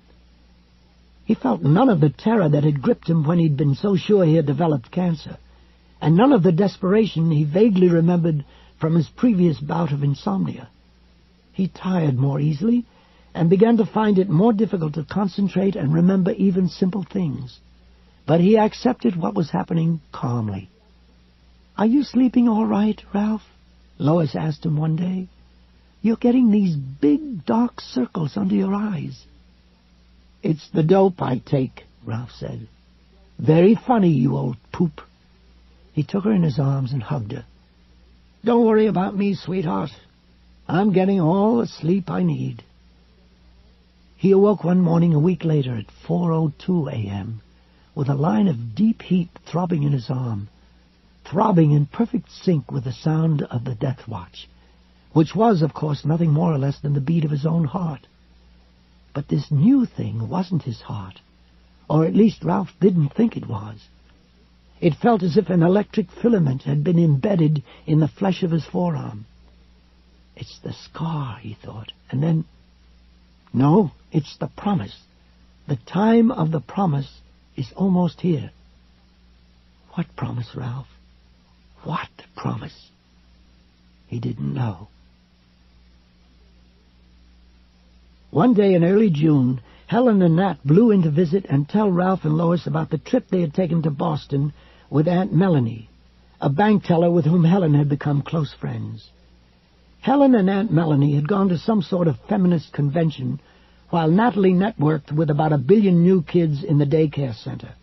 And then Aunt Melanie had left to do some more feminist things in New York and Washington. Helen and Nat had stayed on in Boston for a couple of days, just sightseeing. "We went to see a movie cartoon," Natalie said. "It was about animals in the woods. They talked." She pronounced this last word with Shakespearean grandiosity. Talked. "Movies where animals talk are neat, aren't they?" Lois asked. "Yes. Also, I got this new dress." "And a very pretty dress it is," Lois said. Helen was looking at Ralph. "Are you okay, old chum? You look pale, and you haven't said boo." "Never better," he said. "I was just thinking how cute you two look in those caps. Did you get them at Fenway Park?" Both Helen and Nat were wearing Boston Red Sox caps. These were common enough in New England during warm weather, common as cat dirt, Lois would have said.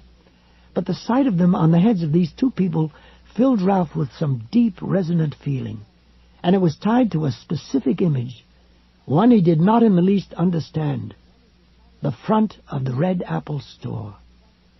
Helen, meantime, had taken off her hat and was examining it. "Yes," she said, "we went, but we only stayed for 3 innings. Men hitting balls and catching balls. I guess I just don't have much patience for men and their balls these days. But we like our nifty Bow Sox hats, don't we, Natalie?"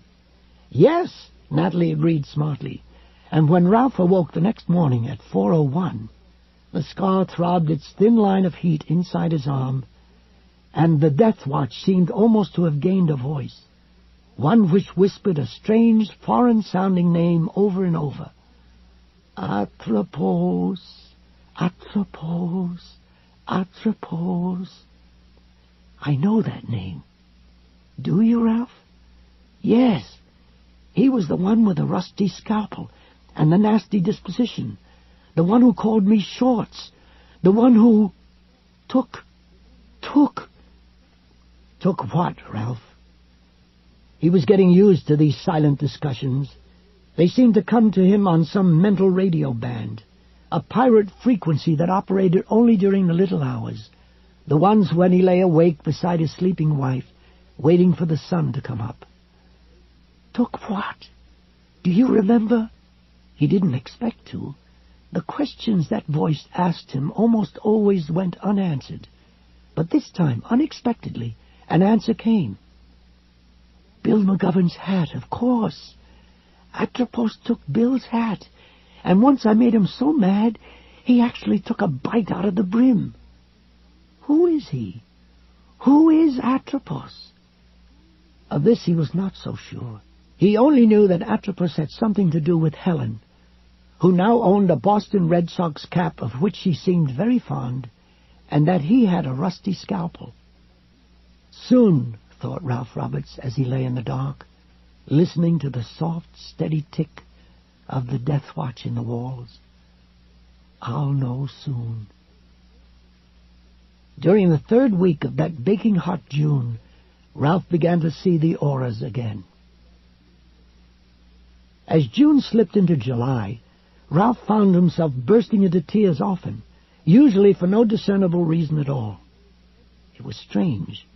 He had no sense of depression or discontent, but sometimes he would look at something, maybe only a bird winging its solitary way across the sky, and his heart would vibrate with sorrow and loss. It's almost over, the inside voice said. It no longer belonged to Carolyn or Bill, or even his own younger self.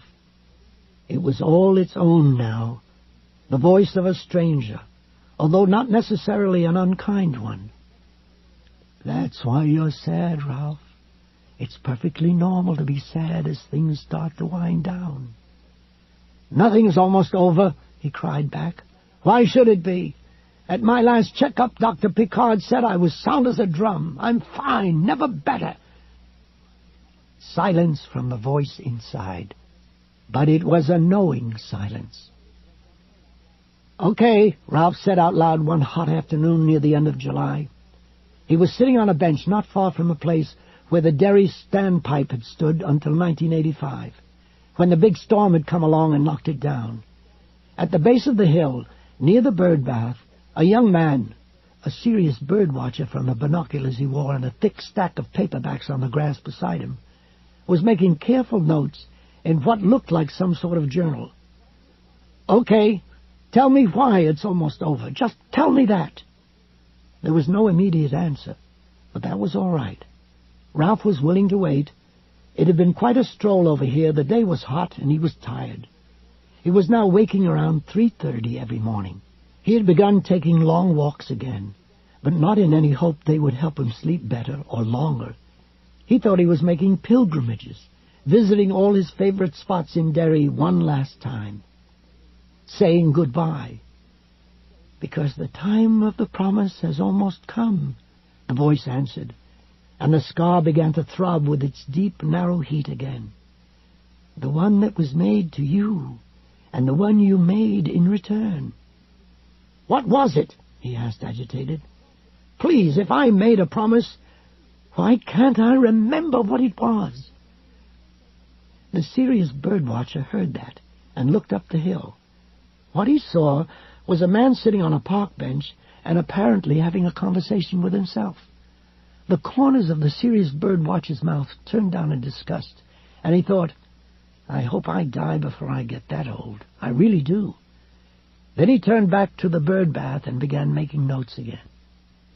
Deep inside Ralph's head, the clenching sensation, that feeling of blink, suddenly came again, and although he didn't stir from the bench, Ralph felt himself propelled rapidly upward nonetheless, faster and faster than ever before.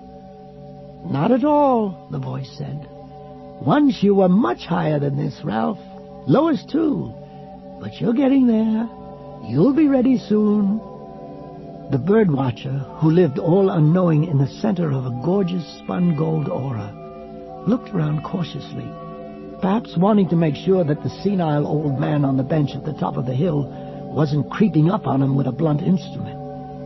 What he saw caused the tight, prissy line of his mouth to soften in astonishment. His eyes widened. Ralph observed sudden radiating spokes of indigo in the serious birdwatcher's aura and realized he was looking at shock. What's the matter with him? What does he see? But that was wrong. It wasn't what the birdwatcher saw. It was what he didn't see. He didn't see Ralph, because Ralph had gone up high enough to disappear from this level, had become the visual equivalent of a note blown on a dog whistle. If they were here now, I could see them easily. Who, Ralph? If who was here? Clotho, Lachesis, and Atropos. All at once the pieces began to fly together in his mind, like the pieces of a jigsaw puzzle that had looked a great deal more complicated than it actually was. Ralph whispering, "Oh my God! Oh my God! Oh my God!"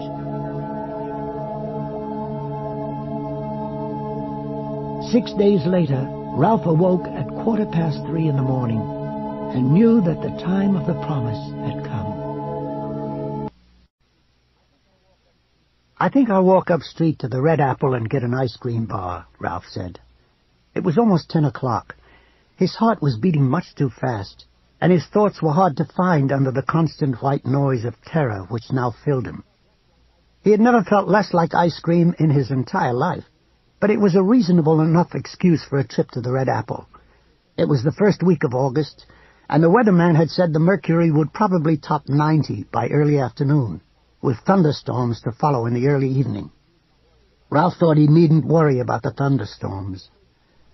A bookcase stood on a spread of newspapers by the kitchen door. Lois had been painting it barn red.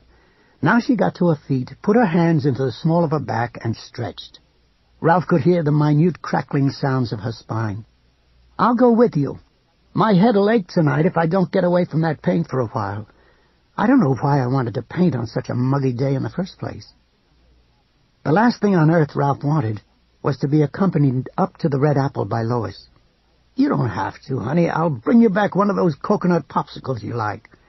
I wasn't even planning on taking Rosalie. It's so humid. Go sit on the back porch, why don't you? Any popsicle you carry back from the store on a day like this will be falling off the stick by the time you get it here," she said. "Come on, let's go while there's still shade on this side of the—" She trailed off. The little smile she'd been wearing slipped off her face.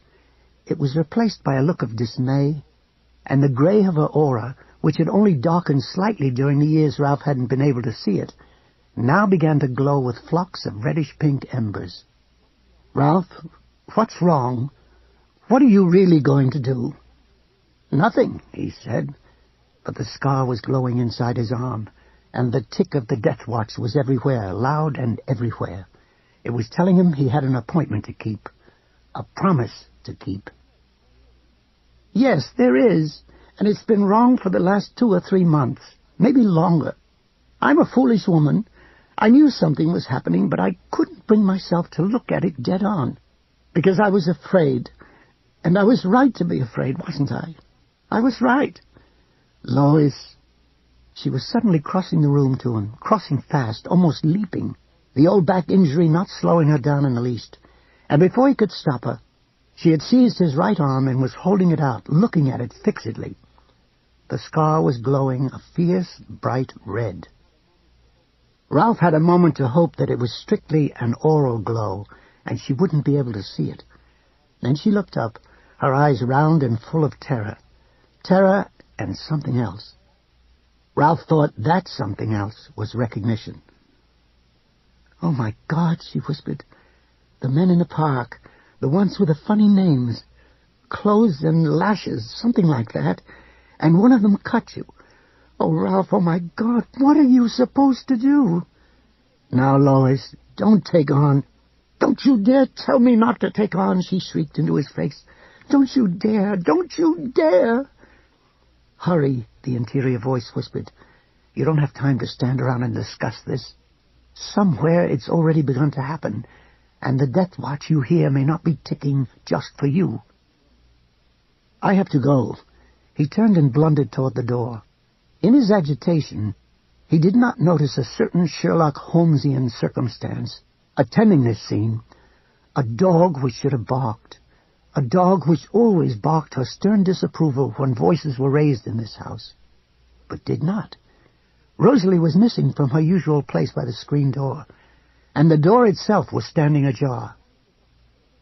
Rosalie was the first thing from Ralph's mind at that moment.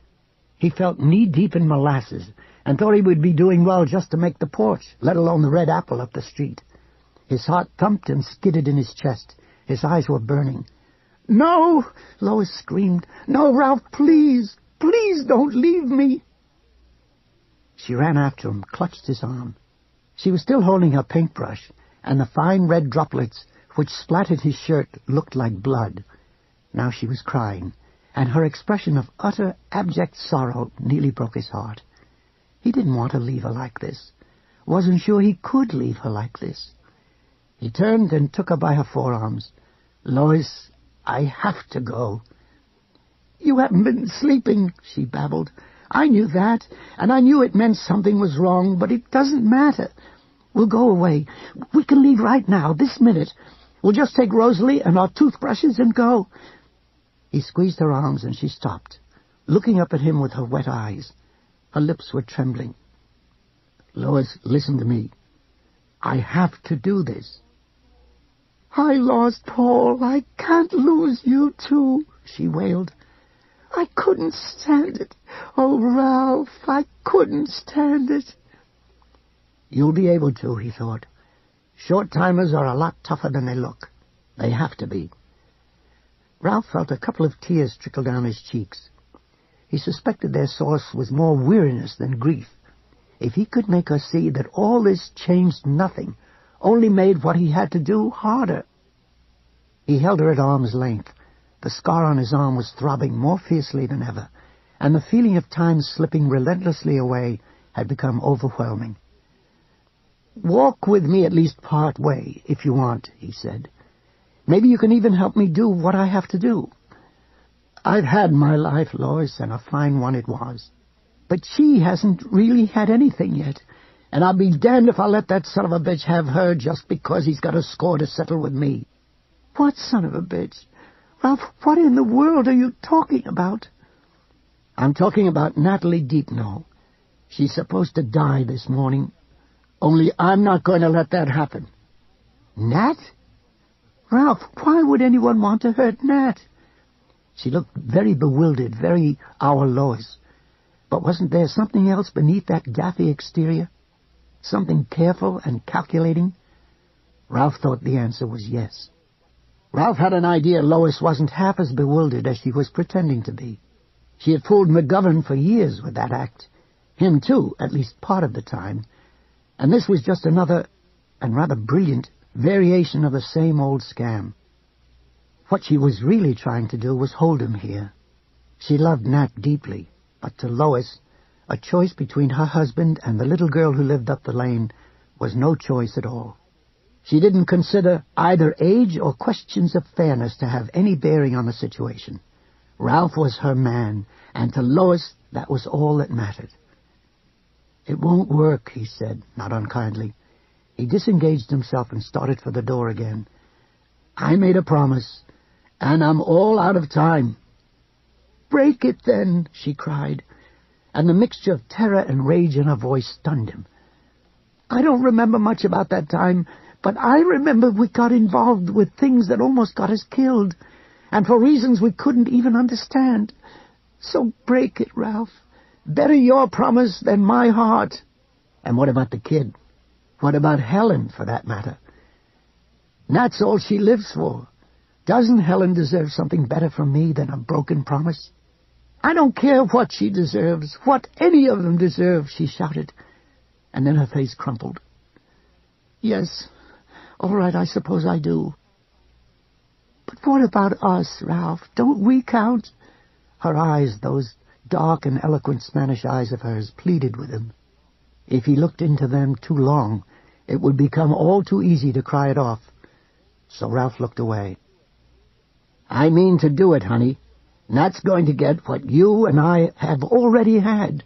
Another 70 years or so of days and nights." She looked at him helplessly, but made no attempt to stop him again. Instead, she began to cry. "Foolish old man," she whispered. "Foolish, willful old man." "Yes, I suppose," he said, and lifted her chin. "But I'm a foolish, willful old man of my word. Come with me. I'd like that." "All right, Ralph." She could hardly hear her own voice, and her skin was as cold as clay. Her aura had gone almost completely red. "What is it? What's going to happen to her?" "She's going to be hit by a green Ford sedan. Unless I take her place, she's going to be splashed all over Harris Avenue. And Helen's going to see it happen." As they walked up the hill toward the Red Apple, at first Lois kept falling behind, then trotting to catch up.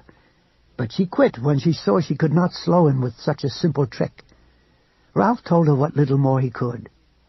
She had some memory of being under the lightning-struck tree out by the extension, a memory she had believed, at least until this morning, to be the memory of a dream. But of course she hadn't been there during Ralph's final confrontation with Atropos. Ralph told her of it now, of the random death Atropos intended Natalie to suffer if Ralph continued standing in the way of his plans. He told her of how he'd extracted a promise from Clotho and Lachesis that Atropos might in this case be overruled, and Nat saved. "I have an idea that the decision was made very near the top of this crazy building. This tower they kept talking about. Maybe at the very top." He was panting out the words, and his heart was beating more rapidly than ever. But he thought most of that could be attributed to the fast walk and the torrid day. His fear had subsided somewhat. Talking to Lois had done that much. Now he could see the Red Apple. Mrs. Perrine was at the bus stop, half a block farther up, standing straight as a general, reviewing troops. Her net shopping bag hung over her arm. There was a bus shelter nearby, and it was shady inside, but Mrs. Perrine stolidly ignored its existence. Even in the dazzling sunlight, he could see that her aura was the same West Point gray as it had been on that October evening in 1993. Of Helen and Nat, there was as yet no sign. Of course I knew who he was, Esther Perrine later tells the reporter from the Derry News. Do I look incompetent to you, young man? Or senile? I've known Ralph Roberts for over 20 years. A good man. Not cut from the same cloth as his first wife, of course. Carolyn was a Satterthwaite from the Bangor Satterthwaites, but a very fine man just the same. I recognized the driver of that green Ford auto, too, right away. Pete Sullivan delivered my paper for 6 years, and he did a good job. The new one, the Morrison boy, always throws it in my flower beds all up on the porch roof. Pete was driving with his mother on his learner's permit, I understand. I hope he won't take on too much about what happened, for he's a good lad, and it really wasn't his fault. I saw the whole thing, and I'll take my oath on it. I suppose you think I'm rambling. Don't bother denying it. I can read your face just like it was your own newspaper. Never mind, though. I've said most of what I have to say. I knew it was Ralph right away, but there's something you'll get wrong, even if you put it in your story, which you probably won't. He came from nowhere to save that little girl. Esther Perrine fixes the respectfully silent young reporter with a formidable glance. Fixes him as a lepidopterist might fix a butterfly on a pin after administering the chloroform.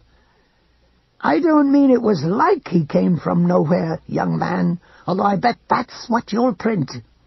She leans toward the reporter, her eyes never leaving his face, and says it again. He came from nowhere to save that little girl. Do you follow me? From nowhere. The accident made the front page of the following day's Derry News.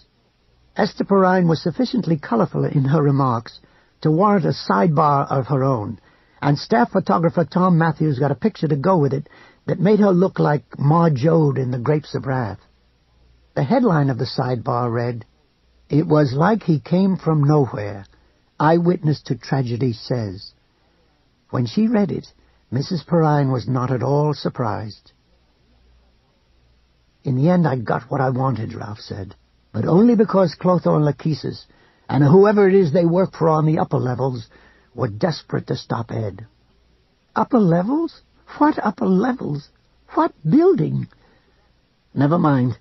You've forgotten, but remembering wouldn't change anything. The point is just this, Lois. They didn't want to stop Ed because thousands of people would have died if he'd hit the Civic Center dead on. They wanted to stop him because there was one person whose life needed to be preserved at any cost. In their reckoning, anyway. When I was finally able to make them see that I felt the same about my kid as they did about theirs, arrangements were made. That's when they cut you, wasn't it? And when you made the promise, the one you used to talk about in your sleep. He shot her a wide-eyed, startled, and heartbreakingly boyish glance. She only looked back. "Yes," he said, and wiped his forehead. "I guess so." The air lay in his lungs like metal shavings. A life for a life. That was the deal. Natalie's in exchange for mine, and... Hey, quit trying to wiggle away. Quit it, Rover, or I'll kick your asshole square. Ralph broke off at the sound of that shrill, hectoring, horridly familiar voice. A voice no human being on Harris Avenue but him could hear, and looked across the street. "Ralph, what?" "Shh." He pulled her back against the summer-dry hedge in front of the Applebaum's house. He wasn't doing anything so polite as perspiring now. His whole body was crawling with a stinking sweat as heavy as engine oil, and he could feel every gland in his body dumping a hot load into his blood. His underwear was trying to crawl up into the crack of his ass and disappear. His tongue tasted like a blown fuse. Lois followed the direction of his gaze. "Rosalie!" she cried. "Rosalie, you bad dog! What are you doing over there?" The black and tan beagle she had given Ralph on their first Christmas was across the street, standing, except cringing was actually the word for what she was doing, on the sidewalk, in front of the house where Helen and Nat had lived until Ed had popped his wig. For the first time in the years they'd had her, the beagle reminded Lois of Rosalie number 1. Rosalie number 2 appeared to be all alone over there, but that did not allay Lois's sudden terror. "Oh, what have I done?" she thought. "What have I done?" "Rosalie!" she screamed. "Rosalie, get over here!" The dog heard. Lois could see that she did, but she didn't move. "Ralph, what's happening over there?" "Shh," he said again, and then just a little farther up the street, Lois saw something which stopped her breath. Her last unstated hope that all this was happening only in Ralph's head, that it was a kind of flashback to their previous experience, disappeared because now their dog had company. Holding a skip rope looped over her right arm, 6-year-old Nat Deepno came to the end of her walk and looked down the street toward a house she didn't remember ever living in, toward a lawn where her shirtless father, an undesignated player named Ed Deepno, had once sat among intersecting rainbows, listening to the Jefferson Airplane as a single spot of blood dried on his John Lennon spectacles. Natalie looked down the street and smiled happily at Rosalie, who was panting and watching her with miserable, frightened eyes. Atropos doesn't see me, Ralph thought. He's concentrating on Rosie, and on Natalie, of course, and he doesn't see me. Everything had come around with a sort of hideous perfection. The house was there, Rosalie was there, and Atropos was there too, wearing a hat cocked back on his head and looking like a wiseacre news reporter in a 1950s B picture, something directed by Ida Lupino, perhaps. Only this time, it wasn't a Panama with a bite gone from the brim. This time, it was a Boston Red Sox cap, and it was too small even for Atropos, because the adjustable band in the back had been pulled all the way over to the last hole. It had to be, in order to fit the head of the little girl who owned it. All we need now is Pete the Paperboy, and the show would be perfect, Ralph thought. The final scene of Insomnia, or Short Time Life on Harris Avenue, a tragicomedy in 3 acts. Everyone takes a bow and then exits stage right.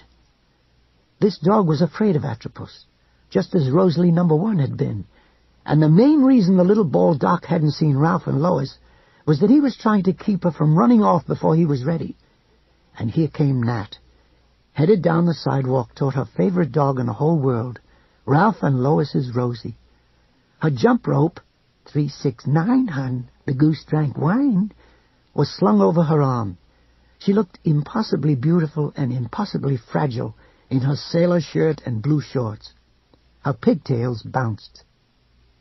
It's happening too fast, Ralph thought. Everything is happening much too fast. Not at all, Ralph. You did splendidly 5 years ago. You'll do splendidly now. It sounded like Clotho, but there was no time to look. A green car was coming slowly down Harris Avenue from the direction of the airport, moving with a sort of agonized care which usually meant a driver who was very old or very young. Agonized care or not, it was unquestionably the car. A dirty membrane hung over it like a shroud. Life is a wheel, Ralph thought, and it occurred to him that this was not the first time the idea had occurred to him. Sooner or later, everything you thought you'd left behind comes around again. For good or ill, it comes around again. Rosie made another abortive lunge for freedom, and as Atropos yanked her back, losing his hat, Nat knelt before her and patted her. Are you lost, girl? Did you get out by yourself? That's okay, I'll take you home. She gave Rosie a hug, her small arms passing through Atropos's arms, a small, beautiful face only inches from his ugly, grinning one. Then she got up.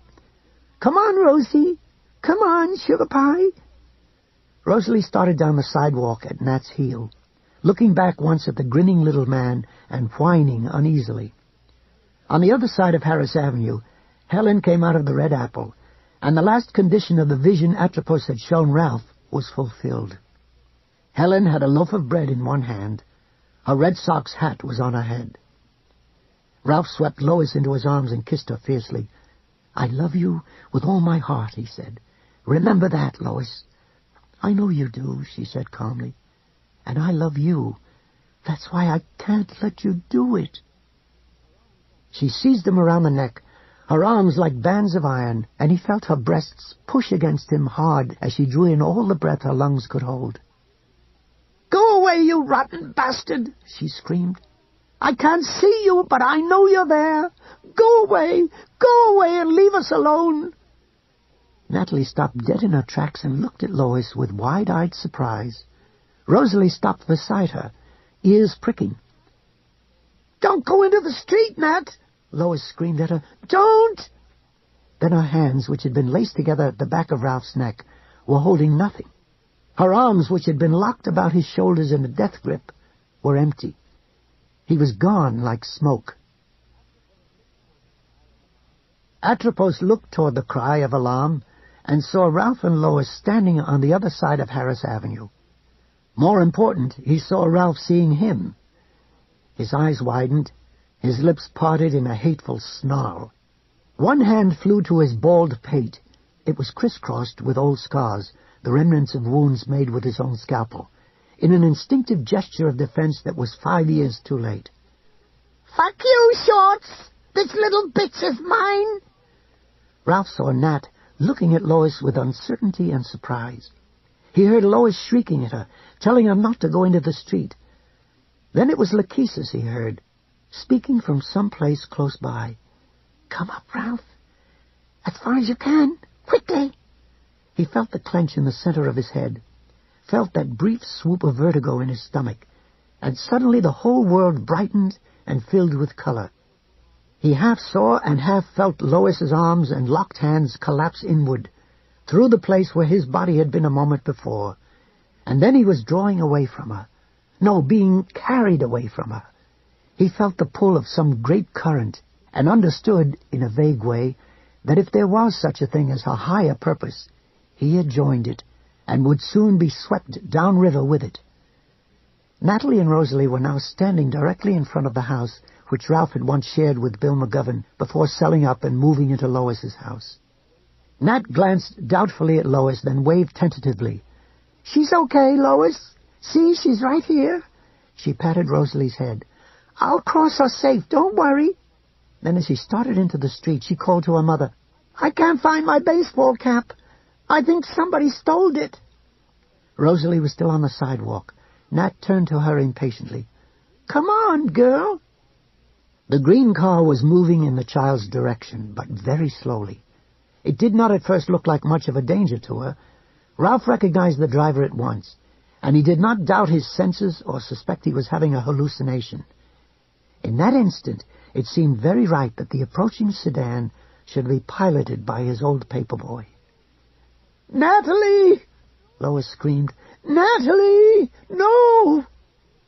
Atropos darted forward and slapped Rosalie number 2 on the rump. "Get out of here, mutt! Go on, before I change my mind!" Atropos spared Ralph one final grimacing leer as Rosalie yelped and darted into the street, and into the path of the Ford driven by 16-year-old Pete Sullivan. Natalie didn't see the car. She was looking at Lois, whose face was all red and scary. It had finally occurred to Nat that Lois wasn't screaming about Rosie at all, but something else entirely. Pete registered the sprinting beagle. It was the little girl he didn't see. He swerved to avoid Rosalie, a maneuver that ended with a Ford aimed directly at Natalie.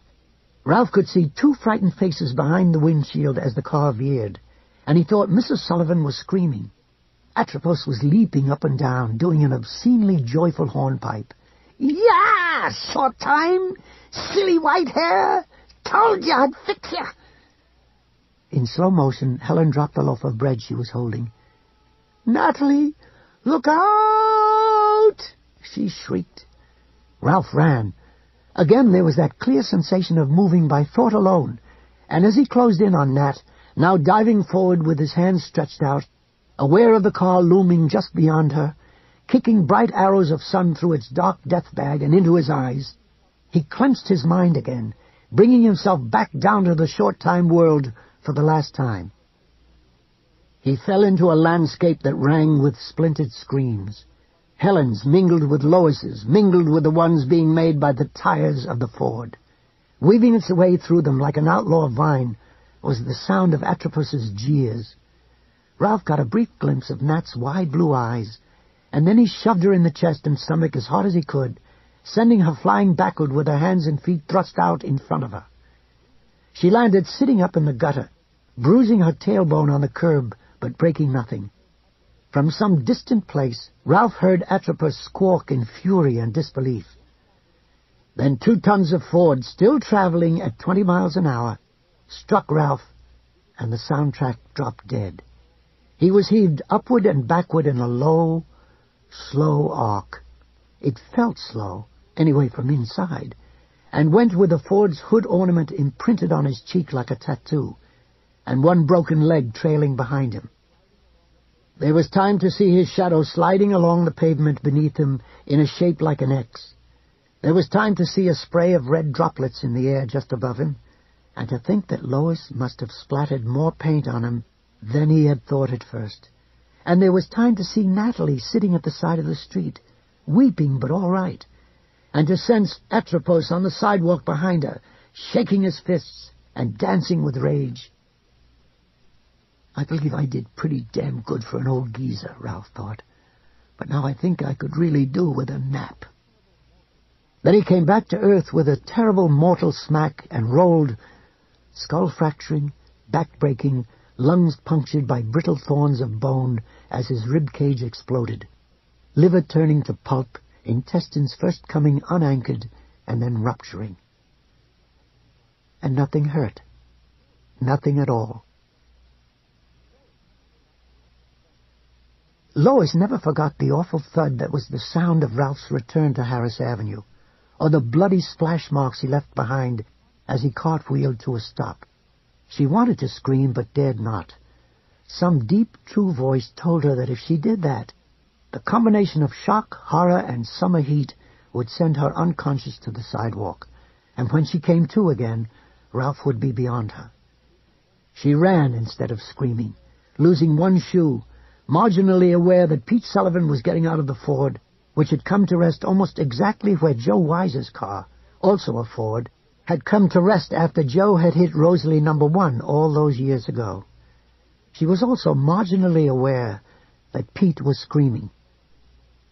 She reached Ralph and fell on her knees beside him, seeing that his shape had somehow been changed by the green Ford, that the body beneath the familiar chino pants and paint-splattered shirt was fundamentally different from the body which had been pressed against hers less than a minute ago. But his eyes were open, and they were bright and aware. "Ralph?" Yes, his voice was clear and strong, unmarked by either confusion or pain. "Yes, Lois, I hear you." She started to put her arms around him and hesitated, thinking about how you weren't supposed to move people who had been badly injured, because you might hurt them even worse or kill them. Then she looked at him again, at the blood pouring from the sides of his mouth, and the way his lower body seemed to have come unhinged from the upper part, and decided it would be impossible to hurt Ralph more than he had been hurt already. She hugged him, leaning close, leaning into the smells of disaster, blood and the sweet, sour acetone odor of spent adrenaline on the outrush of his breath. "You did it this time, didn't you?" Lois asked. She kissed his cheek, his blood-soaked eyebrows, his bloody forehead, where the skin had been peeled away from his skull in a flap. She began to cry. "Look at you. Shirt torn, pants torn. Do you think clothes grow on trees?" "Is he all right?" Helen asked from behind her. Lois didn't turn around, but she saw the shadows on the street. Helen with her arm around her weeping daughter's shoulders, and Rosie standing by Helen's right leg. "It saved Nat's life, and I didn't even see where he came from. Please, Lois, say he's all right." Then the shadow shifted, as Helen moved to a place where she could actually see Ralph, and she pulled Nat's face against her blouse and began to wail. Lois leaned closer to Ralph, caressing his cheeks with the palms of her hands, wanting to tell him that she had meant to come with him. She had meant to, yes, but in the end he had been too quick for her. In the end he had left her behind. "Love you, sweetheart," Ralph said. He reached up and copied her gesture with his own palm. He tried to raise his left hand as well, but it would only lie on the pavement and twitch. Lois took his hand and kissed it. "Love you too, Ralph. Always. So much." "I had to do it, you see?" Yes. She didn't know if she did see, didn't know if she would ever see, but she knew he was dying. "Yes, I see." He sighed harshly. That sweet acetone smell wafted up to her again, and smiled. "Miss Chance, Miss Roberts, I mean." It was Pete, speaking in hitching gasps. Is Mr. Roberts okay? Please say I didn't hurt him." "Stay away, Pete," she said without turning around. "Ralph is fine. He just tore his pants and shirt a little. Didn't you, Ralph?" "Yes," he said. "You bet. You'll just have to horsewhip me for—" He broke off and looked to her left. No one was there, but Ralph smiled anyway. "Lachesis," he said. He put out his trembling, blood-grimy right hand, and as Lois, Helen, and Pete Sullivan watched, it rose and fell twice in the empty air. Ralph's eyes moved again, this time to the right. Slowly, very slowly, he moved his hand in that direction. When he spoke this time, his voice had begun to fade. "Hi, Clotho. Now remember, this doesn't hurt, right?" Ralph appeared to listen and then smiled. "Yep," he whispered. "Any way you can get her." His hand rose and fell again in the air, then dropped back to his chest. He looked up at Lois with his fading blue eyes. "Listen," he said, speaking with great effort, yet his eyes blazed, would not let hers go. "Every day I woke up next to you was like waking up young and seeing everything new." He tried to raise his hand to her cheek again, and could not. "Every day, Lois.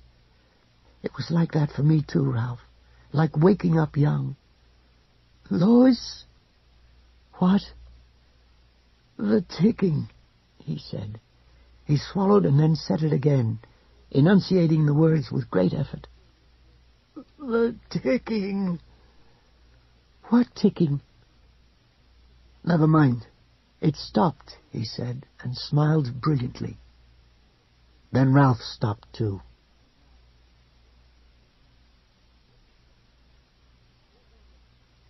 Clotho and Lachesis stood watching Lois weep over the man who lay dead in the street. In one hand, Clotho held his scissors. He raised the other to eye level and looked at it wonderingly. It glowed and blazed with Ralph's aura. Clotho. "He's here. In here. How wonderful." Lachesis raised his own right hand. Like Clotho's left, it looked as if someone had pulled a blue mitten over the normal green-gold aura which swaddled it. Lachesis. "Yes, he was a wonderful man." Clotho. "Shall we give him to her?" Lachesis. "Can we?" Clotho. "There's one way to find out." They approached Lois. Each placed the hand Ralph had shaken on one side of Lois's face. "Mommy!" Natalie Deepno cried. In her agitation she had reverted to the patois of her babyhood. "Who those little men? Why they touching Lois?" "Shh, honey," Helen said, and buried Nat's head against her breast again. There were no men, little or otherwise, near Lois Roberts. She was kneeling alone in the street next to the man who had saved her daughter's life. Lois looked up suddenly, her eyes wide and surprised, her grief forgotten as a gorgeous feeling of light, blue light. Calmness and peace filled her. For a moment, Harris Avenue was gone. She was in a dark place filled with the sweet smells of hay and cows, a dark place that was split by 100 brilliant seams of light. She never forgot the fierce joy that leaped up in her at that moment, nor the sure sense that she was seeing a representation of a universe that Ralph wanted her to see, a universe where there was dazzling light behind the darkness. Couldn't she see it through the cracks? Can you ever forgive me? Pete was sobbing. Oh, my God. Can you ever forgive me? Oh, yes, I think so, Lois said calmly. She passed her hand down Ralph's face, closing his eyes, and then held his head in her lap and waited for the police to come. To Lois, Ralph looked as if he had gone to sleep. And, she saw, the long white scar on his right forearm was gone.